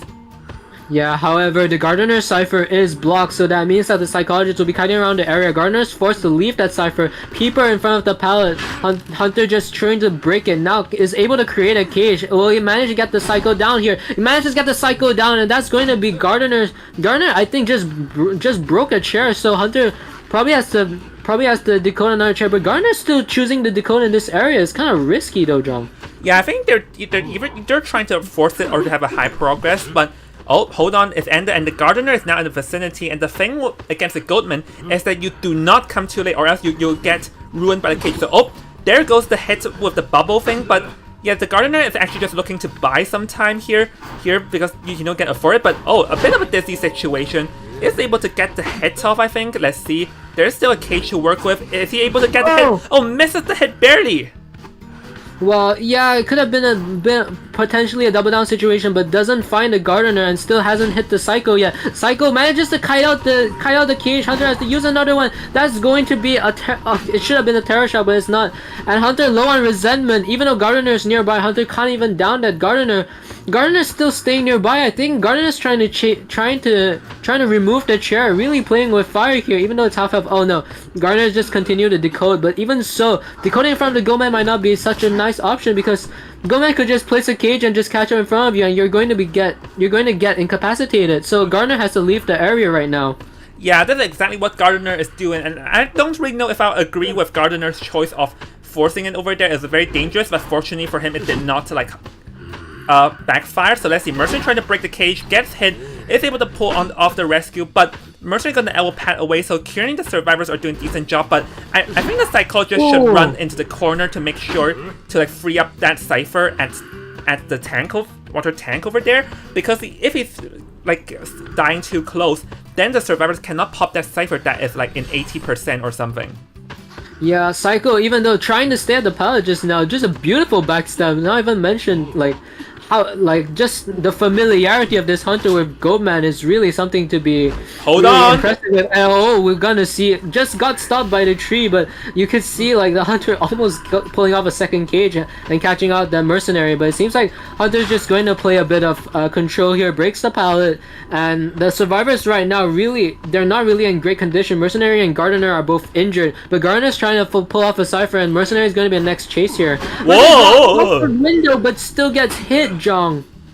Yeah, let's see though. But now Stalkers can pop the cipher. Now it's gonna go back for it. Unfortunately, a bit too far. We can see that this cipher is already at 91 progress. So Love like maybe will want to like just fully camp here and go for abnormal. And oh, goes for the hit, barely misses there, allowing the Antiquarian to last for a bit longer. Goes for a swing for Stalkers, misses, but unfortunately for him, he did manage to escape and does get 2 stacks in a row. So now Love like, or rather, the survivors can just force that cipher. There's nothing the hunter can do about this.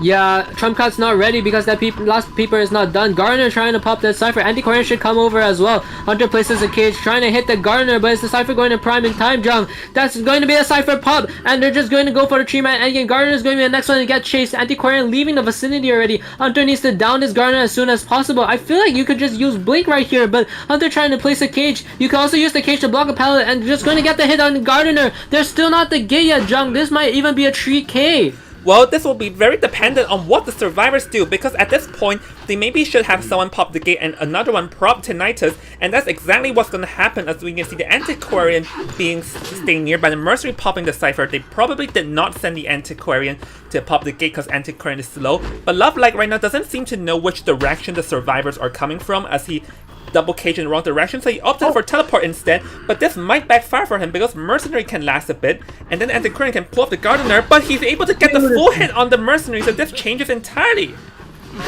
Yeah, Mercenary getting a terror shot, tries to open the gate but doesn't have self-heal. I don't think the hunter realizes that though. So Mercenary is going to be sitting on the chair while Gardener and Antiquarian, will the Antiquarian decide to stay back and potentially try to rescue the Mercenary, or is the Antiquarian just going to stay at the gate right now? This is really a mad dash, but it seems like the gate's at 40. Hunter needs to get there. Go man! Only has 2 cages to work with, not enough resentment, so it seems like it's going to be a 2 escape from the side of Vacuity. Can he make it out?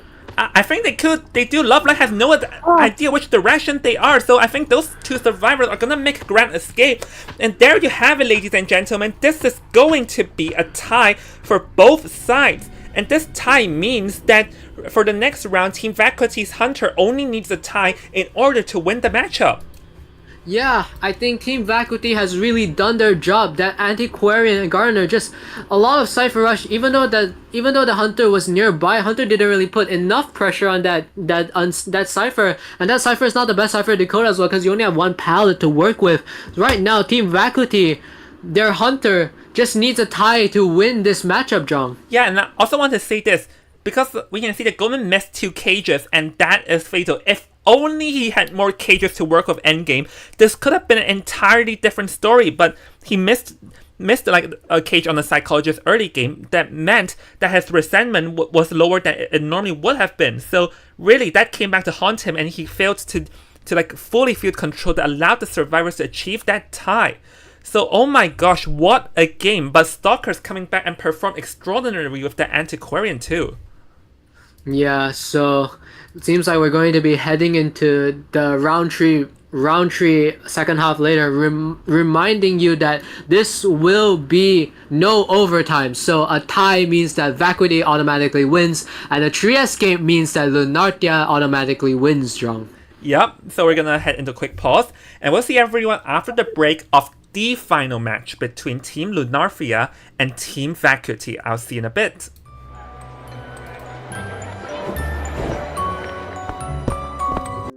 I have always believed that the most beautiful thing in this world is the smile of a child. They are always so delighted to see me. Except for this boy. He seems indifferent to everything. So many times, I still fail to understand. I don't understand. What does this mean?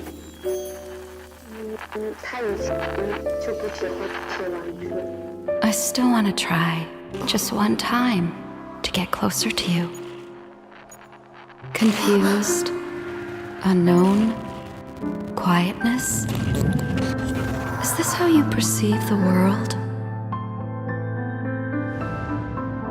他是我孩子呀，那我肯定不能放弃他。 I still wish to get closer to you. 他很小的时候就非常自己在。3岁多的样子。不看人，之前也没有了解过。对视。但他还是我独一无二的宝贝嘛。虽然他确诊了孤独症，但他真的很善良。我想让他和其他孩子一起上课。我也想他和其他孩子们一起啊。我只想你快乐、健康就好。我们永远都会爱你。These stars shine with kindness. I have always cherished them, for they will never be extinguished. When the deep night surrounds you, may they become your stars in the darkness.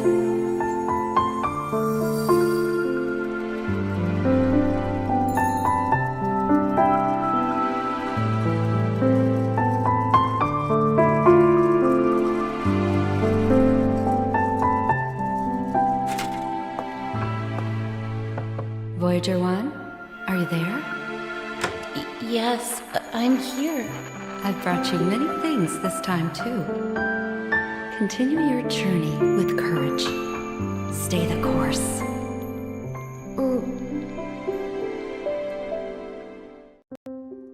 I have always believed that the most beautiful thing in this world is the smile of a child. They are always so delighted to see me. Except for this boy. He seems indifferent to everything. So many times, I still fail to understand. I don't understand. What does this mean? 他以前就不喜欢吃玩具。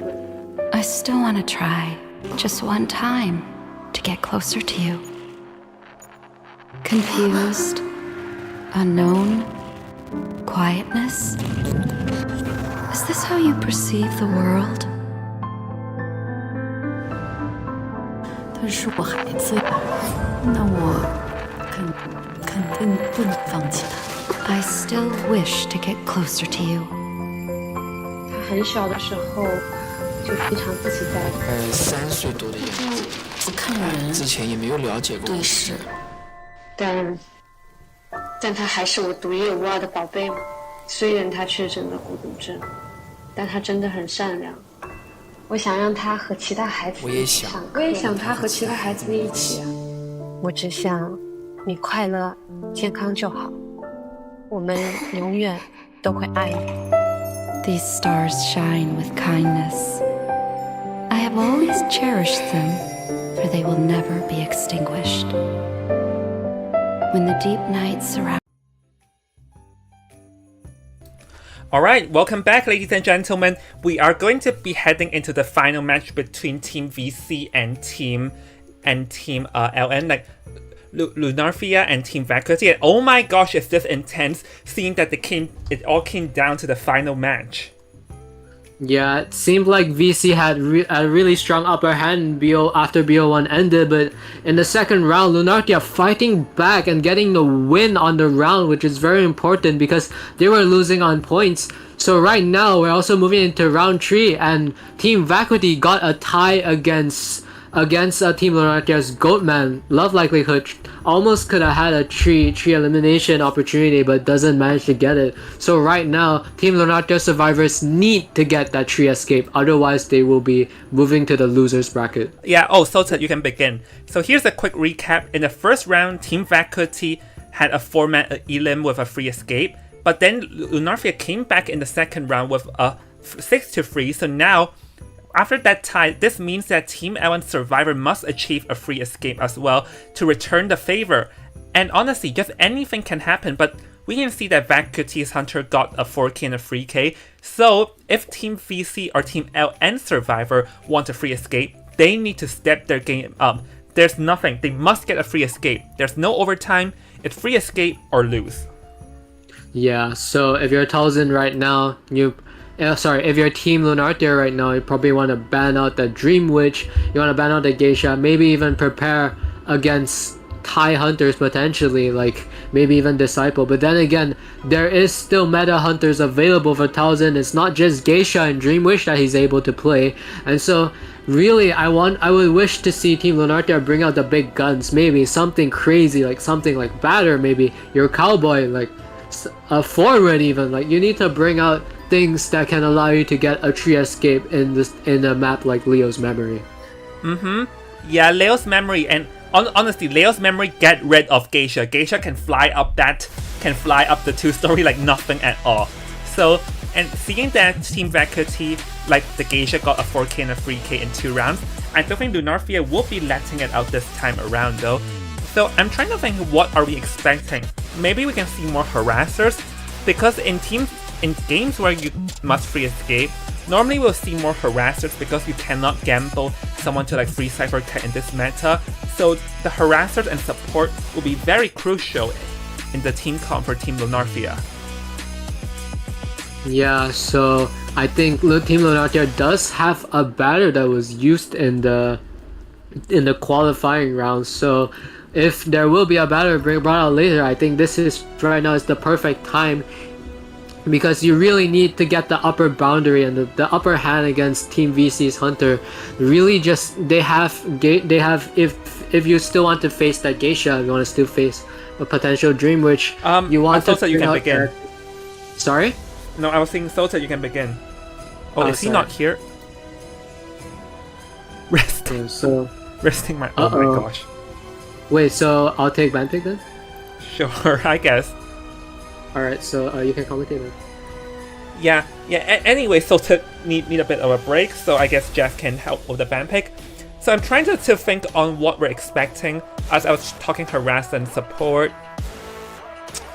Mother Thousand here, we saw him with Opera Singer and also I think IV2 in last Manor Regulars. Oh, okay, Sota is back. Sota, you can begin. Yeah, Sota. Yeah, Sota had to go for a bit, but I guess he's back now. So now let me think of what is the possibilities here, because if we look at the global bans, there's not too many harassers, but the painful thing is the Antiquarian is gone, so they have to go with something else probably. Yeah, and the Barmaid as well, so being an option, but just taken out in BO1. They do have other characters available, like Puppeteer is not banned, Priestess is not banned, Seer's not banned, Coordinator is not banned. You need these characters, maybe even a Weeping Clown out of nowhere. You need characters that can really be good at support and potentially be good at harass to try to get the hunter to be uncomfortable, maybe even lose the survivor. You need those moments to try to get a tree escape, and that's what Team Lunartia is looking at right now. Well, we aren't going to be seeing Team Vacuity is going to ban the Priestess first, alongside with the Seer. So right off the bat, we're seeing two like very common survivors being removed. Just you do not want Priestess in this map. And I think he's also predicting that Geisha will get banned, because Geisha can sort of let out the Priestess, sort of. But yeah, I'm guessing he's predicting that. As we're waiting for Lunarfia's ban, but I am expecting that it's the Geisha and the Dream Witch. Yeah, but that's the thing about banning Geisha and Dream Witch, right? Thousand, knowing that he is just good at this sub-meta picks, but he still has Opera and Ivy if they just ban out the Dream Witch and Geisha. So it's really a dilemma for Team Lunartia right now. So even if they want to ban non-meta, it seems like there is still always options for Thousand. So it really seems like it should be what Lunartia is comfortable with. And it seems like they're going to ban out the Geisha and the Opera. So no more Geisha for Thousand right now. After the first 2 rounds, it just showing its dominance and just winning. And Opera just always a really consistent hunter in a map like Lakeside. A map like Leo's. Yeah, and I'm liking this Psychologist and Prospector. Yes, we all know Psychologist counters Dream Witch and extra tank regen, and Prospector can too, because the Prospector's magnets, if timed rightly, he can use it to cancel other patrollers, but that is if timed rightly. Because if you do not time it rightly, there's a chance you cancel your own attack recovery. But I am liking this pick here, because Prospector Flywheel effect can cut out a Dream Witch patroller stunts, so that must be why Lunarfia lets out Mother Thousand's signature Dream Witch. And it seems like it's not just going to be Prospector that's going to be a really interesting pick. Pharaoh Lady is coming out, everyone. Leo's Memory just being a great Pharaoh Lady map. If you see the ground, it is all the same color, almost anyways. Pharaoh Lady having that blue trail, and Leo's Memory having that snow trail as well. So not going to be easy for the side of Team Vacuity. Definitely Lunartia with that Pharaoh Lady is going to be an interesting thing. And Prospector as well. I think another reason why Prospector was picked because Disciple is also a very common TIE Hunter, and Prospector is able to counter that if you play correctly. Oh, and look at this forward. I am liking this from Lunarvia. This is a full fighter team comp here. So if we look at this, Dreamwitch might not be that easy to pull it out because you got the forward harass, Prospector magnets, and Pharaoh Lady against Dreamwitch. I'm not too certain, but I think it'll be no. Actually, Dreamwitch can play against Pharaoh Lady because you can still use the patroller to bite when the Pharaoh Lady goes invisible. So Dreamwitch is still possible, but the other 3 survivors, one way or another, Dreamwitch will be having a bit of a headache. Yeah, I love the forward pick. Forward and Prospector bringing in that excitement core. You really hate to see these 2 survivors back in the day where Bloody Queen and maybe even Geisha and Dreamwitch were meta, and right now they are still thorns in the team. It is so hard to crack through these Prospector and forward if they get really good harassments on you. So right now, if I was Talzin, I would want to pick a hunter that can counter these 2 very well. And honestly, I don't know if Talzin has this character, but I think Wax Artist is a very good option for me personally. Oh yeah, Wax Artist is not really afraid of harassers, but the Prospector, there's still a potential issue that Magnet cancels out the stun. And this is dependent on how, and also Leo's Memory, like there's quite some high walls. It's not the easiest way map for Mother Talzin's Wax Artist to do a field control. Yeah, that is true, but there is a reason why I say Wax Artist, because I think Pharaoh Lady, when they go invisible, Wax is able to actually show where the Pharaoh Lady is. So we're not actually sure if Talzin has a Wax Artist, but it does not seem like it's going to be something that we're unfamiliar with. Talzin is going to go with that Dream Witch, just something that he's so comfortable with. And yes, Patroller can counter the Pharaoh Lady. Prospector, sure, you can remove 1 follower, but another will be coming on to you. And then you have the forward. Forward has slow decoding, and sometimes it might not be that easy to finish ciphers as forward, even though you can get the stuns on the follower, John. Yeah. So I'm very excited. Like, remember, ladies and gentlemen, this is the last match, and no matter what happens, this will be the last match. So Lunarvia, either they get a free escape or they're going to descend down to the loser's third bracket. So whatever happens here, I'm just liking it because it's on fire, and Mother Talzin is gonna pull out his signature Dream Witch. Lunarvia banned in round 2, but letting out now. Lunarvia must be prepared for this potential Dream Witch. So let's see, do they have a plan? Because I am very excited for this final match. These 2 teams are going back and forth, and this match will decide the outcome here, Jeff. Yeah, man, this is getting really tense. I think if I'm the side of Lunartia right now, I would bring out something crazy, like maybe even a 4 with Flywheel and Borrow Time.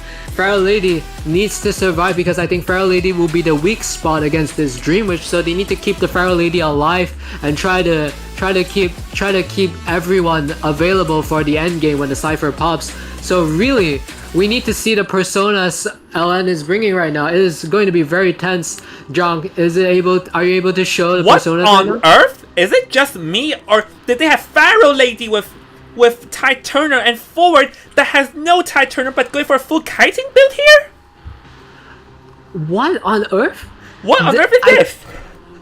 So, Pharaoh Lady is going to be bringing Ty Turner. I was expecting something crazy, but this is beyond me, because what on earth? Pharaoh Lady on Ty Turner and forward just bringing full kite, not even trying to bring Ty Turner. This Dream Witch, I don't even think Talzin can expect it, never mind us. I cannot really imagine how this would go through. And it seems like Pharaoh Lady is going to be spawning at middle, Psychologist at check, Prospector in the factory, and forward outside. And we'll see if Talzin picks right next to Pharaoh Lady, so Pharaoh Lady is still accessible. In fact, it will be the fastest chase for Talzin, so I don't know if Team Lunartia is able to handle that. Yeah, the thing is that I talked about this. I don't think Pharaoh Lady is strong against Dream Witch. I apologize if I'm wrong because I'd never seen this interaction. But if Pharaoh Lady goes invisible, Dream Witch can drop a patroller to get the bite anyways. So with that, I'm not certain why did they have Pharaoh Lady on Ty Turner, because Pharaoh Lady would likely be taking the first kite here.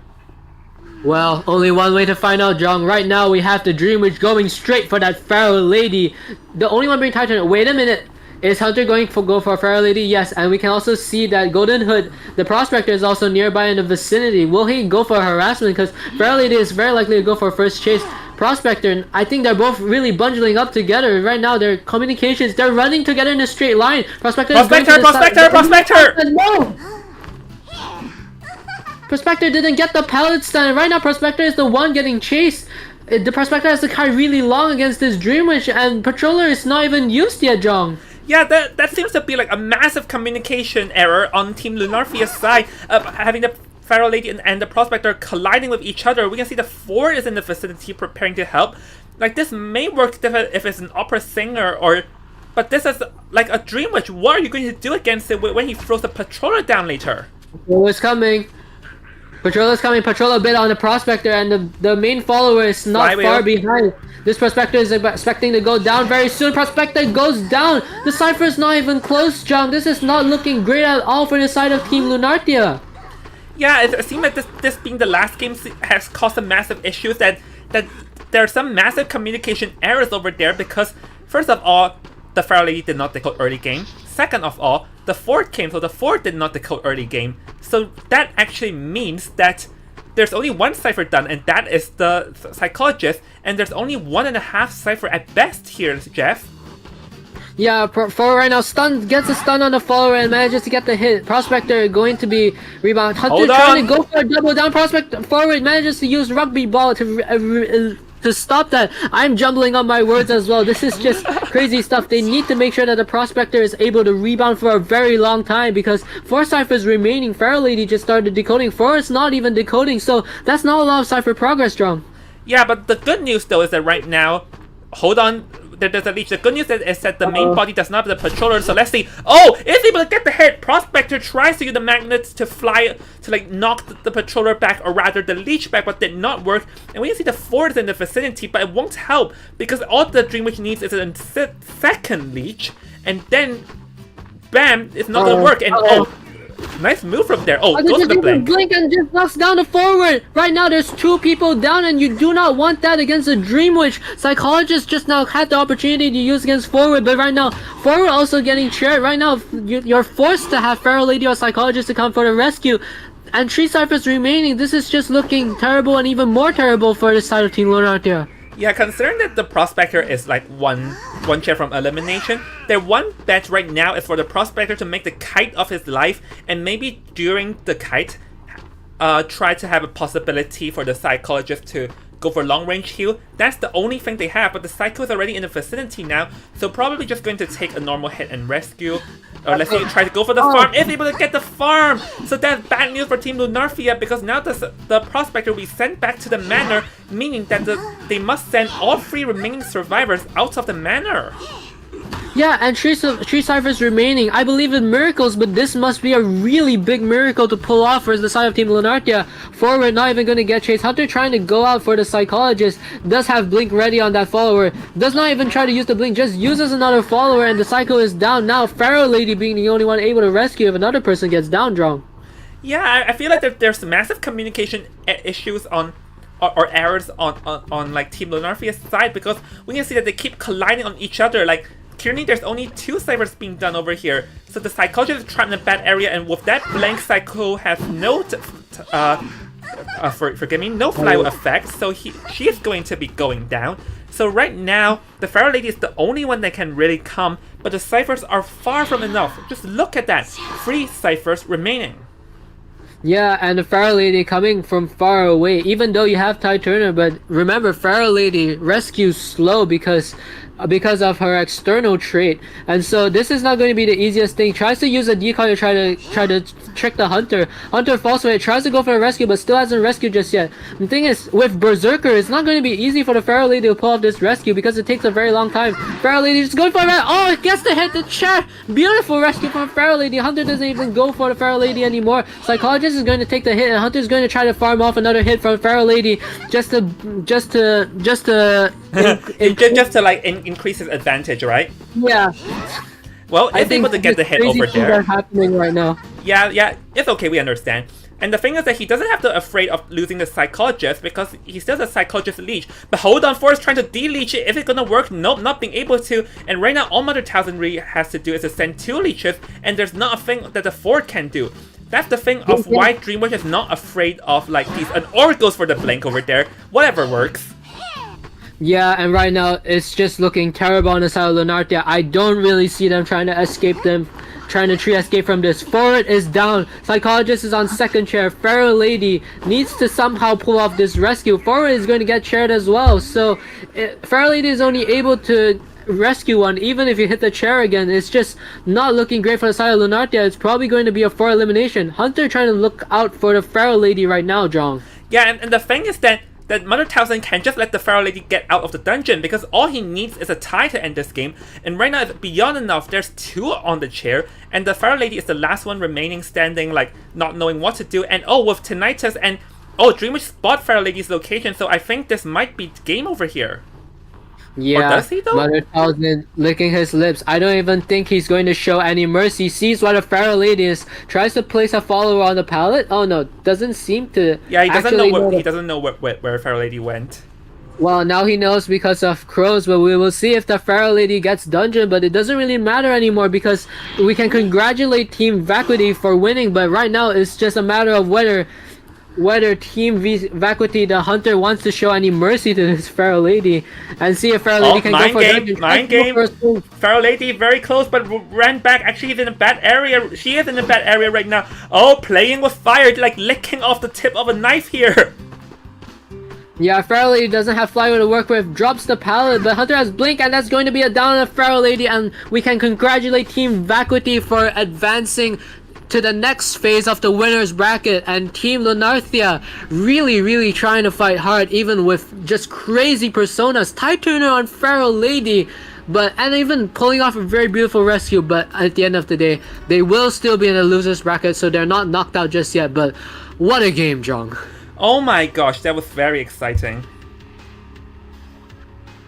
Yeah, the Prospector, the forward, just going for that early support. Prospector trying to help that Pharaoh Lady, but ended up getting chased instead.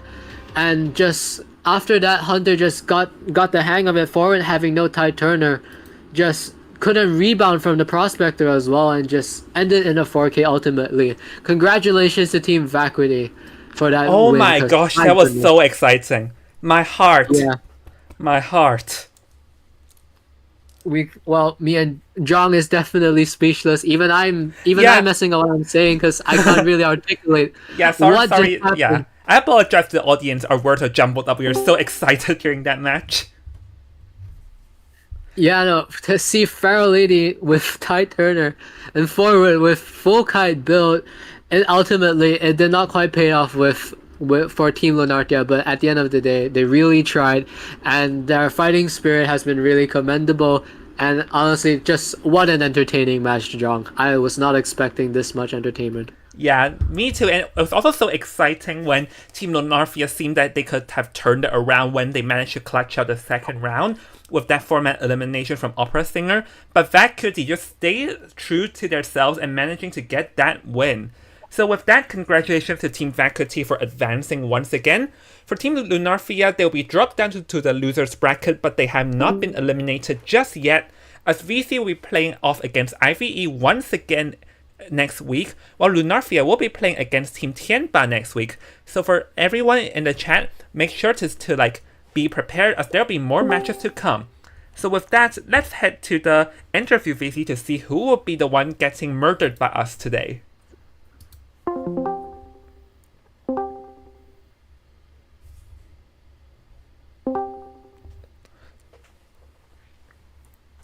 So here's just a quick recap on while we're waiting. Is that hello there, Mother Thousand. Hi, yeah. Hello. So you guys just won. How does it feel? Wow, it was kind of, I think I was like very nervous. Yeah, I was twitching a lot, like because I remember that last time when I was participating in the Hindu Guild bar, right? I went against Ellen as well, and my Ivy got a 4 kill and their Hunter got a 3 kill. Like I think we have like a 50-50 chance to win. So when I feel like I go against them, it's like it's also very stressful. Yeah. Oh, so because you faced against them before, so you're a bit nervous. Yeah.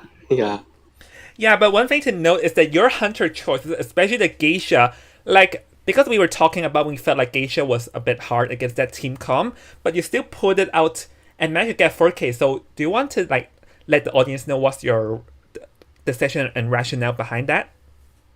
How to say, like I just feel that if I were to pick opera, right, I assume that people nowadays will know how to kite opera, and to be told, it's like, yeah, true to be told, it's like opera nowadays is like, it's whether or not you can like make sure you can use the dash efficiently, like really dash without making so much mistakes in a match. And then I think just now when we faced off against opera, I think 4Q, right? Yeah, but I think Geisha is like, to me, it's much more simpler to play rather than opera. So I chose Geisha because I think I also very comfortable with Geisha as well. Opera, I only main her because she's meta, but I didn't use to main opera back then. So yeah.